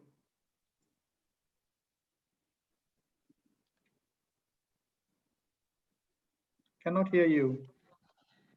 Hello, can you hear me? Yeah, now it's better. Yes, go ahead. Okay. Ladies Contestant and 29, gentlemen, greetings. I am contestant 24. In my hand, I have a golden cube, and the golden cube represents speech. It advocates for the power of words. The power of words today addresses qualities of a global citizen and a global citizen as a tool for youth empowerment. So I ask, who and what is a global citizen? In my own opinion, to define is to limit. However, what is clear is that the interconnectivity of people from different countries around the world and the education does not make one a global citizen. Rather, the little effort from anyone to help and cooperate with others around our environment. As youth, we need to step out of our comfort zone and step into a world of knowledge, knowing that the world with all its borders can hear our voice of change. Most importantly, as a global citizen, we not only enjoy the privileges availed to us by industrialized and modern nations, because as a global citizen, we're given an in-depth understanding of their shortcomings, of their suffering, of their strengths, and their weaknesses. As a global citizen, we are inquisition finders. This is why I take youth to be energetic years. Most importantly, we are teachable and ready to learn, and we understand the challenges of the world. These challenges are global challenges. As we know, we are the solutions to our problems. As a global citizen, this is a platform for wide world changes. Whatever change I make in my country can be anywhere. And this is why in bigger problems, we face bigger problems. As a global citizen, we are ready to find solutions for the problem that we currently have and also the emerging problems. As a global citizen, we need to challenge the governing systems and education. For youth, global citizen gives us freedom from the wanting to belong and to be recognized. This for me is true leadership for a sustainable, environment-friendly future. To conclude my speech, the feeling of intense need to reach for the stars, fueled by the world's rapid development, to quest for a fantastic future and a space for growth for the challenged countries and youth, sure but slow, global citizen is the key to equality.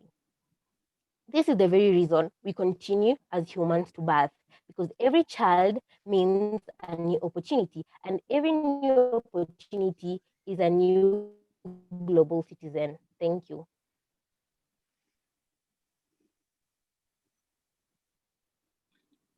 Okay, honorable judges, we have one or two contestants like 29 and just now you were talking to 24. They come from a very rural area and they have a problem with the internet. Kindly forgive them.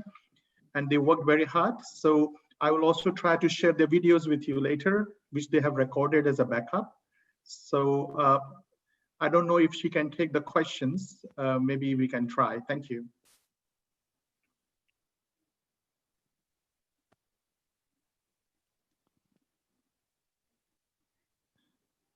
Number 24, can you hear us? Yes, I can hear you. Okay, honorable judges, you can ask questions to her.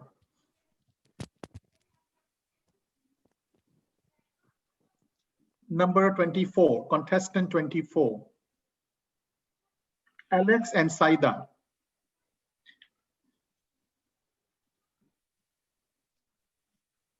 Alex, are you there?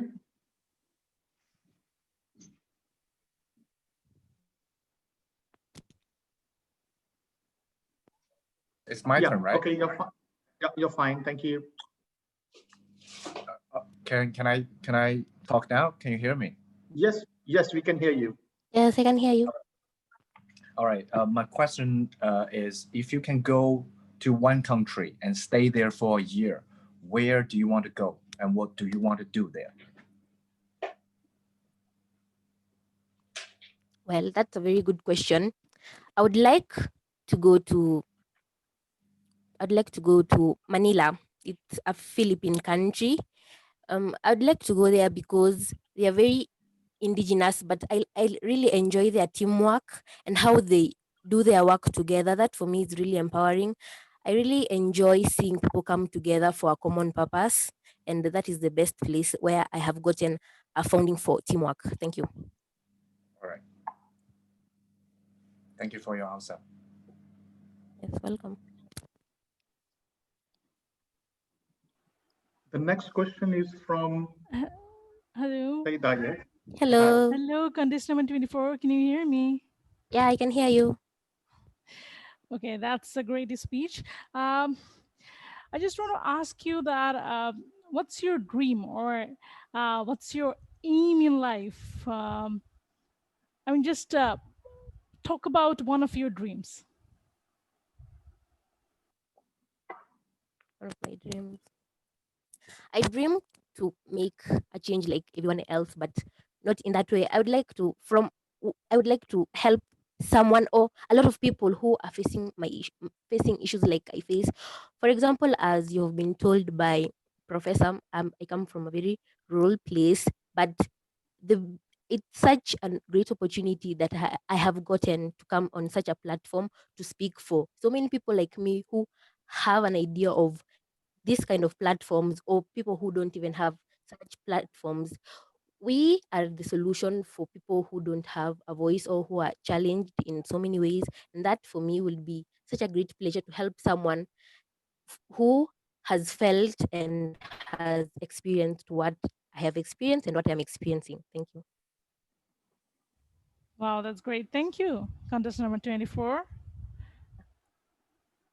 Thank you so much, Saida. Now I will call upon the contestant number 29. Contestant number 29, can you hear me? Yes, go ahead. Professor, the results of the poll for number 24 is not arrived. I'm sorry. Wait a moment, 29. Maybe there's a technical situation. Oh, yeah, wait a moment. Professor, the results are here. Thank you. Okay, contestant 29, please go ahead. Yemen suffered the biggest humanitarian crisis this year, and Australia recorded the worst bushfires of all seasons. People all over the world came up, the likes of Chris Hemsworth, the likes of Ellen DeGeneres, Kim Kardashian, so that they can raise funds and help the people of Australia and the ones in Yemen. GoFundMe accounts were open so that they can raise amount, and people around the world, regardless of where they're from, they were able to raise cash so that they can see the people of Yemen get the kind of life that any other person around the world would get.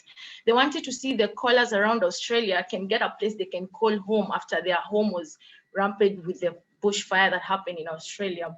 Why? Because of compassionate. Compassionate being the willingness to go beyond yourself.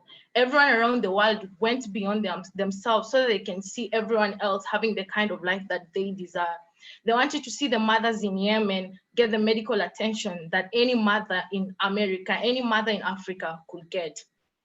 They wanted to see the ones in Australia not to have that hope. They wanted them to regain the hope that they have. They wanted the animals in Australia to regain that place they used to call home. I'm contestant number 29. Curiosity. Being the desire to learn, to know, and to understand. As a global citizen, you're supposed to have that curiosity to learn more about the 192 countries around the globe.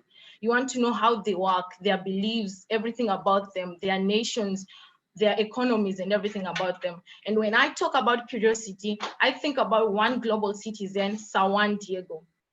He's a Spanish citizen, but he left Spain and went to Saudi Arabia, where he didn't get a quite good economy, quite good welcoming, but he was still curious to know how the people of Saudi Arabia carry themselves, how they take themselves, how they work, their belief, and everything about them.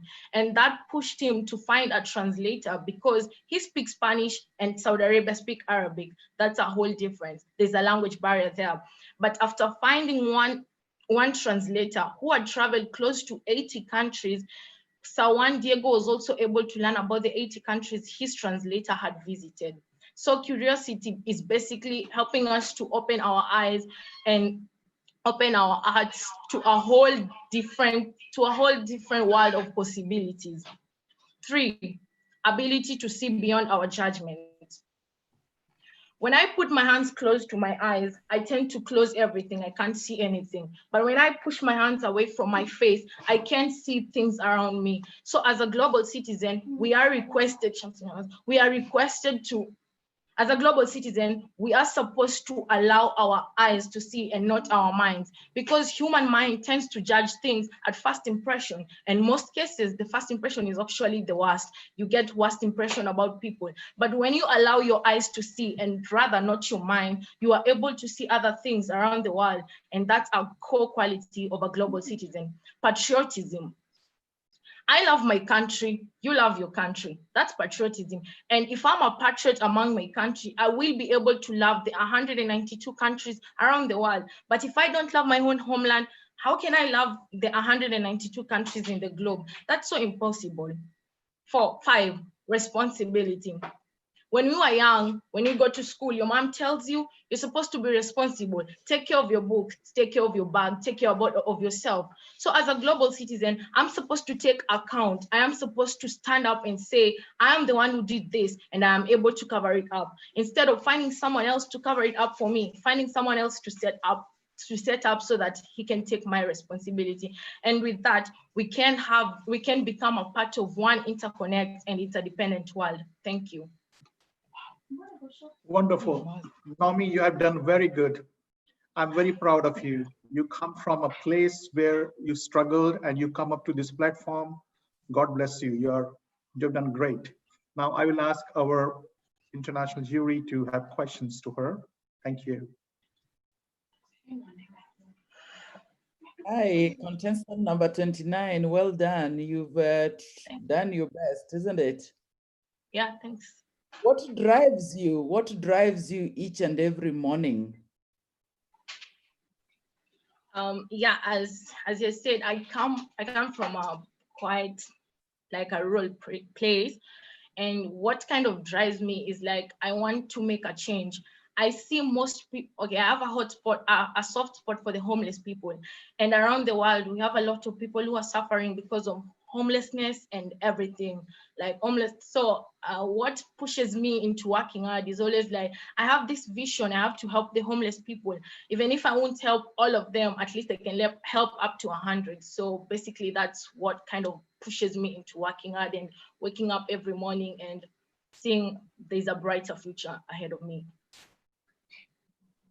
Good. Oh, thank you. Thank you. Thank you so much, number 29. Really impressive talk indeed. I really enjoyed listening to you. My question is about your thoughts on the tension between patriotism, as you used it, and global citizenship. Do you see any risks of tension between these two trends of being a patriot and being a global citizen? How do you describe it? I can say there's a tension because like, if I may be like a global citizen, you have to love one interconnect world, right? Like many countries. So I feel like if I won't love my own country, what if I create like hate speech and maybe I say bad things about my own country? So people won't maybe trust the people of my country. And if they decide to maybe come up and want, like someone from maybe Kenya where I'm from and decides, yeah, I want to be a global citizen. But if I'm not a patriot and I spoke bad about Kenya, so I feel like the people who are selecting the global citizens won't actually take Kenya because one Kenyan spoke bad about Kenyans. So I feel like there's a tension because if I speak bad about my country, if I don't love my country, so other people around the world won't love it. Yeah, that's my view. Thank you so much. So here are your results. Keep it up and thank you. Continue your efforts, and you always be supported by us. Global Unitalk always for you guys. Okay. So I will call upon number 30, the contestant number 30.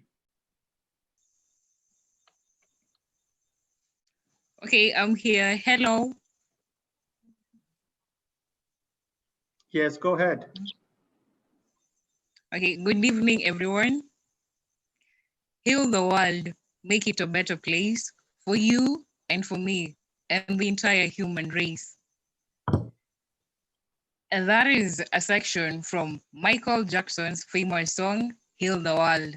And that to me is global citizenship in a small phrase, making a difference, healing the world. The concept of global citizenship first emerged in the 4th century BCE among the Greek cynics who coined the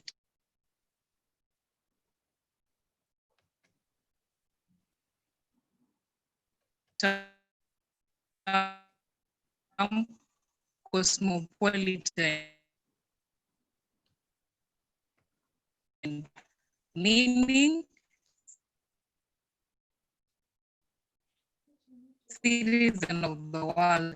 The Stoics later elliptical theorists have further developed it into the concept of individuals belong to a single moral community, North America, South America, and one globe, the Earth. Our global sense is clear as it should be. A global citizen is an individual active, understands it in its cultural diversity, and most importantly, works towards helping improve the world from cooperation, empathy, understanding, confidence, curiosity, adventure, just to name but a few of the qualities a global citizen should have.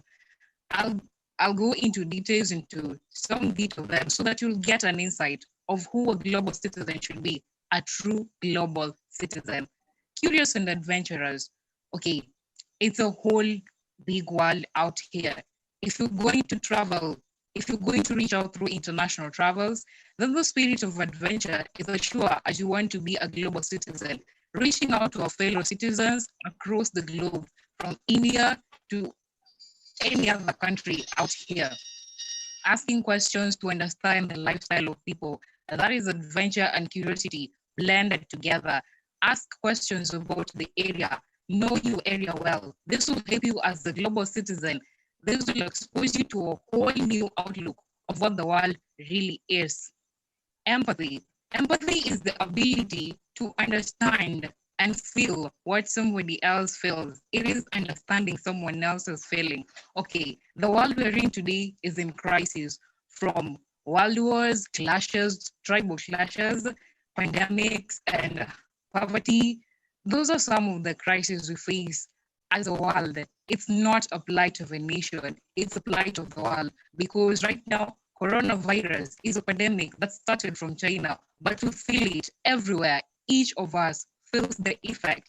Therefore, it shows that we're not far. We just live in this one earth, but in different areas. So if we can understand what others feel, then we can reach out to them, show them that we are here, even though we can't reach China right now, but we are there telling them, we are with you, we feel this, and together we'll pull through. Think big. Okay, big problems require big solutions. A global citizen is someone who takes to thinking big in the face of a problem. I love this global citizen called Max Fried. Sorry if I get the pronunciation wrong. Okay, he is the founder of Atolution, an international public arts organization which involves kids and teenagers working together to brighten the community's murals and paint some of the world's most destitute places. One time in India, he led a group of kids into building an interactive percussion sculpture made from garbage and waste materials. Gross, I know, but how big can thinking get? Think big, think bigger, think biggest, as long as you do not stop thinking. There's no limit to it anyway. In conclusion, being a global citizen is being the change you want to see around the world, making a difference. A single act of humanity, a simple show of kindness, a welcoming smile, a helping hand, a glass of water, a morsel of bread makes all the difference. Just like we say, Unitalks is for students, by the students, of the students. I say global citizenship is for the world, by the world, of the world. You and me are the world. Let's go global. Let's make a difference. Thank you. Wonderful. Thank you so much. She also stayed in a very difficult area, but she tried her best, and I'm very happy that she could make it. Very good. So I will ask our honorable juries to have questions with her. Meanwhile, number 30, if you can close your camera, it's okay, because your internet bandwidth will be better. Close the camera and answer the questions. Okay, thank you. Okay. Alex? Yeah, it's supposed to be my turn, right? The internet was not so good, but the points were there. It was a great speech. And my question is, because so many people tonight have mentioned Michael Jackson. He's a great musician as well as a billionaire. So a rich person can be a better global citizen in terms of the resources this person occupies. Do you agree with this opinion or not, and why? Okay, thank you for the question. I totally agree with the opinion. Okay, a rich person, meaning he has all the necessary resources. Okay, maybe not all, but he has the ability to have the resources at hand. So to me, yes, I agree. And as long as he wants to make a change, he or she wants to make a change, then there is no issue in it. Yeah, I say yes. Okay, yeah. Thank you for your answer. Let's make it quick to move to another. Thank you. Okay. The next question. Thank you, Mr. Alex, and thank you, participant number 30. That's a great speech, and congratulations. Can you hear me? Thank you. I can hear you, yes. Okay, so you mentioned about diversity.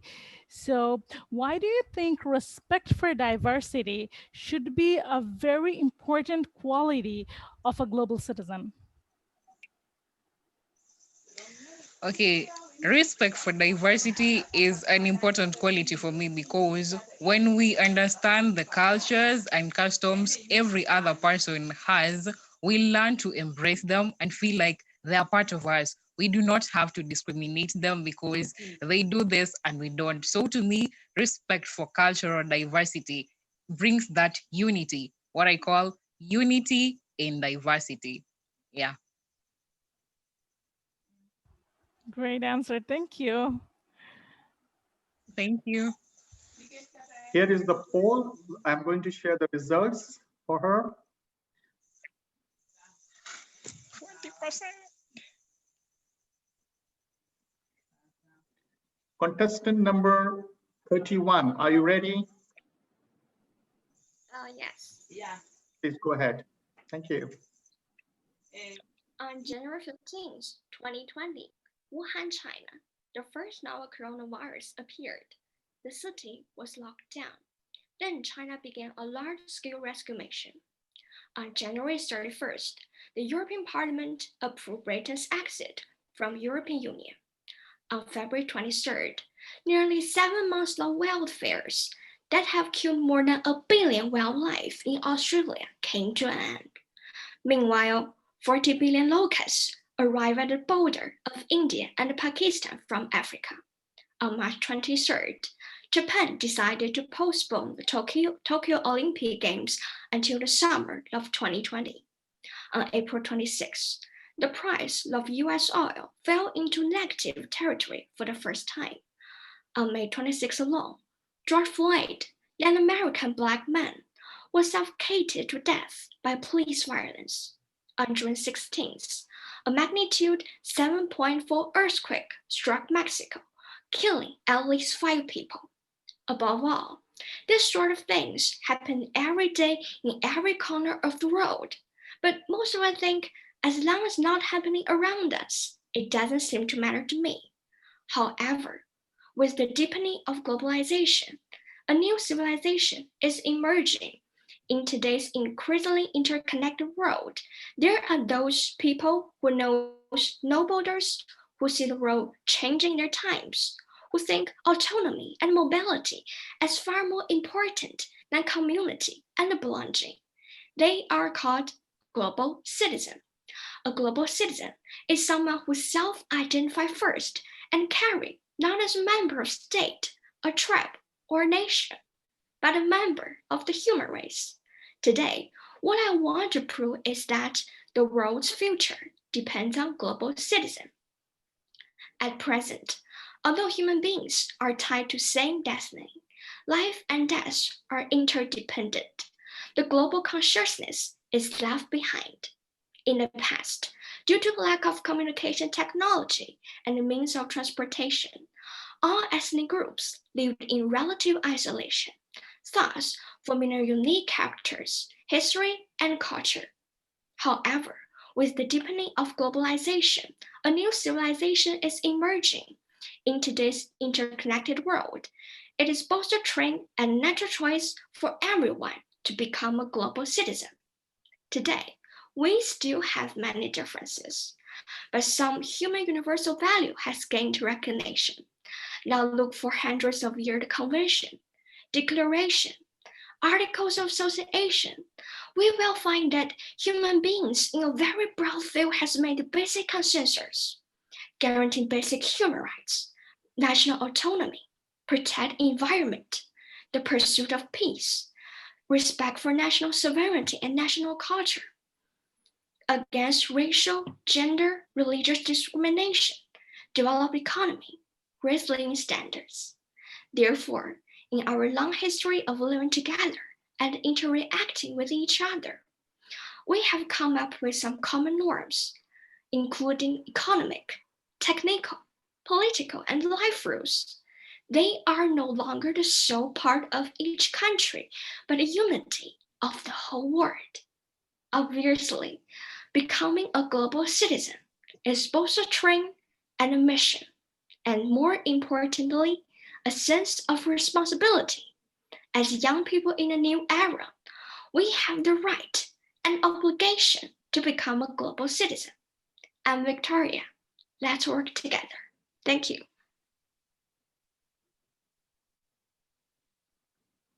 Thank you so much, contestant 31. Now I request our jury to have questions with you. Thank you, Professor. Nihal, number 31. Thank you for your speech. I just wonder what would be the rest of 2020 for you? What are your plans for the rest of the year? You mean in 2020, my plan? Yes, the remaining of it. Yes, because yeah, right. Yeah, finish. I think first of all, I think that I should finish my target in this year, like to get the country award in my university, and then for the rest of time, I will prepare for my IELTS to study abroad in the future, and then for the rest of this year, I would make a plan, and then for further study in my university and my academic life. Great, thank you for sharing with us.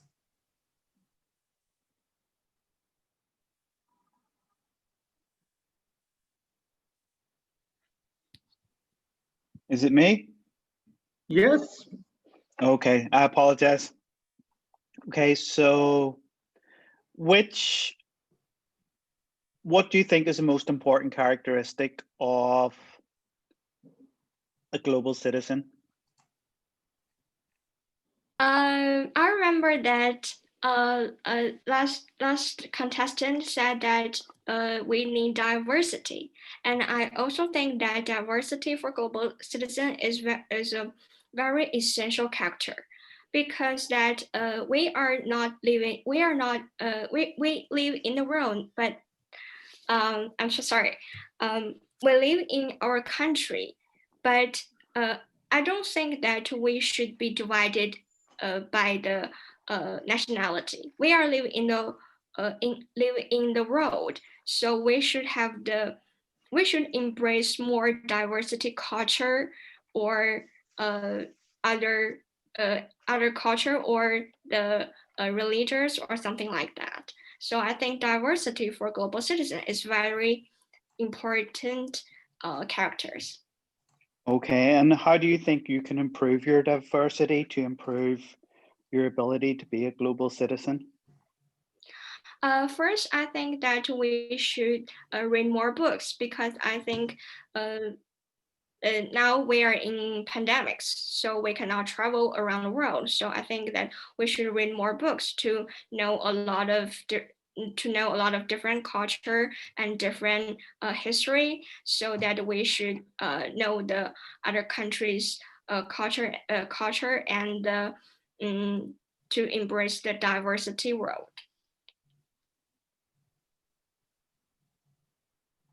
Okay, thank you. Okay, thank you. Thank you so much, contestant number 31. Okay, now I will call upon contestant number 32. Contestant number 32, please. Okay, I'm here. Can you hear me? Yes, go ahead, please. Okay. Hello, everyone. I'm very honored to stand here to join the Unitalk to do the speech and improve myself. Today, I will talk about how can we be a good global citizen under COVID-19. First, I want to ask you questions. Do you know the COVID-19 and are you very familiar with it? I'm very sure that your answer is yes, and of course, this is an obvious question. I believe that after half a year of us have been very familiar with the COVID-19. We don't know what's going on at the beginning, and we went about our business as usual, thinking this was a normal virus. But in fact, when there were so many deaths, when people started fighting for masks and wear the masks, when the government stopped letting people out, we knew this battle was not going to be easy.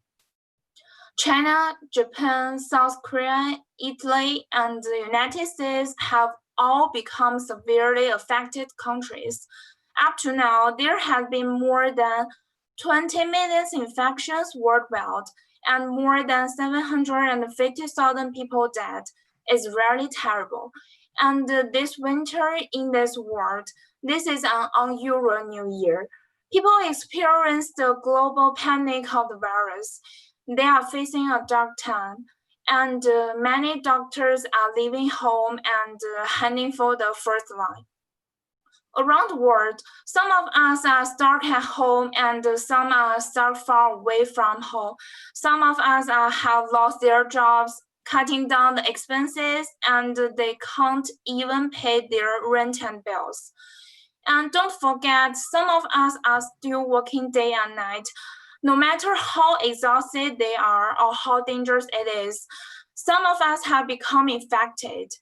They were isolated from their families, their loved ones, and have to be alone. Or even worse is their children, parents, or loved ones that are infected and they don't even have chance to say goodbye.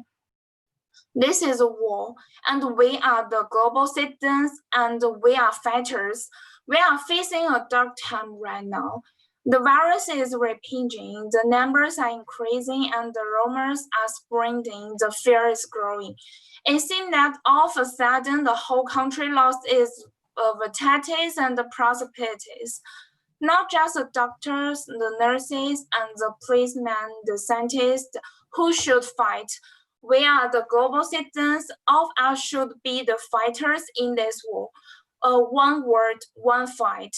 And this is a war without smoke, and we are all fighters. I want to thank everyone on the front line, as well as workers and those carrying out essential roles who selflessly continue their day-to-day duties outside the home in support of us all. And every hour of their hard work brings us closer to return to more normal lives. This time we join with all nations across the globe in a common endeavor. We will succeed, and that success will belong to every one of us. The better days will return, and we will be with our friends again, and we will meet again. Thank you.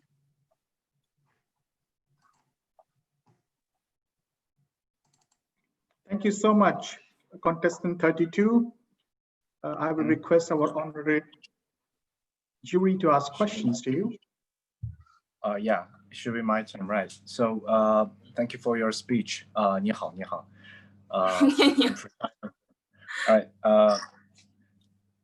So let's say you were the leader of China, Chairman Xi.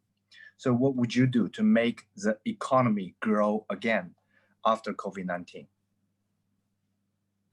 I think first we should protect ourselves first, such as raise our health awareness or do more exercise and maybe regular rest.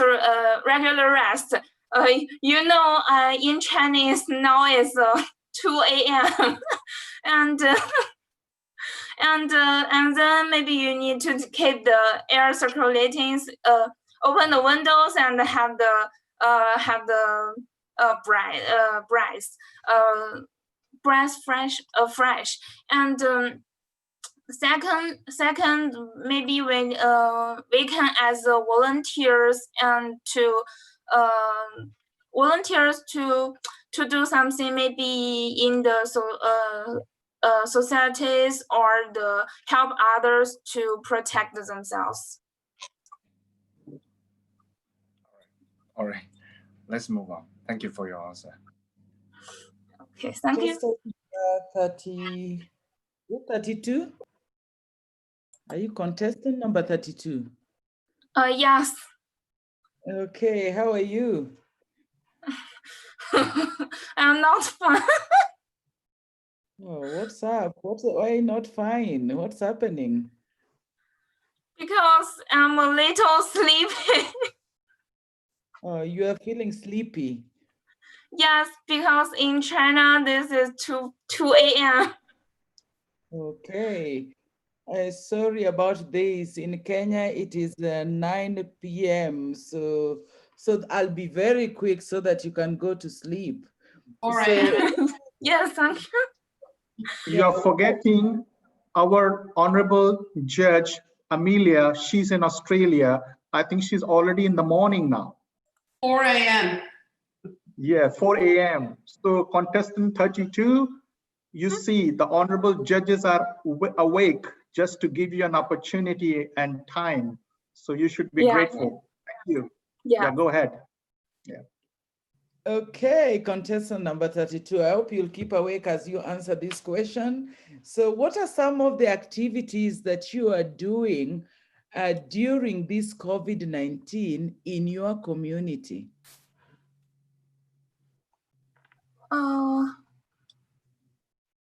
Sorry, it's not very clear. Oh, what are you doing currently in your community during this COVID-19? Maybe use the WeChat to communicate with others, and maybe use TikTok. Okay. Have a good rest. Thank you. Okay, we call upon the contestant 33. The time is running out. Thank you so much. Contestant 33, please. Hello, can you see me? Yeah, please go ahead. Sorry first, because I'm in the car, and because the network in my room is really bad. But I can't. Okay, that's okay now.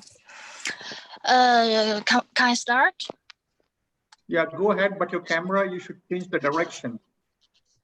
Okay, hello everybody. Today I want to give you a talk about global citizen. Somebody may feel confused, like what is global citizen, or what qualities a global citizen supposed to have, or how could global citizen affect the world?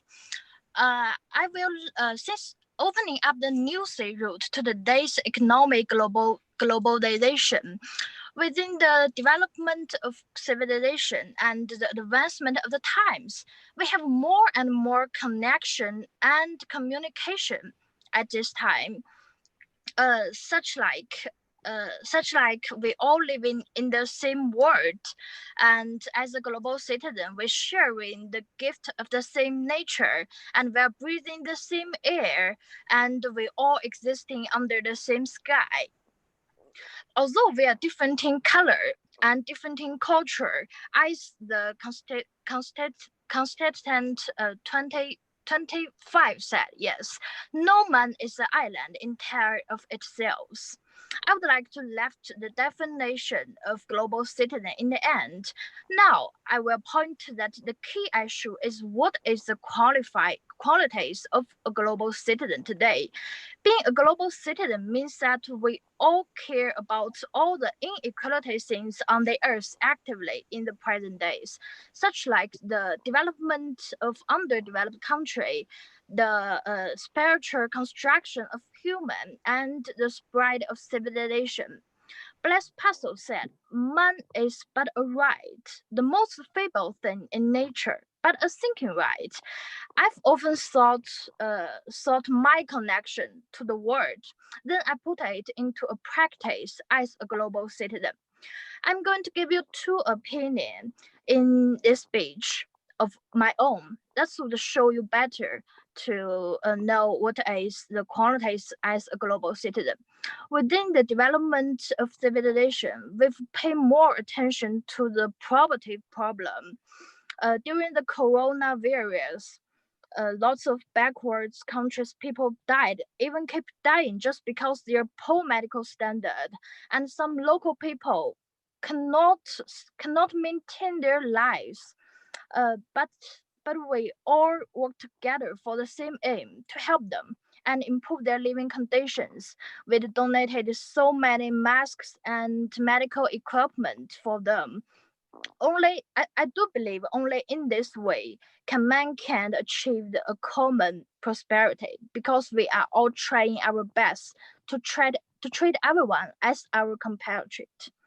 On the contrast, somebody may already know which I'm gonna say now. The news, TikTok, which belong to a China IT company called ByteDance, have been requested to quit American domestic market by the US government. Some people show their anger to the government because their immoral behavior in business competition, because it does not conform to the so-called free market theory. Right, sorry, some flatbacks. Because it does not confirm the so-called free market theory, and a full-fledged business product could not be handling its sales development as a political weapon. As a global citizen, we're supposed to put our eyesight into some same aim in the future instead of a rat race. Now, in the end, I want to define what the quality of global citizen. The quality of global citizen, it is a moment for change. It is a community to improve the world. Thanks for your listening.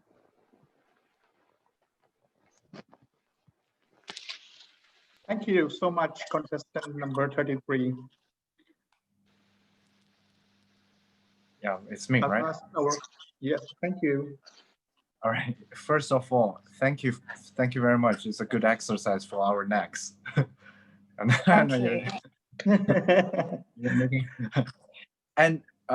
how come your internet is better in your car compared to your room? And anyway, we have been talking about this globalization for the whole night. Do you think that not to be a global citizen is okay, at least for some people? I totally respect some people who choose their options to be a non global citizen, because every person have their personality. Is it right? We can't ask them what I want you to do, but it's okay. It's okay for them. But I think being a global citizen would be better to help all of our human in the future. We need to develop ourselves, right? We need to make us achieve a higher goal. Okay, okay. Thanks for your answer. Thanks for your asking.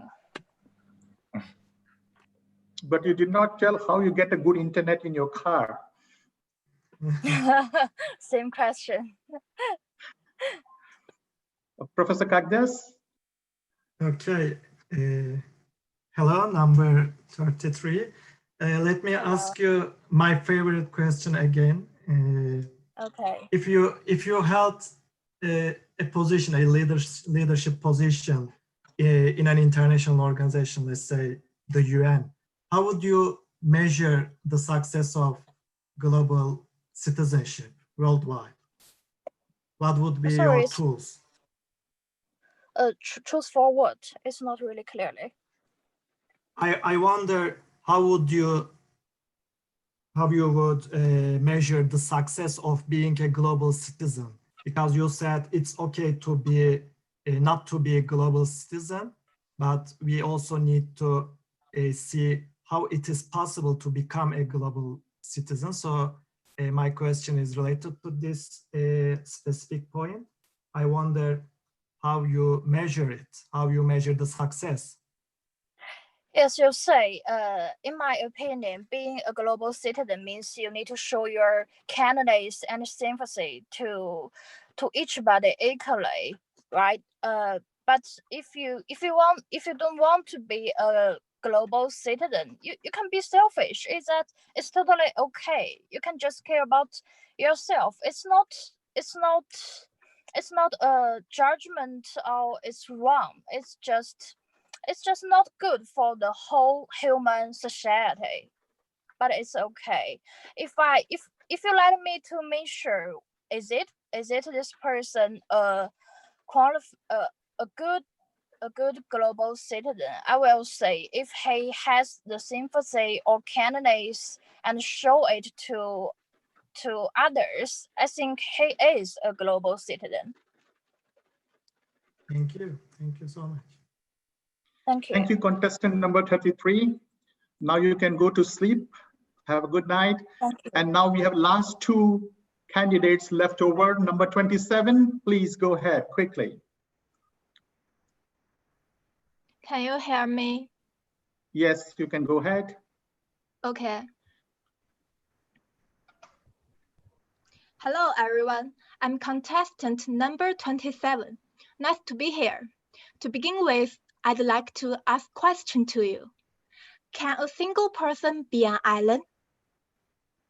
With the development of globalization, I believe that most of you will give me a big no, right? In our interconnected global village, all of us are global citizens. We come from different countries, speaking different languages, and having different customs. At the same time, we are intact to play an active part in globalization and try our best to be a responsible citizen. Well, today, I'm going to share and discuss several questions with you. Where are you from? Do you think you are a part of globalization?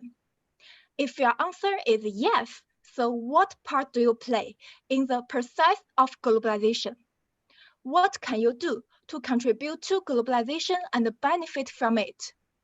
Last but not least, is globalization good or bad?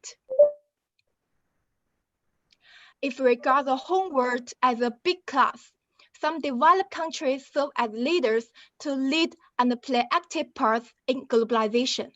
They are the key initiators and participants of globalization, while the countries that have the tendency of engaging in global issues, like a study commissary, they become much stronger and take much responsibility for global issues. The fact is that every country's degree of development and comprehensive national strength are different.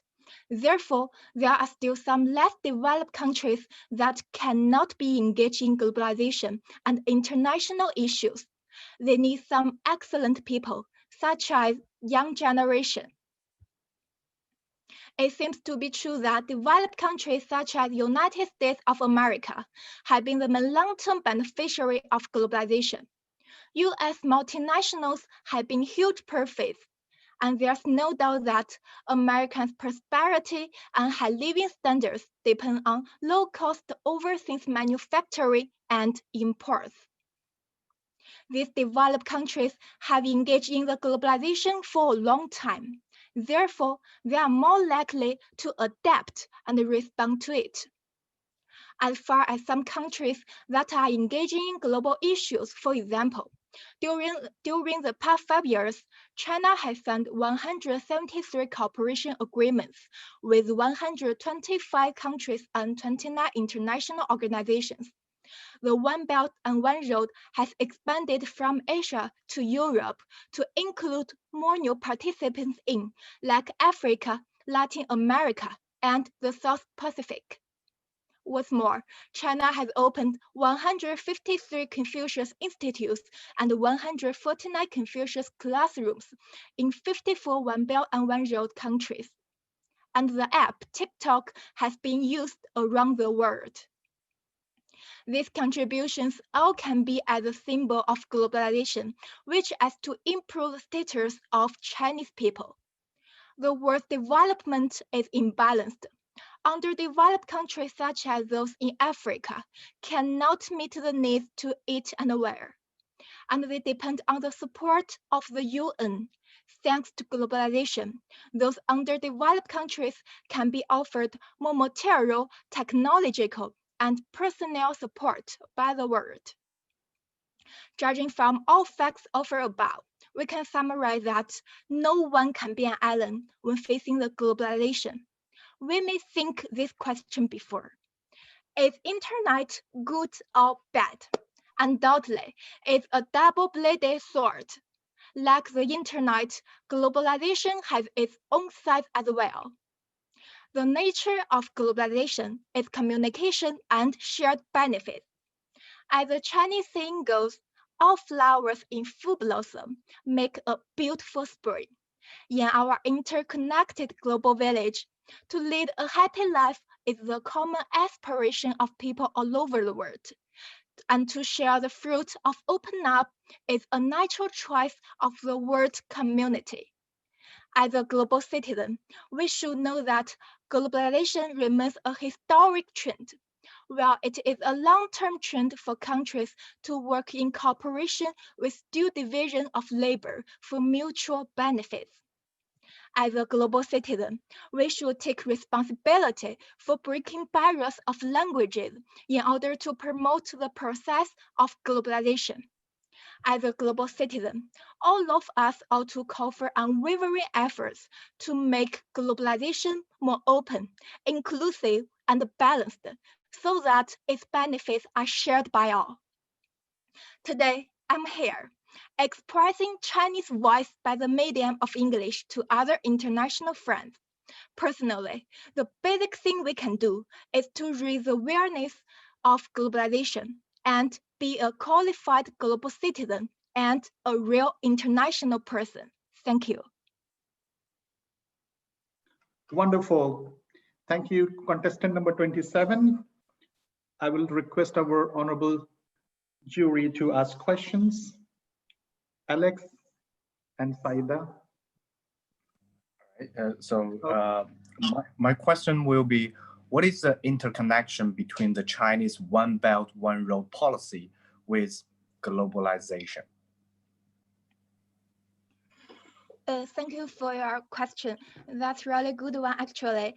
In my opinion, it's a good way to connect many different countries and share benefits with the world and enhance the level of globalization. Well, like I said, nobody can be an island, and no country can be an island either when facing the globalization. The point of Chinese One Belt and One Road policy is to connect many countries as a whole and to share whatever one country has to the rest.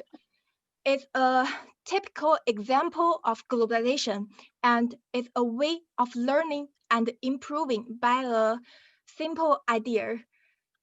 The idea of One Belt and One Road came from China, but its benefits are shared by all.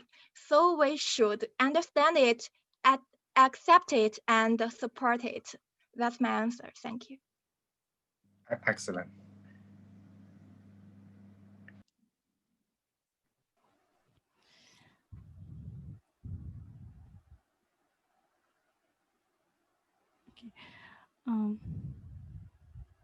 Hello, contestant number 27.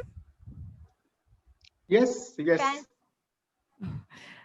How are you? How are you doing at this time?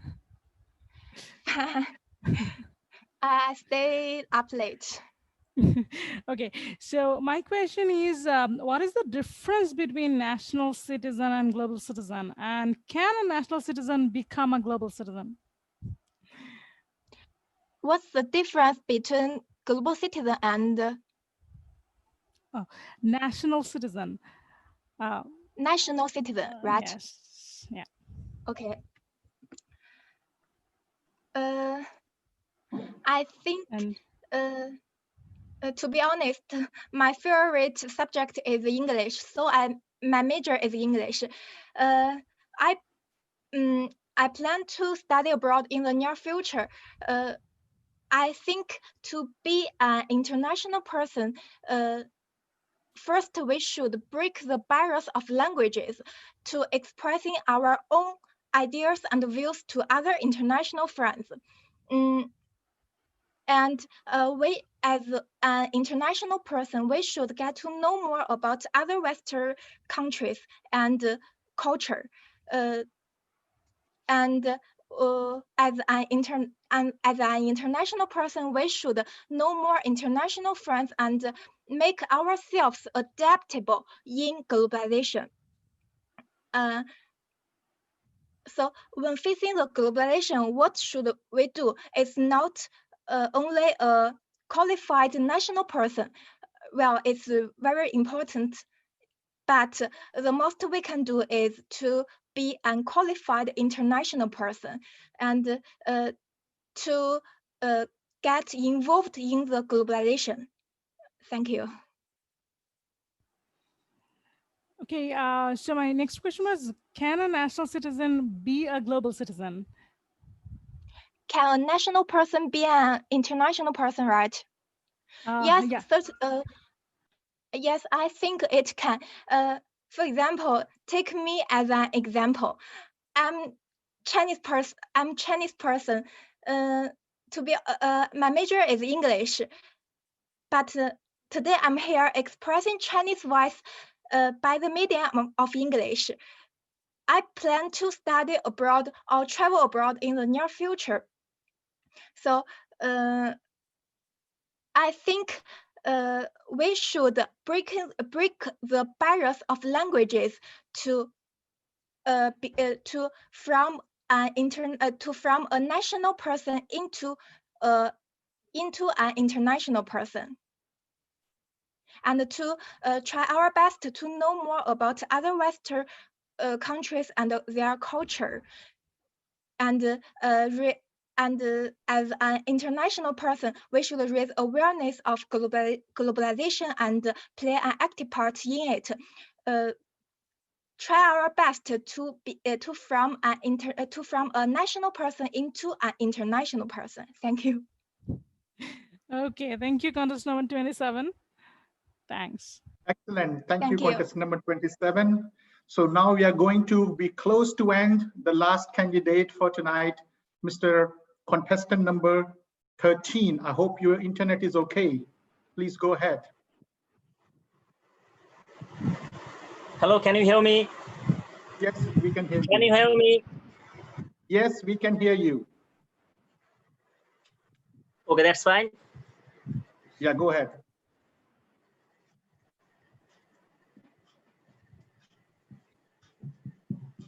Can you hear me? Yes, can you close your camera? I think your internet is not good. Close your camera and talk. Okay, sir. Thank you.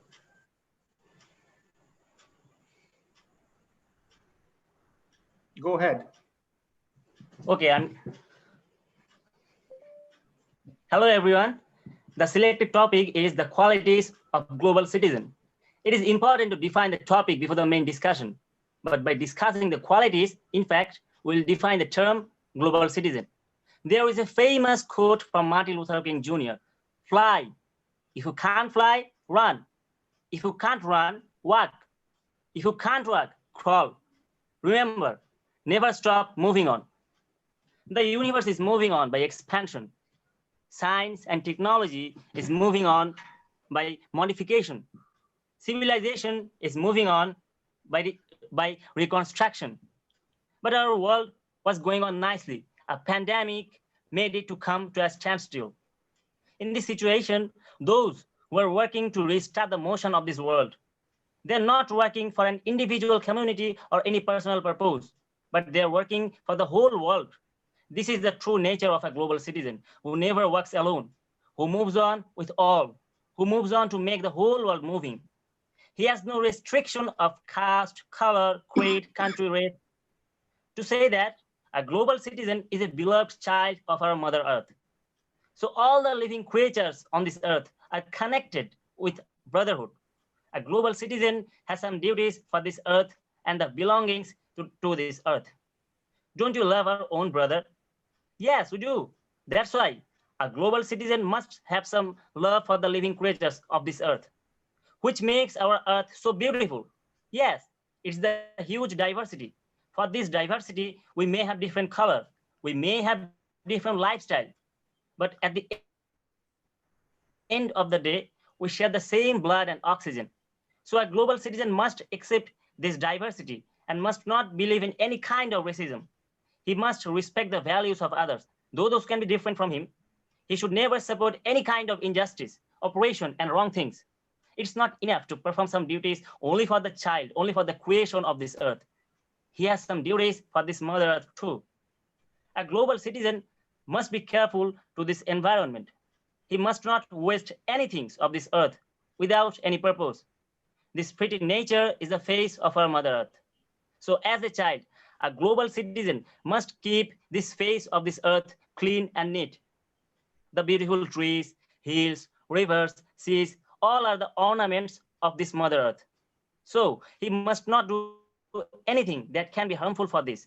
As an example, global warming is a big threat for this world.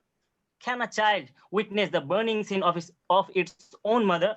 Of course not. That's why he should be aware of these kind of threats and take proper steps to protect the world. The qualities those he should have are based on one thing: love for this whole world. It is the root of the quality tree of a global citizen. The branches of this tree are empathy, brotherhood, respecting other values, morality. The leaves of this tree are creativity, social awareness, making positive impact. Finally, all of these like root, branches, leaves, make a beautiful tree. Whoever has the tree, he can be considered as a global citizen. Thank you. Thank you very much. Thank you, Sifat. Finally, you made it on your internet. Very good. You are our last candidate. I'm happy to tell you still we have almost 300 audience on YouTube, on various social media, and also it's been live streaming to many countries by the local Unitalk offices on Facebook. So a lot of people are watching you and all of us. Now it's time to close. I'll request Professor Diana, the Vice President Academics of Global Unitalk, to conclude this event. Thank you so much for everyone to be so patient and trying to help the youth of the Silk Road from very corner, from the villages, from the small towns and from small cities. This initiative was taken to give the platform to the people who couldn't reach the right places. And this was only possible through online, through internet. If this was supposed to be done last year, I think we couldn't do it. We couldn't reach everywhere. But we are happy that we could reach today to almost every part of the world and give the opportunity to the young generation who live in a small town and villages, who want to come up, who have a talent. We want to bring them a platform and opportunity to shine and to be a future global leaders. So before we say global citizen topic, first we have to become a good global citizen and then keep a role model in front of the students and the young youth fraternity and all of you who are here today associated with this idea, who are associated with this mission. I'm very grateful. I think academic people like you will change this world, and I'm sure all this youth will respect us in time to come. Thank you so much for being here. So many hours, we are overrun for 1.5 hours. Thank you so much. Yes, Professor Diana. Thank you very much. What a lovely and a tiring evening, right? Everyone must be tired. Amelia, hope you're not falling off. Thank you. Okay, I'll take this opportunity to thank the honorable international juries and guests of honor who have graced this occasion with their presence and encouraged the students and motivated them. Without them, we could not achieve what we could achieve today. I have a special appreciation for all our wonderful participants who worked extremely hard to compete and did their best to learn and at the same time make this competition successful. I have been their judge for last 2 weeks and I found out that they were very patient and full of passion. Only their strong passion to learn and win has helped them to achieve a great progress and learning today. I'm proud of them. And last, I also wish to thank all the Unitalks global team across the world for their great work and efforts to make this event successful. Wish you all a good night. Stay safe, take care, and see you soon. I want you guys back. Bye-bye. Now this is the last polling result for the last contestant number 13. I got it. Wish you guys happy morning, I should say. Some people happy evening, some people good night. Night, good morning. Anybody has to say something before we close? The platform is open. I will request our honorable jury if they want to express their experience on today's event. Before we close, it will be great. So we should start with Professor Amelia. Thank you. Okay. Hello again. I would just like to say congratulations to all of the contestants. I think you all did an amazing job. You know, some of you are in big cities, some are out in, you know, real rural areas. I thought the caliber was extremely good. Your general, you know, use of grammar, your punctuation, just everything I was really, really impressed with. You answered some pretty tough questions today that were posed to you. And again, like, you didn't get frazzled by any of them. I thought you all did a great job. You should all be extremely, extremely proud of yourselves. I think your families should be extremely proud of you, your friends, your teachers, your colleagues. Everyone should be extremely proud. And I look forward to seeing a lot of you again at the next one. So from Australia, it's good morning from here, and good night to other parts of the world. So I would like to request Professor Kagdas. Thank you, everyone. First of all, of course, our contestants deserve a big thanks. And I think Safat's, our last contestant's analogy was really good one. The tree analogy. We are like a tree, and the ecological aspect of his message was really important. And I just want to repeat it. And of course, it was a tiring day, but what I saw today was very promising, and it just motivated me personally a lot, and I learned a lot from you guys. Thank you for this wonderful event, being a part of this and showing your passion for this world. Thank you. Thank you, Professor Kagdas. Professor Quinn. I take this opportunity to thank you so much for the opportunity to enable us meet a whole lot of contestants, wonderful youth, wonderful young global leaders, and they are all winners. You are all winners. You've made us proud. The knowledge that you've shared with us was immersive, and we've learned a lot from you. Actually, in judging what you were saying was so difficult because each one of you had a whole lot of strength in their own way, and therefore, I wish you well. And of course, we need to do this again and again to become that good leader of tomorrow, and of course, a global citizen. So have a good night. From Kenya, East Africa, it is about 10 o'clock and we're still going strong. It's all about Unitalks. It's about global Unitalks. We need to do it again. Thank you. Thank you, Professor Quinn, for encouraging all of us. And thank you for being here. I'll request now Professor Ronan to say a few words and his experience. Apologies. Echoing just what everybody else has said, I thought the standard generally was very high, especially some of the research, but also the level of English. I have to be honest, there are 3 or 4 in particular that I'm looking forward to seeing how they perform in the next round. I thought they were exceptional. Very, very, very high quality. And I'm looking forward to seeing how they progress in the next round. Thank you, Professor Ronan. You've been very kind. Thank you for whatever you did for the students and for Global Unitalks. Now I'll request Mr. Alex to say a few words to us. Yeah. Your experience. It was a great experience for me, because what amazed me was some people from remote area also joined us in this. It was not a competition to me. It was a sharing platform, sharing experience for all of us.